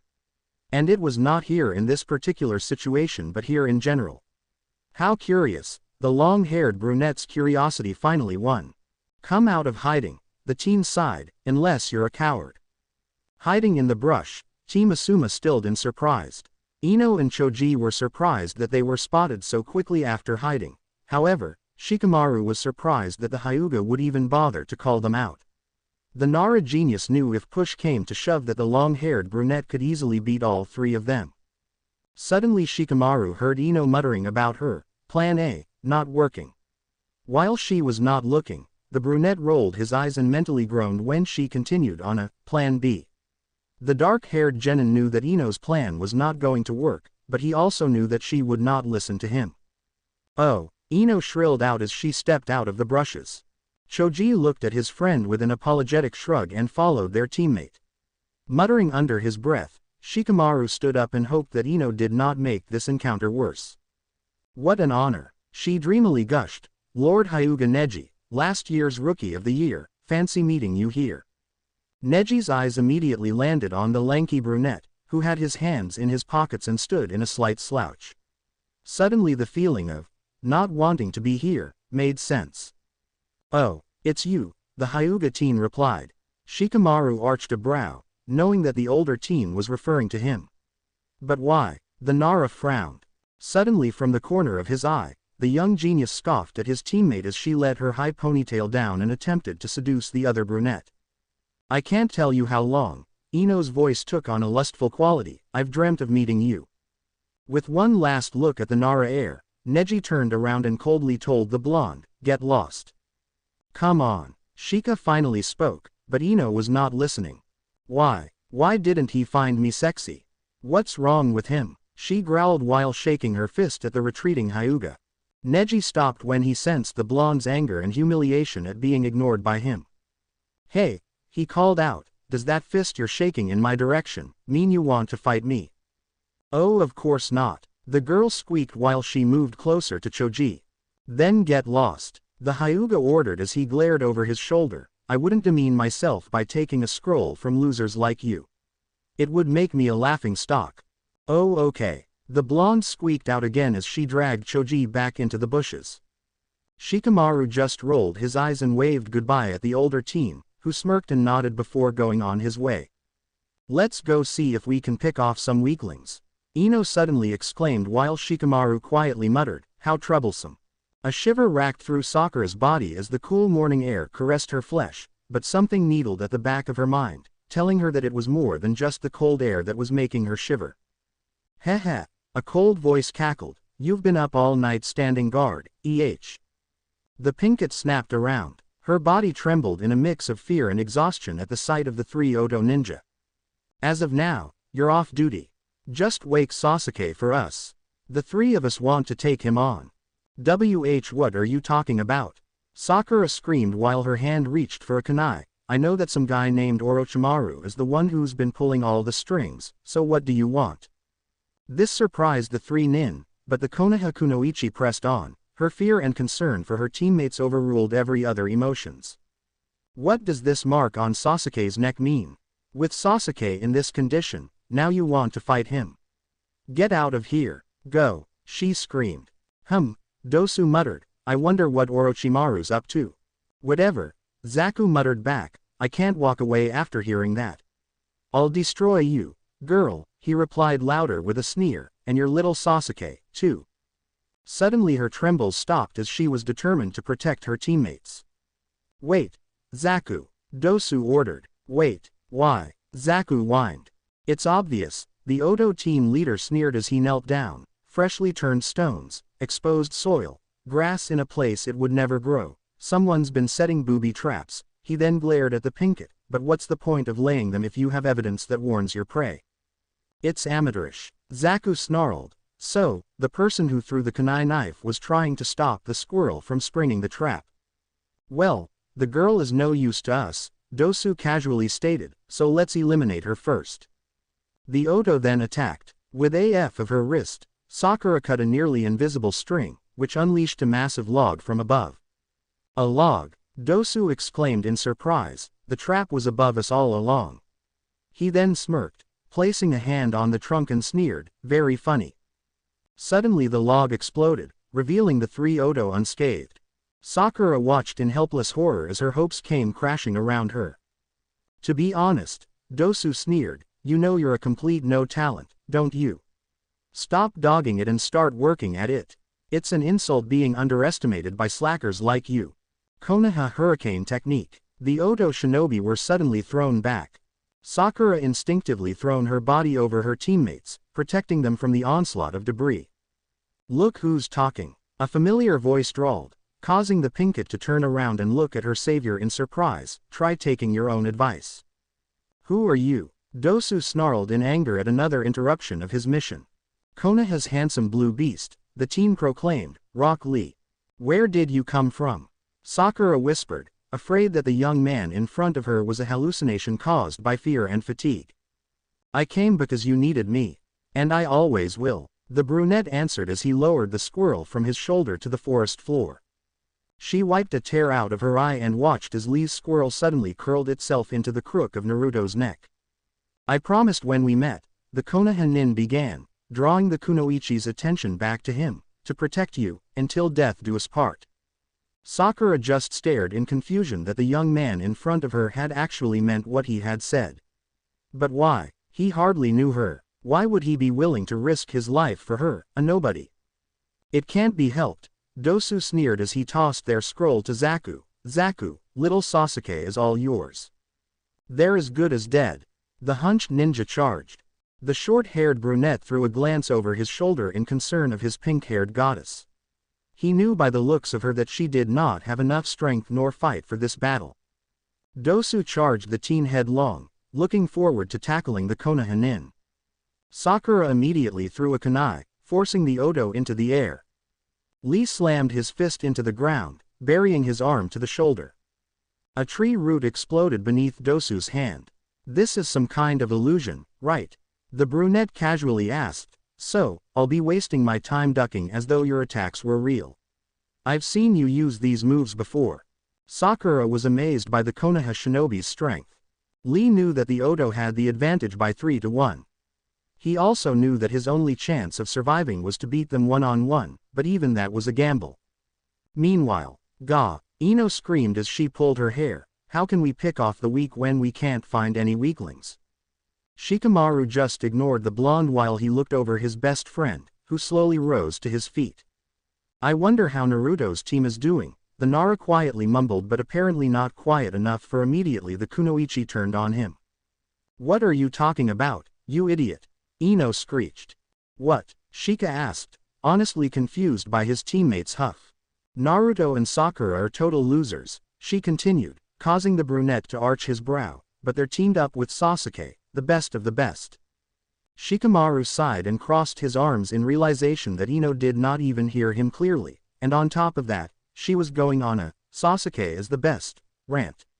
As much as he liked her as a teammate, her hero worship of the Uchiha heir was grinding on his last nerve, and that was saying a lot. Maybe your precious Sasuke is better in theory than he is in practice. The Nara heir calmly stated. There's no way anyone here is going to beat Sasuke. Ino hissed, but Sakura. She's a complete wimp. Hey, Choji exclaimed, hoping to stop a row between his teammates. Sasuke's unconscious. The bigger ninja was blissfully unaware of the dark glower that the blonde threw at him, and Sakura's defending him. What? It's not likely to keep us waiting.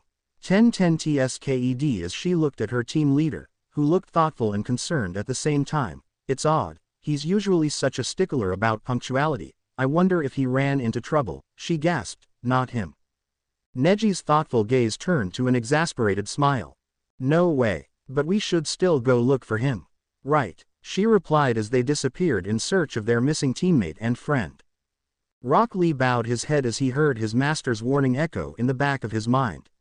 His wrist wrappings began to come undone. Master Guy, the team thought, the time has surely come for me to use the forbidden skill you taught me, and not hold back. Because he knew that if he did then Sakura would die at the hands of these Oto Nin. I'm defending the life of someone who means the world to me. The Konoha shinobi crouched down, locking gaze with his enemy. Where'd he go? Dosu gasped when he lost sight of the brunette. How? Dosu's head snapped back when he felt a powerful kick connect. I'm not done with you yet. Lee whispered as he appeared behind the Oto genin. The wrappings tied and bound the hunched shinobi. The two came crashing down, head first. He's wide open. Zaku frantically weaved a series of hand seals, can't make a move to defend himself. Oh crud. Take this, the Konoha brunette stated, forward lotus technique. The area exploded as dust and debris were kicked up into the air. This, the team quietly thought while he jumped away from the Carter, does not feel good, but he pushed away what his body was telling him. Phew. Zaku visibly sighed in relief while his hands were plowed deep into the ground. Looks like I made it. Dosu then pulled himself free from the ground. No way, the Konoha ninja exclaimed. What a terrifying technique, Dosu remarked. I managed to land on a pillow of soil, and it still almost wiped me out. But now, the Oto Nin stood up with his right arm extended out. It's my turn. Lee winced. Oh, this is not good. That last move I did just toasted me. I've got nothing. On instinct, the Konoha Nin dodged an attack from the Oto shinobi. Your moves may be fast. The brunette's body violently shook while the pinkett gasped in surprise as Dosu continued his taunts, but ours are supersonic. And muscles alone can't break down this wall of sound. Lee dropped to his knee while he threw up his minuscule breakfast. Lee, Sakura cried out. The Konoha brunette suddenly shivered when he felt something pop and trickle out of his ear. Clutching to his left ear, Lee glared at the hunched ninja as he tried to figure out what the Oto's trick was. It's this appliance on my arm. Dosu showed off the strange metal cast around his right arm. You see. It prevents you from blocking my attacks. What did you use on him? The pinkett demanded, causing the Oto ninja to laugh. It's sound. Dosu answered. Even if you block my fist, the sound waves reach you. Sound. Sakura gasped as she remembered her Otuto clutching his ears when the Oto and Kabuto fought. Do you understand? He sneered, the fundamental nature of sound. Vibrations, she answered. Precisely. When you hear a sound, it's actually those vibrations displacing the air, which trembles against your eardrum. The hunched shinobi lectured and continued on how the human eardrums could only withstand 150 fons before rupturing and that extremely powerful sound waves could upset an individual's balance. Dosu then tilted his head to the side and smirked beneath his wrappings. Heh, and it will be some time before your equilibrium returns. So, you see, crude, old-fashioned physical arts, Zaku darkly chuckled, simply don't work against us. Lee just glared. You did start out very well, though. The Oto ninja continued as he pulled his hands free from the ground. It's rare for a foe to force me to reveal the nature of my techniques. But now the tide has turned against you. I can wield sound waves as a weapon, he sneered, revealing a hole in each of his palm, with enough force to crush entire boulders. And with a mere thought I can use sound waves to force air into the earth beneath me, transforming rock-hard soil into the softest kind of cushion. A far more elegant and effective art than your crude applications of brute force. And now, Dosu charged. It's your turn. However, instead of charging at the Konoha team, Dosu's target was Sakura. The pinkett readied herself for the attack and the pain. Konoha Hurricane. Lee cried as he kicked the Oto's attack aside, but the team's injuries had crippled his attack strength, causing the hunched shinobi to crow at his own attack's effectiveness. The brunette just ignored his enemy's taunts as he blocked Dosu's punches. This arm of mine magnifies every little sound from within to the utmost limits. It's an amplifier, and not only that, but far from relying on the momentum of my arm's swing, I can use my chakra to direct its power toward my chosen prey, wherever he may lie. Ow! Lee screamed as he dropped to the ground in pain. Lee, Sakura screamed. Now, the Odo purred, for the coup de grace. Hiding behind the brushes, Team Asuma watched on as the Odo easily beat Rock Lee. Running away sounds like a good plan. Shoji quietly whispered as he looked at his other teammates, those guys are getting creamed. There's something wrong with Naruto and Sasuke, the Naruto mumbled, knowing that at least Naruto would not have allowed Sakura to fight alone against the Odo shinobi.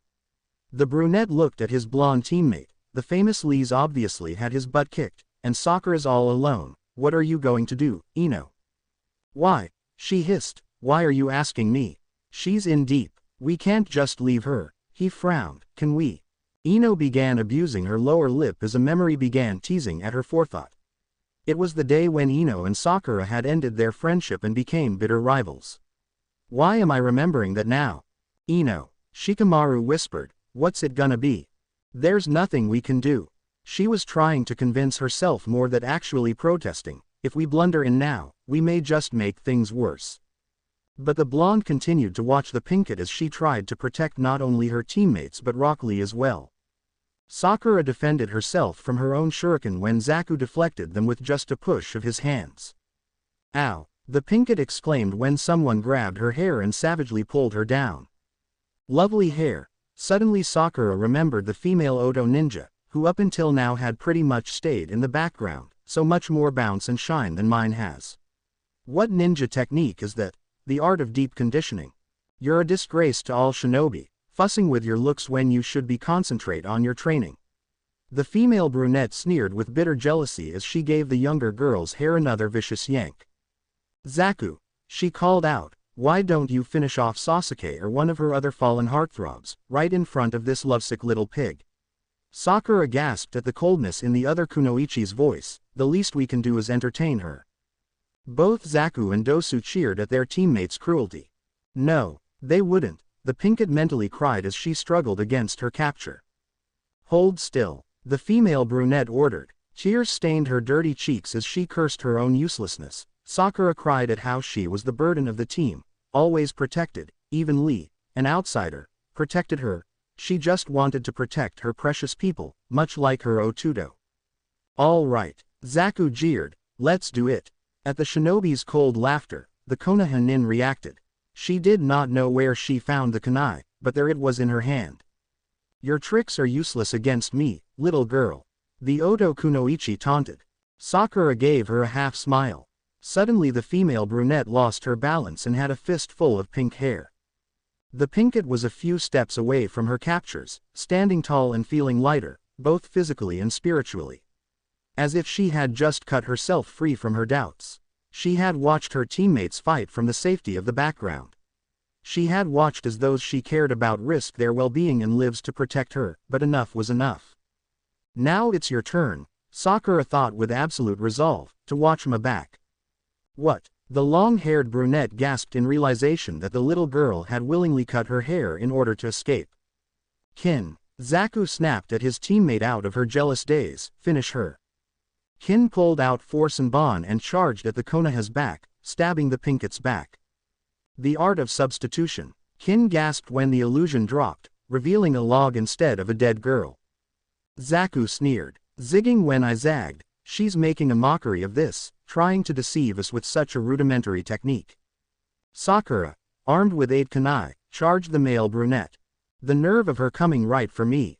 Give it up, he spat out, rebounding her throwing daggers, Zenkaha. The blast that slices the air, just a one-trick pony. Zaku stated when he saw that his target was another log. Looking up, he saw another illusion charging at him.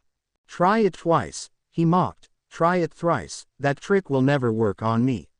He then grabbed his own kunai, my smallest skill is more than enough for you. His daggers hit their mark. Heh heh, the brunette chuckled, come out, wherever you, eh. He paused when he felt something wet drip on his face. Looking back up, his eyes grew wide in realization that this time, it was real. Sakura crashed on top of the Odo Nin. She plunged his own kunai that she had pulled out of her thigh into his right arm. Zaku tried to pull his free arm away in order to blast her away with another Zankaha. Suddenly he let out a painful yell as the Pinkett clamped her teeth into the Odo brunette's left forearm. Ino watched as her former friend was horribly beaten. "Everyone always calls you Billboard Brow, and picks on you," a 6-year-old blonde girl casually stated to a 6-year-old Pinkett, who looked up with her tear-stained face. "Who are you?" she asked between hiccups. "My name is Yamanaka Ino. What's yours?" "I'm Sakura, Haruno Sakura." "I can't help noticing." Ino tapped the Pinkett's forehead. "You do have a high forehead, so of course, you get teased. And you hide behind all of that hair, like a sheepdog, or a shy little ghost." Ino then tilted her head to the side and smiled. "Tell you what, Sakura, meet me here again tomorrow, okay? Huh, I'll make it worth your while, so don't stand me up." The next day, Sakura, with a light blush on her cheeks, looked at her new friend in confusion. "It's much cuter like this, Sakura," Ino declared. "You can keep the ribbon." Thanks, but," the Pinkett began to stutter. "But what? People can see my forehead. The only reason they tease you about it is because you've made it obvious you're sensitive. Don't play their game. Show it off. Let the world see that pretty face. Strike a pose." Later that day, Ino introduced her new friend to her other friends and was happy that they got on very well. Months later, "Hey, everyone," Sakura greeted as she ran toward her friends. "Want to know a secret? There's boy I think is cute. Guess who it is?" "What are we, mind readers?" a brunette asked. "Don't tell me it's Sasuke," an auburn-haired girl guessed. "How?" the Pinkett blushed. "How did you know?" Ino gasped. "Hey, Ino," another blonde girl looked at the short-haired blonde. "Sakura's gotten to be a real ray of sunshine lately, hasn't she?" Ino, stay quiet. Months later, Sakura was laughing and happily blushing. "Hey, Ino, Sasuke seems to like girls with long hair, so I'm going to grow mine." Years later, "Everyone says you're after Sasuke, too, Ino," Sakura calmly stated one day. "I guess that makes us rivals." Months ago, "I noticed your hair is a lot longer," Sakura remarked. "Ino, what's it to you, Sakura?" Ino snapped. "Think you're so great." The Pinkett sneered. "Well, top this. Sasuke and I are on the same team." "What? So, Ino, you'll never beat me now."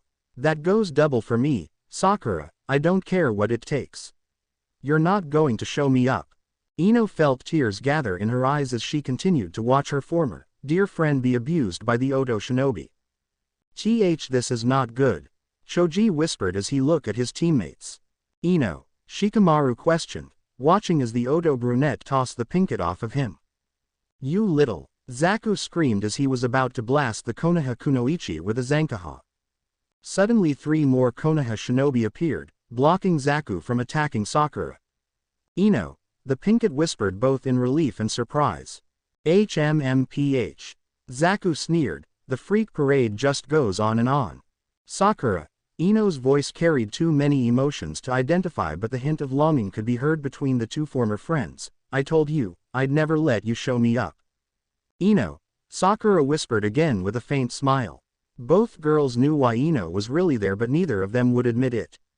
Their pride would not allow it. However, they both also knew that now was not the time to try to mend old wounds. There was an enemy that they must defeat first. "More of these annoying little bugs from Konoha village have crept in," Dosu sneered, and started swarming. Choji twitched in realization that he and his teammates were standing in front of the Odo shinobi. What are you guys thinking?" The plump ninja shrieked in horror. "Those creeps are too dangerous. They'll eat us alive." "Shikamaru, let go of me." "Sorry, buddy," the Nara heir stated, still keeping hold of his friend's scarf. "Heh. Zaku chuckled. "We'll let you off the hook if you want to run, fatty." Choji flinched. What did that guy just say?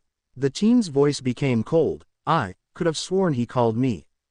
Shikamaru winced as he watched his friend's entire demeanor change. "You're welcome to run away, if you can find a hiding place that's big enough, fatso. The Konoha brunette let go of his friend's scarf. This is turning into a complete mess, he stated while Ino was pleased to see her teammate willing to go to war. Sakura, Ino called, stay here and watch over your team. Right, the pinkett whispered. This is it, Team Ino. The blonde cheered, up and at him, full speed ahead. Ino Shika Cho bore deer butterfly formation. Ino shouted as she motioned for Choji to charge forward. Baika no Justsu, art of expansion, Choji chanted as his body expanded to the size of a proverbial blimp. The art of expansion was a secret art passed down to the members of the Akamichi clan. This unique technique allowed a ninja to temporarily enlarge part or all of one's body. However, this particular technique required an enormous amount of calorie energy. Hence, this family's unique largeness. Nikuden Sensha, human juggernaut. The Akamichi teen muttered as his head and limbs disappeared into his large body. Suddenly Choji barreled toward Zaku. What kind of freakin' art is that?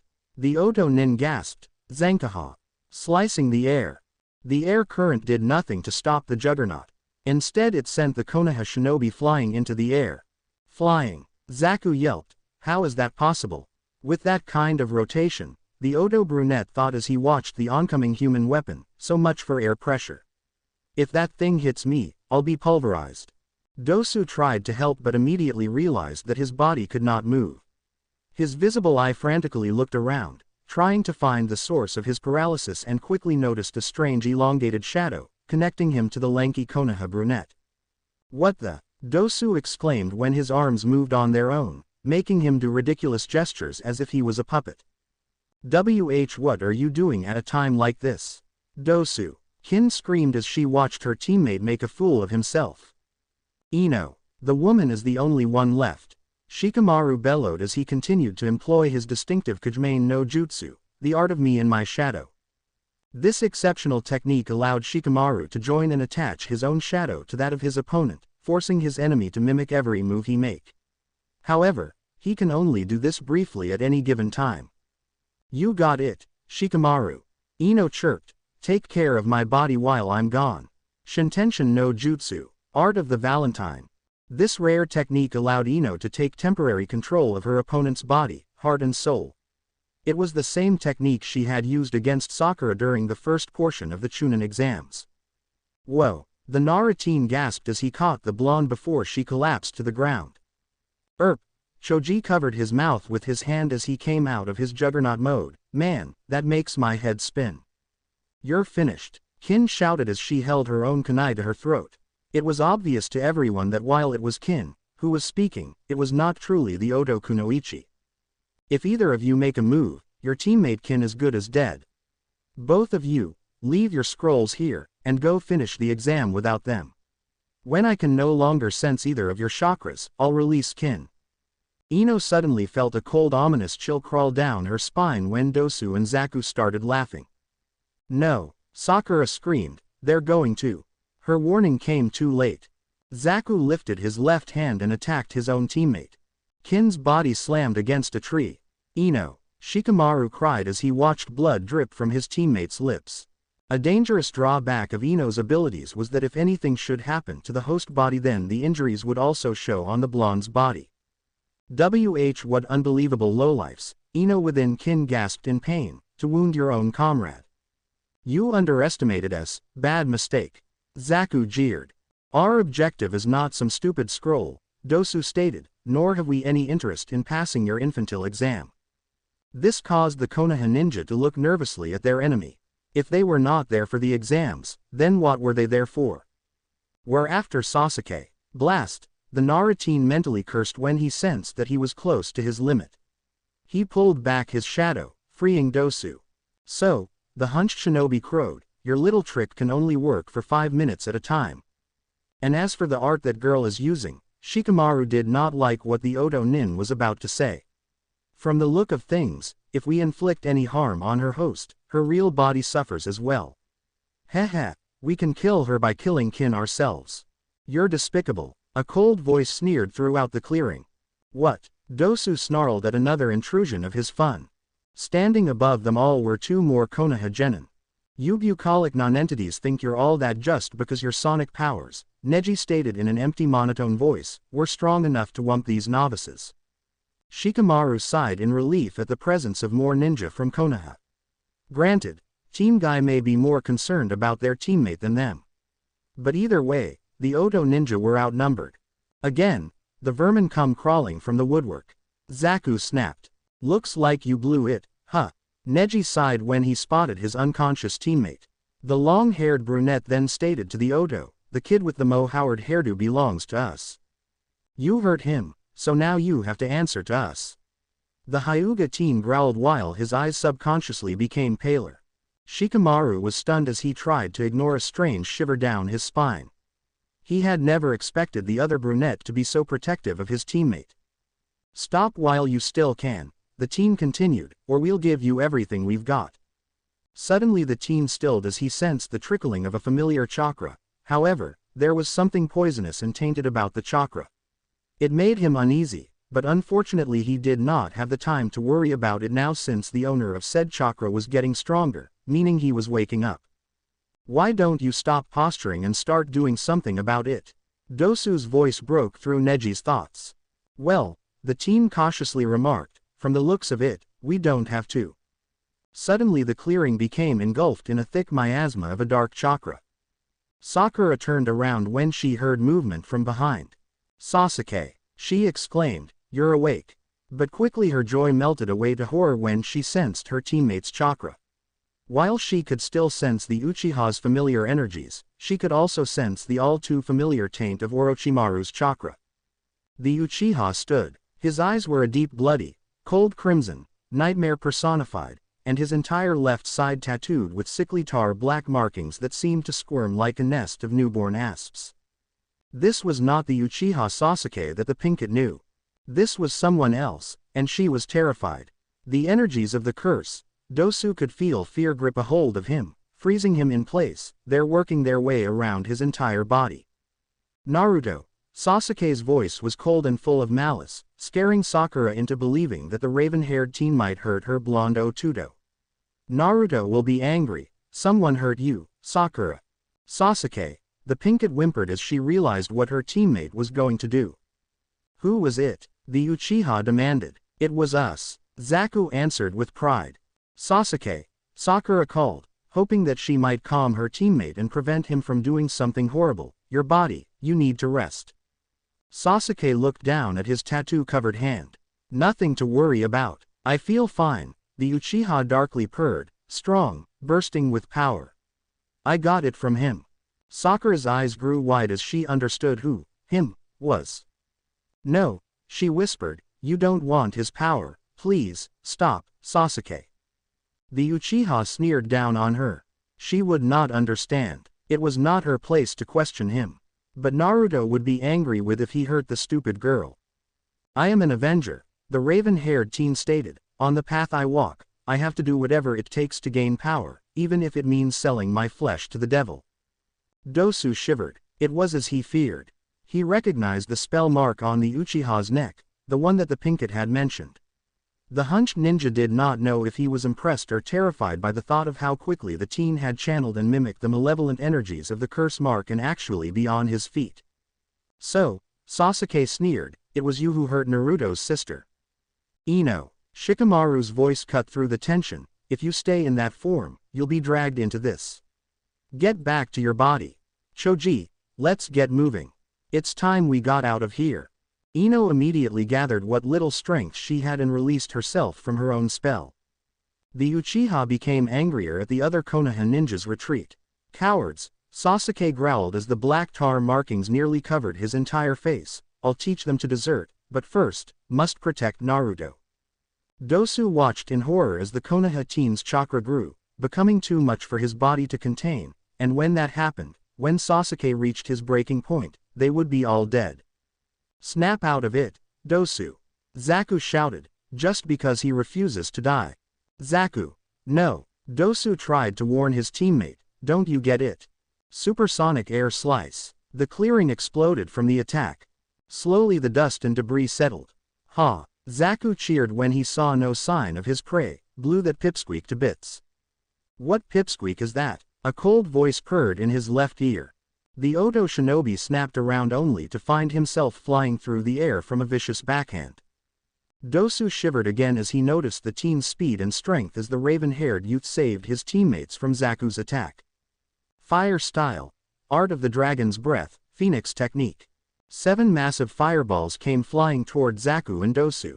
You're getting overconfident. Zaku scoffed. I can blow these out. The Odo blew out the flames but gasped as he felt himself being impaled by 7 shuriken hidden within the flames.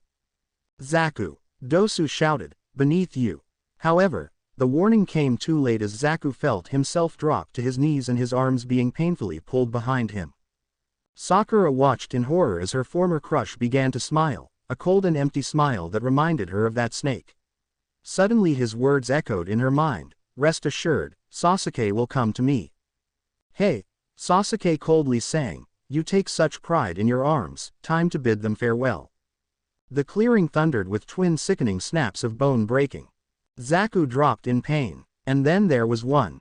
The Uchiha purred as he stalked toward Dosu, I hope you're more of a challenge. Everyone watched in helpless horror, not knowing what to do. They all knew that this was not their former classmate, that this was some sort of monster and none of them had the strength to stop it. And then, peace suddenly settled over the clearing and everyone relaxed. Stop it, Sasuke. The raven-haired teen froze at the special timbre-voiced command. He had not sensed the other presence's approach. He felt a warm, small hand touch his arm. He let out a slight hiss of pain as the familiar warmth coursed through him. It was a painful tingling sensation, like his entire body was ice cold and was immediately warming up. It was painful. It hurt so much that he wanted it to stop, but he did not want the warmth to go away. He liked the warmth. The warmth was his, and no one was going to take it away. They're the enemy, the Uchiha gasped as he talked to his warmth, must destroy them. No, Sasuke, Naruto answered, they're no longer a threat, there's no honor in this. They hurt Sakura, Sasuke rambled. Only one hurt Sakura. Happy, hope and pride laced the brunette's voice, looking for approval from his warmth. Sleep, Sasuke, the blonde quietly ordered. Sasuke smiled, believing that his warmth was happy with him. His eyes grew heavy as his body swayed and began to collapse. Sasuke, Sakura breathed as she reached for the raven-haired teen. The Odo ninja watched in humble amazement. With a mere touch from the petite blonde shinobi, the curse marks faded. And with a simple command, the Uchiha heir collapsed and fell asleep. Dosu did not know nor understood the strange power that the unassuming blonde possessed, but he did know one thing, the small ninja had just saved them all. Naruto's sapphire blue eyes peered at the Odo shinobi, causing the hunched man to flinch and cringe at the soul-piercing gaze. Leave. Take your teammates, and leave me and mine be. Dosu took a deep breath then pulled out his team's earth scroll and placed it on the ground. Please accept this as a token of my admiration, the Odo quietly spoke, and as some reparation for your trouble, little one, to allow us to leave in peace after what we've done, thank you, the shinobi grunted as he picked up Zaku, something big as a foot that merits further investigation and confirmation. Naruto just nodded his head in both understanding and agreement. The next time we face you, it will be a proper fight. Dosu, with both Zaku and Kin in his arms, began to leave when Sakura suddenly called out. Wait, who is Orochimaru? What did he do to Sasuke? And, why was Sasuke the one he chose? I don't know, Dosu honestly answered, we were just following orders. And with that, the Odo shinobi disappeared. In an instant, Shikamaru rushed out and headed toward Naruto. He had barked out an order to Ino to look after Rock Lee. The lanky brunette reached out and placed a hand on the smaller teen's arm. Immediately a jolt of energy shocked through the Nara air. He had never felt anything like it before. It made him curious. He reached out again, and again he felt the same jolt. It was unexpected and yet welcoming at the same time. And although he wanted to know more about this strange energy, Shikamaru knew it was not the right time nor place to investigate. Hey, are you all right? Naruto stared at his former classmate as if he just now realized that the teen was there. Shikamaru sucked in a breath as he saw a deep, haunted pain in the blonde's eyes. The lanky brunette had to fight the urge to gather the smaller boy into his arms and hold him, reassure him that everything will be fine. The taller teen shook his head.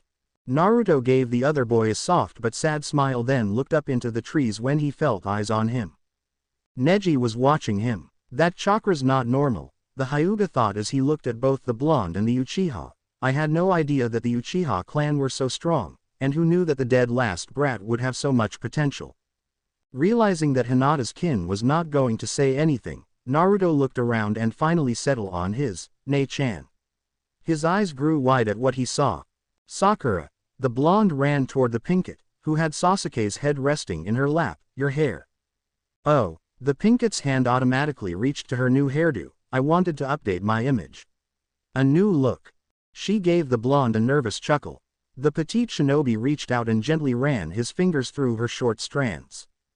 The Pinkett sighed as she felt the familiar jolts that was Naruto's unique chakra. She could feel the aches and pains that riddled her body begin to ease and soothe. She looked at her Otudo and instantly knew that he had eased some of her pain. Swiftly she pulled his hand away and subtly shook her head. They can't know, she thought to herself. To be able to heal with a single touch was a highly coveted ability, almost equally coveted as the Sharingan that anyone would kill to have, and with them surrounded by enemies, it would be easy for them to take her little brother. After all, that snake Orochimaru got into Konoha and the Chuunin exams with no effort and without raising alarm. How long is he going to sleep? Shikamaru asked as he approached the trio. Naruto looked down at his teammate, then back at the Nara heir. As long as his body needs. He answered. Okay. Shika replied as he expected that answer. We should relocate to a more defensible position until he wakes up. Naruto beamed brightly. Thank you. A sudden movement caught the blonde's attention.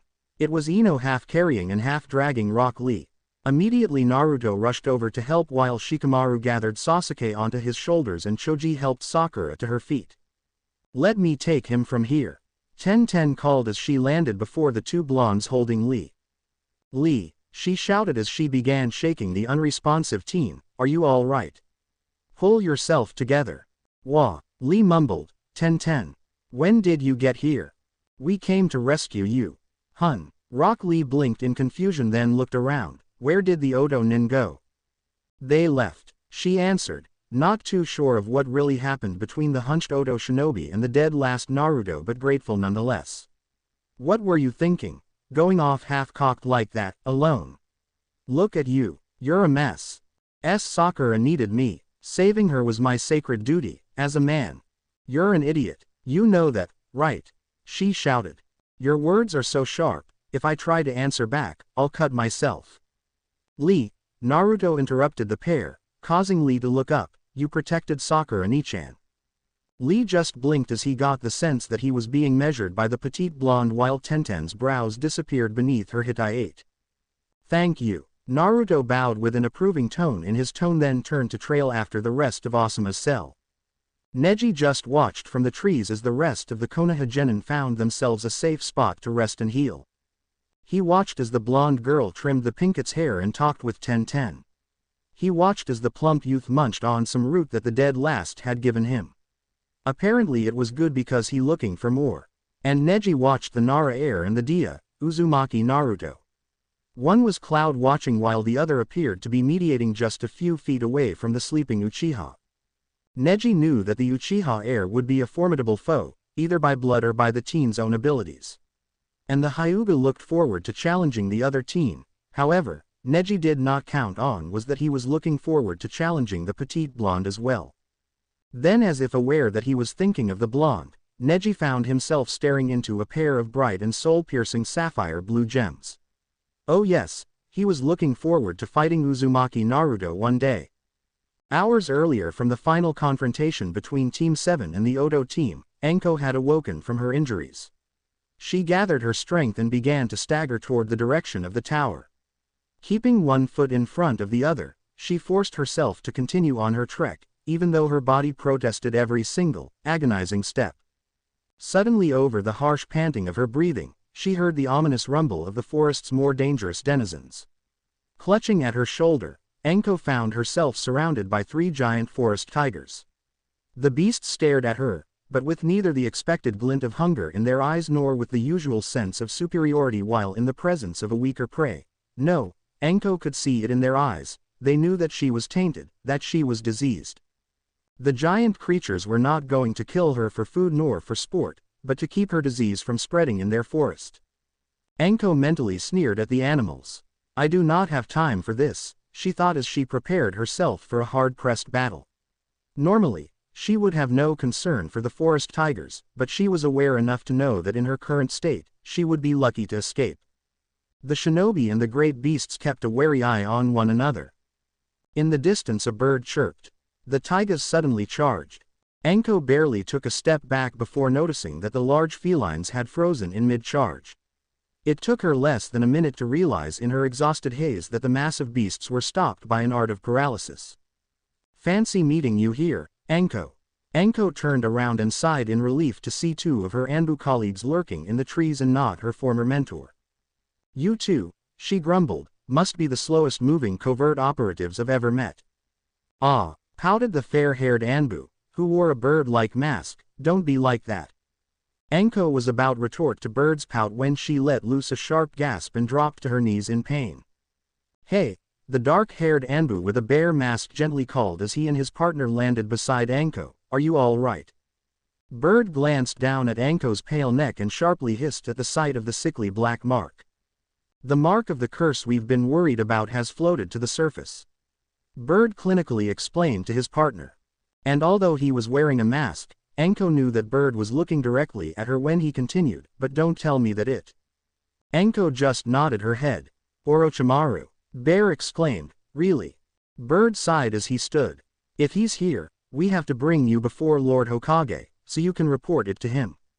No, Anko protested as she struggled to her feet, go to the tower. What are you talking about? Bird snapped, if Orochimaru reaches our village, a state of emergency will be declared. Your little exam is the least of our worries. Anko leveled a heavy look on her colleague, and in that instant, Bird saw the girl that Anko once was before the snake had left his poison in her. Trust me, she quietly mumbled, I'll explain why when we reach the tower. The fair-haired ninja just nodded his acceptance of her request. She then turned to Bear, asking that he have Lord Hokage join them at the tower. Oh. It was a few hours later when Anko and her two colleagues made it back to the tower. The medical team was able to tend to the kunoichi's injuries, but there was nothing they could do for the residual effects of the poison coursing through her veins. The lead of the medical team just told the stubborn nin to rest and to take it easy, which was why Bird had manhandled Anko to a nearby sofa in the tower's surveillance room. She had made a mental note to get back at her colleague once she was fully recovered. Bird knew that the slightly less than sane kunoichi was plotting his demise due to his manhandling, but in reality, he could care less, especially with bigger concerns roaming around. And so he stood by her with his arms crossed and his entire demeanor screaming, well. What's happened is a disaster, she began as she looked at both Anbu operatives, but the exams must go on. Why? The fair-haired nin demanded. But before she could answer, the door slid open, revealing one of the exam proctors. Thank goodness you're here, Anko. The Chuunin exclaimed as he rushed into the room, paying no mind to the two Anbu, there is something I must tell you right away. Now what? Anko snapped, thinking the Chuunin's urgent message was about some petty quarrel among the exam applicants in the forest, we're right in the middle of something vital. Observe, the Chuunin said as he presented a videotape and went toward the monitors. Video surveillance, EH. Bird questioned while the Chuunin ran the tape. Anko could feel a migraine coming on. Right there, the proctor exclaimed as he paused the video and jabbed his finger at the screen, notice the time and date stamp. All three looked at the video's time stamp. Anko stared in disbelief at what she was reading. 1609. That looks like, she trailed off. It is. It was shot from the interior of the tower, the proctor confirmed, a mere hour and 37 minutes after the second exam began. On the monitor was the first team to complete the second exam, the team from the land of sand. It's not possible, Anko whispered, then took a moment to truly observe the three sand nin, particularly the redhead. This is unprecedented, unheard of, the Chuunin continued, those three have far exceeded the skills of mere genin junior ninja. They've beaten the previous record by over 4 hours. It's more than that, she calmly stated. What do you mean? The kunoichi turned toward the window and stared out to the forest. It's roughly 10 kilometers from the gates where the students began the exam to this tower, she explained, their path filled with hazardous terrain, poisonous insects, savage beasts, and they've strolled through it like it was a day at the beach. She paused, especially this red-haired boy with the tattoo.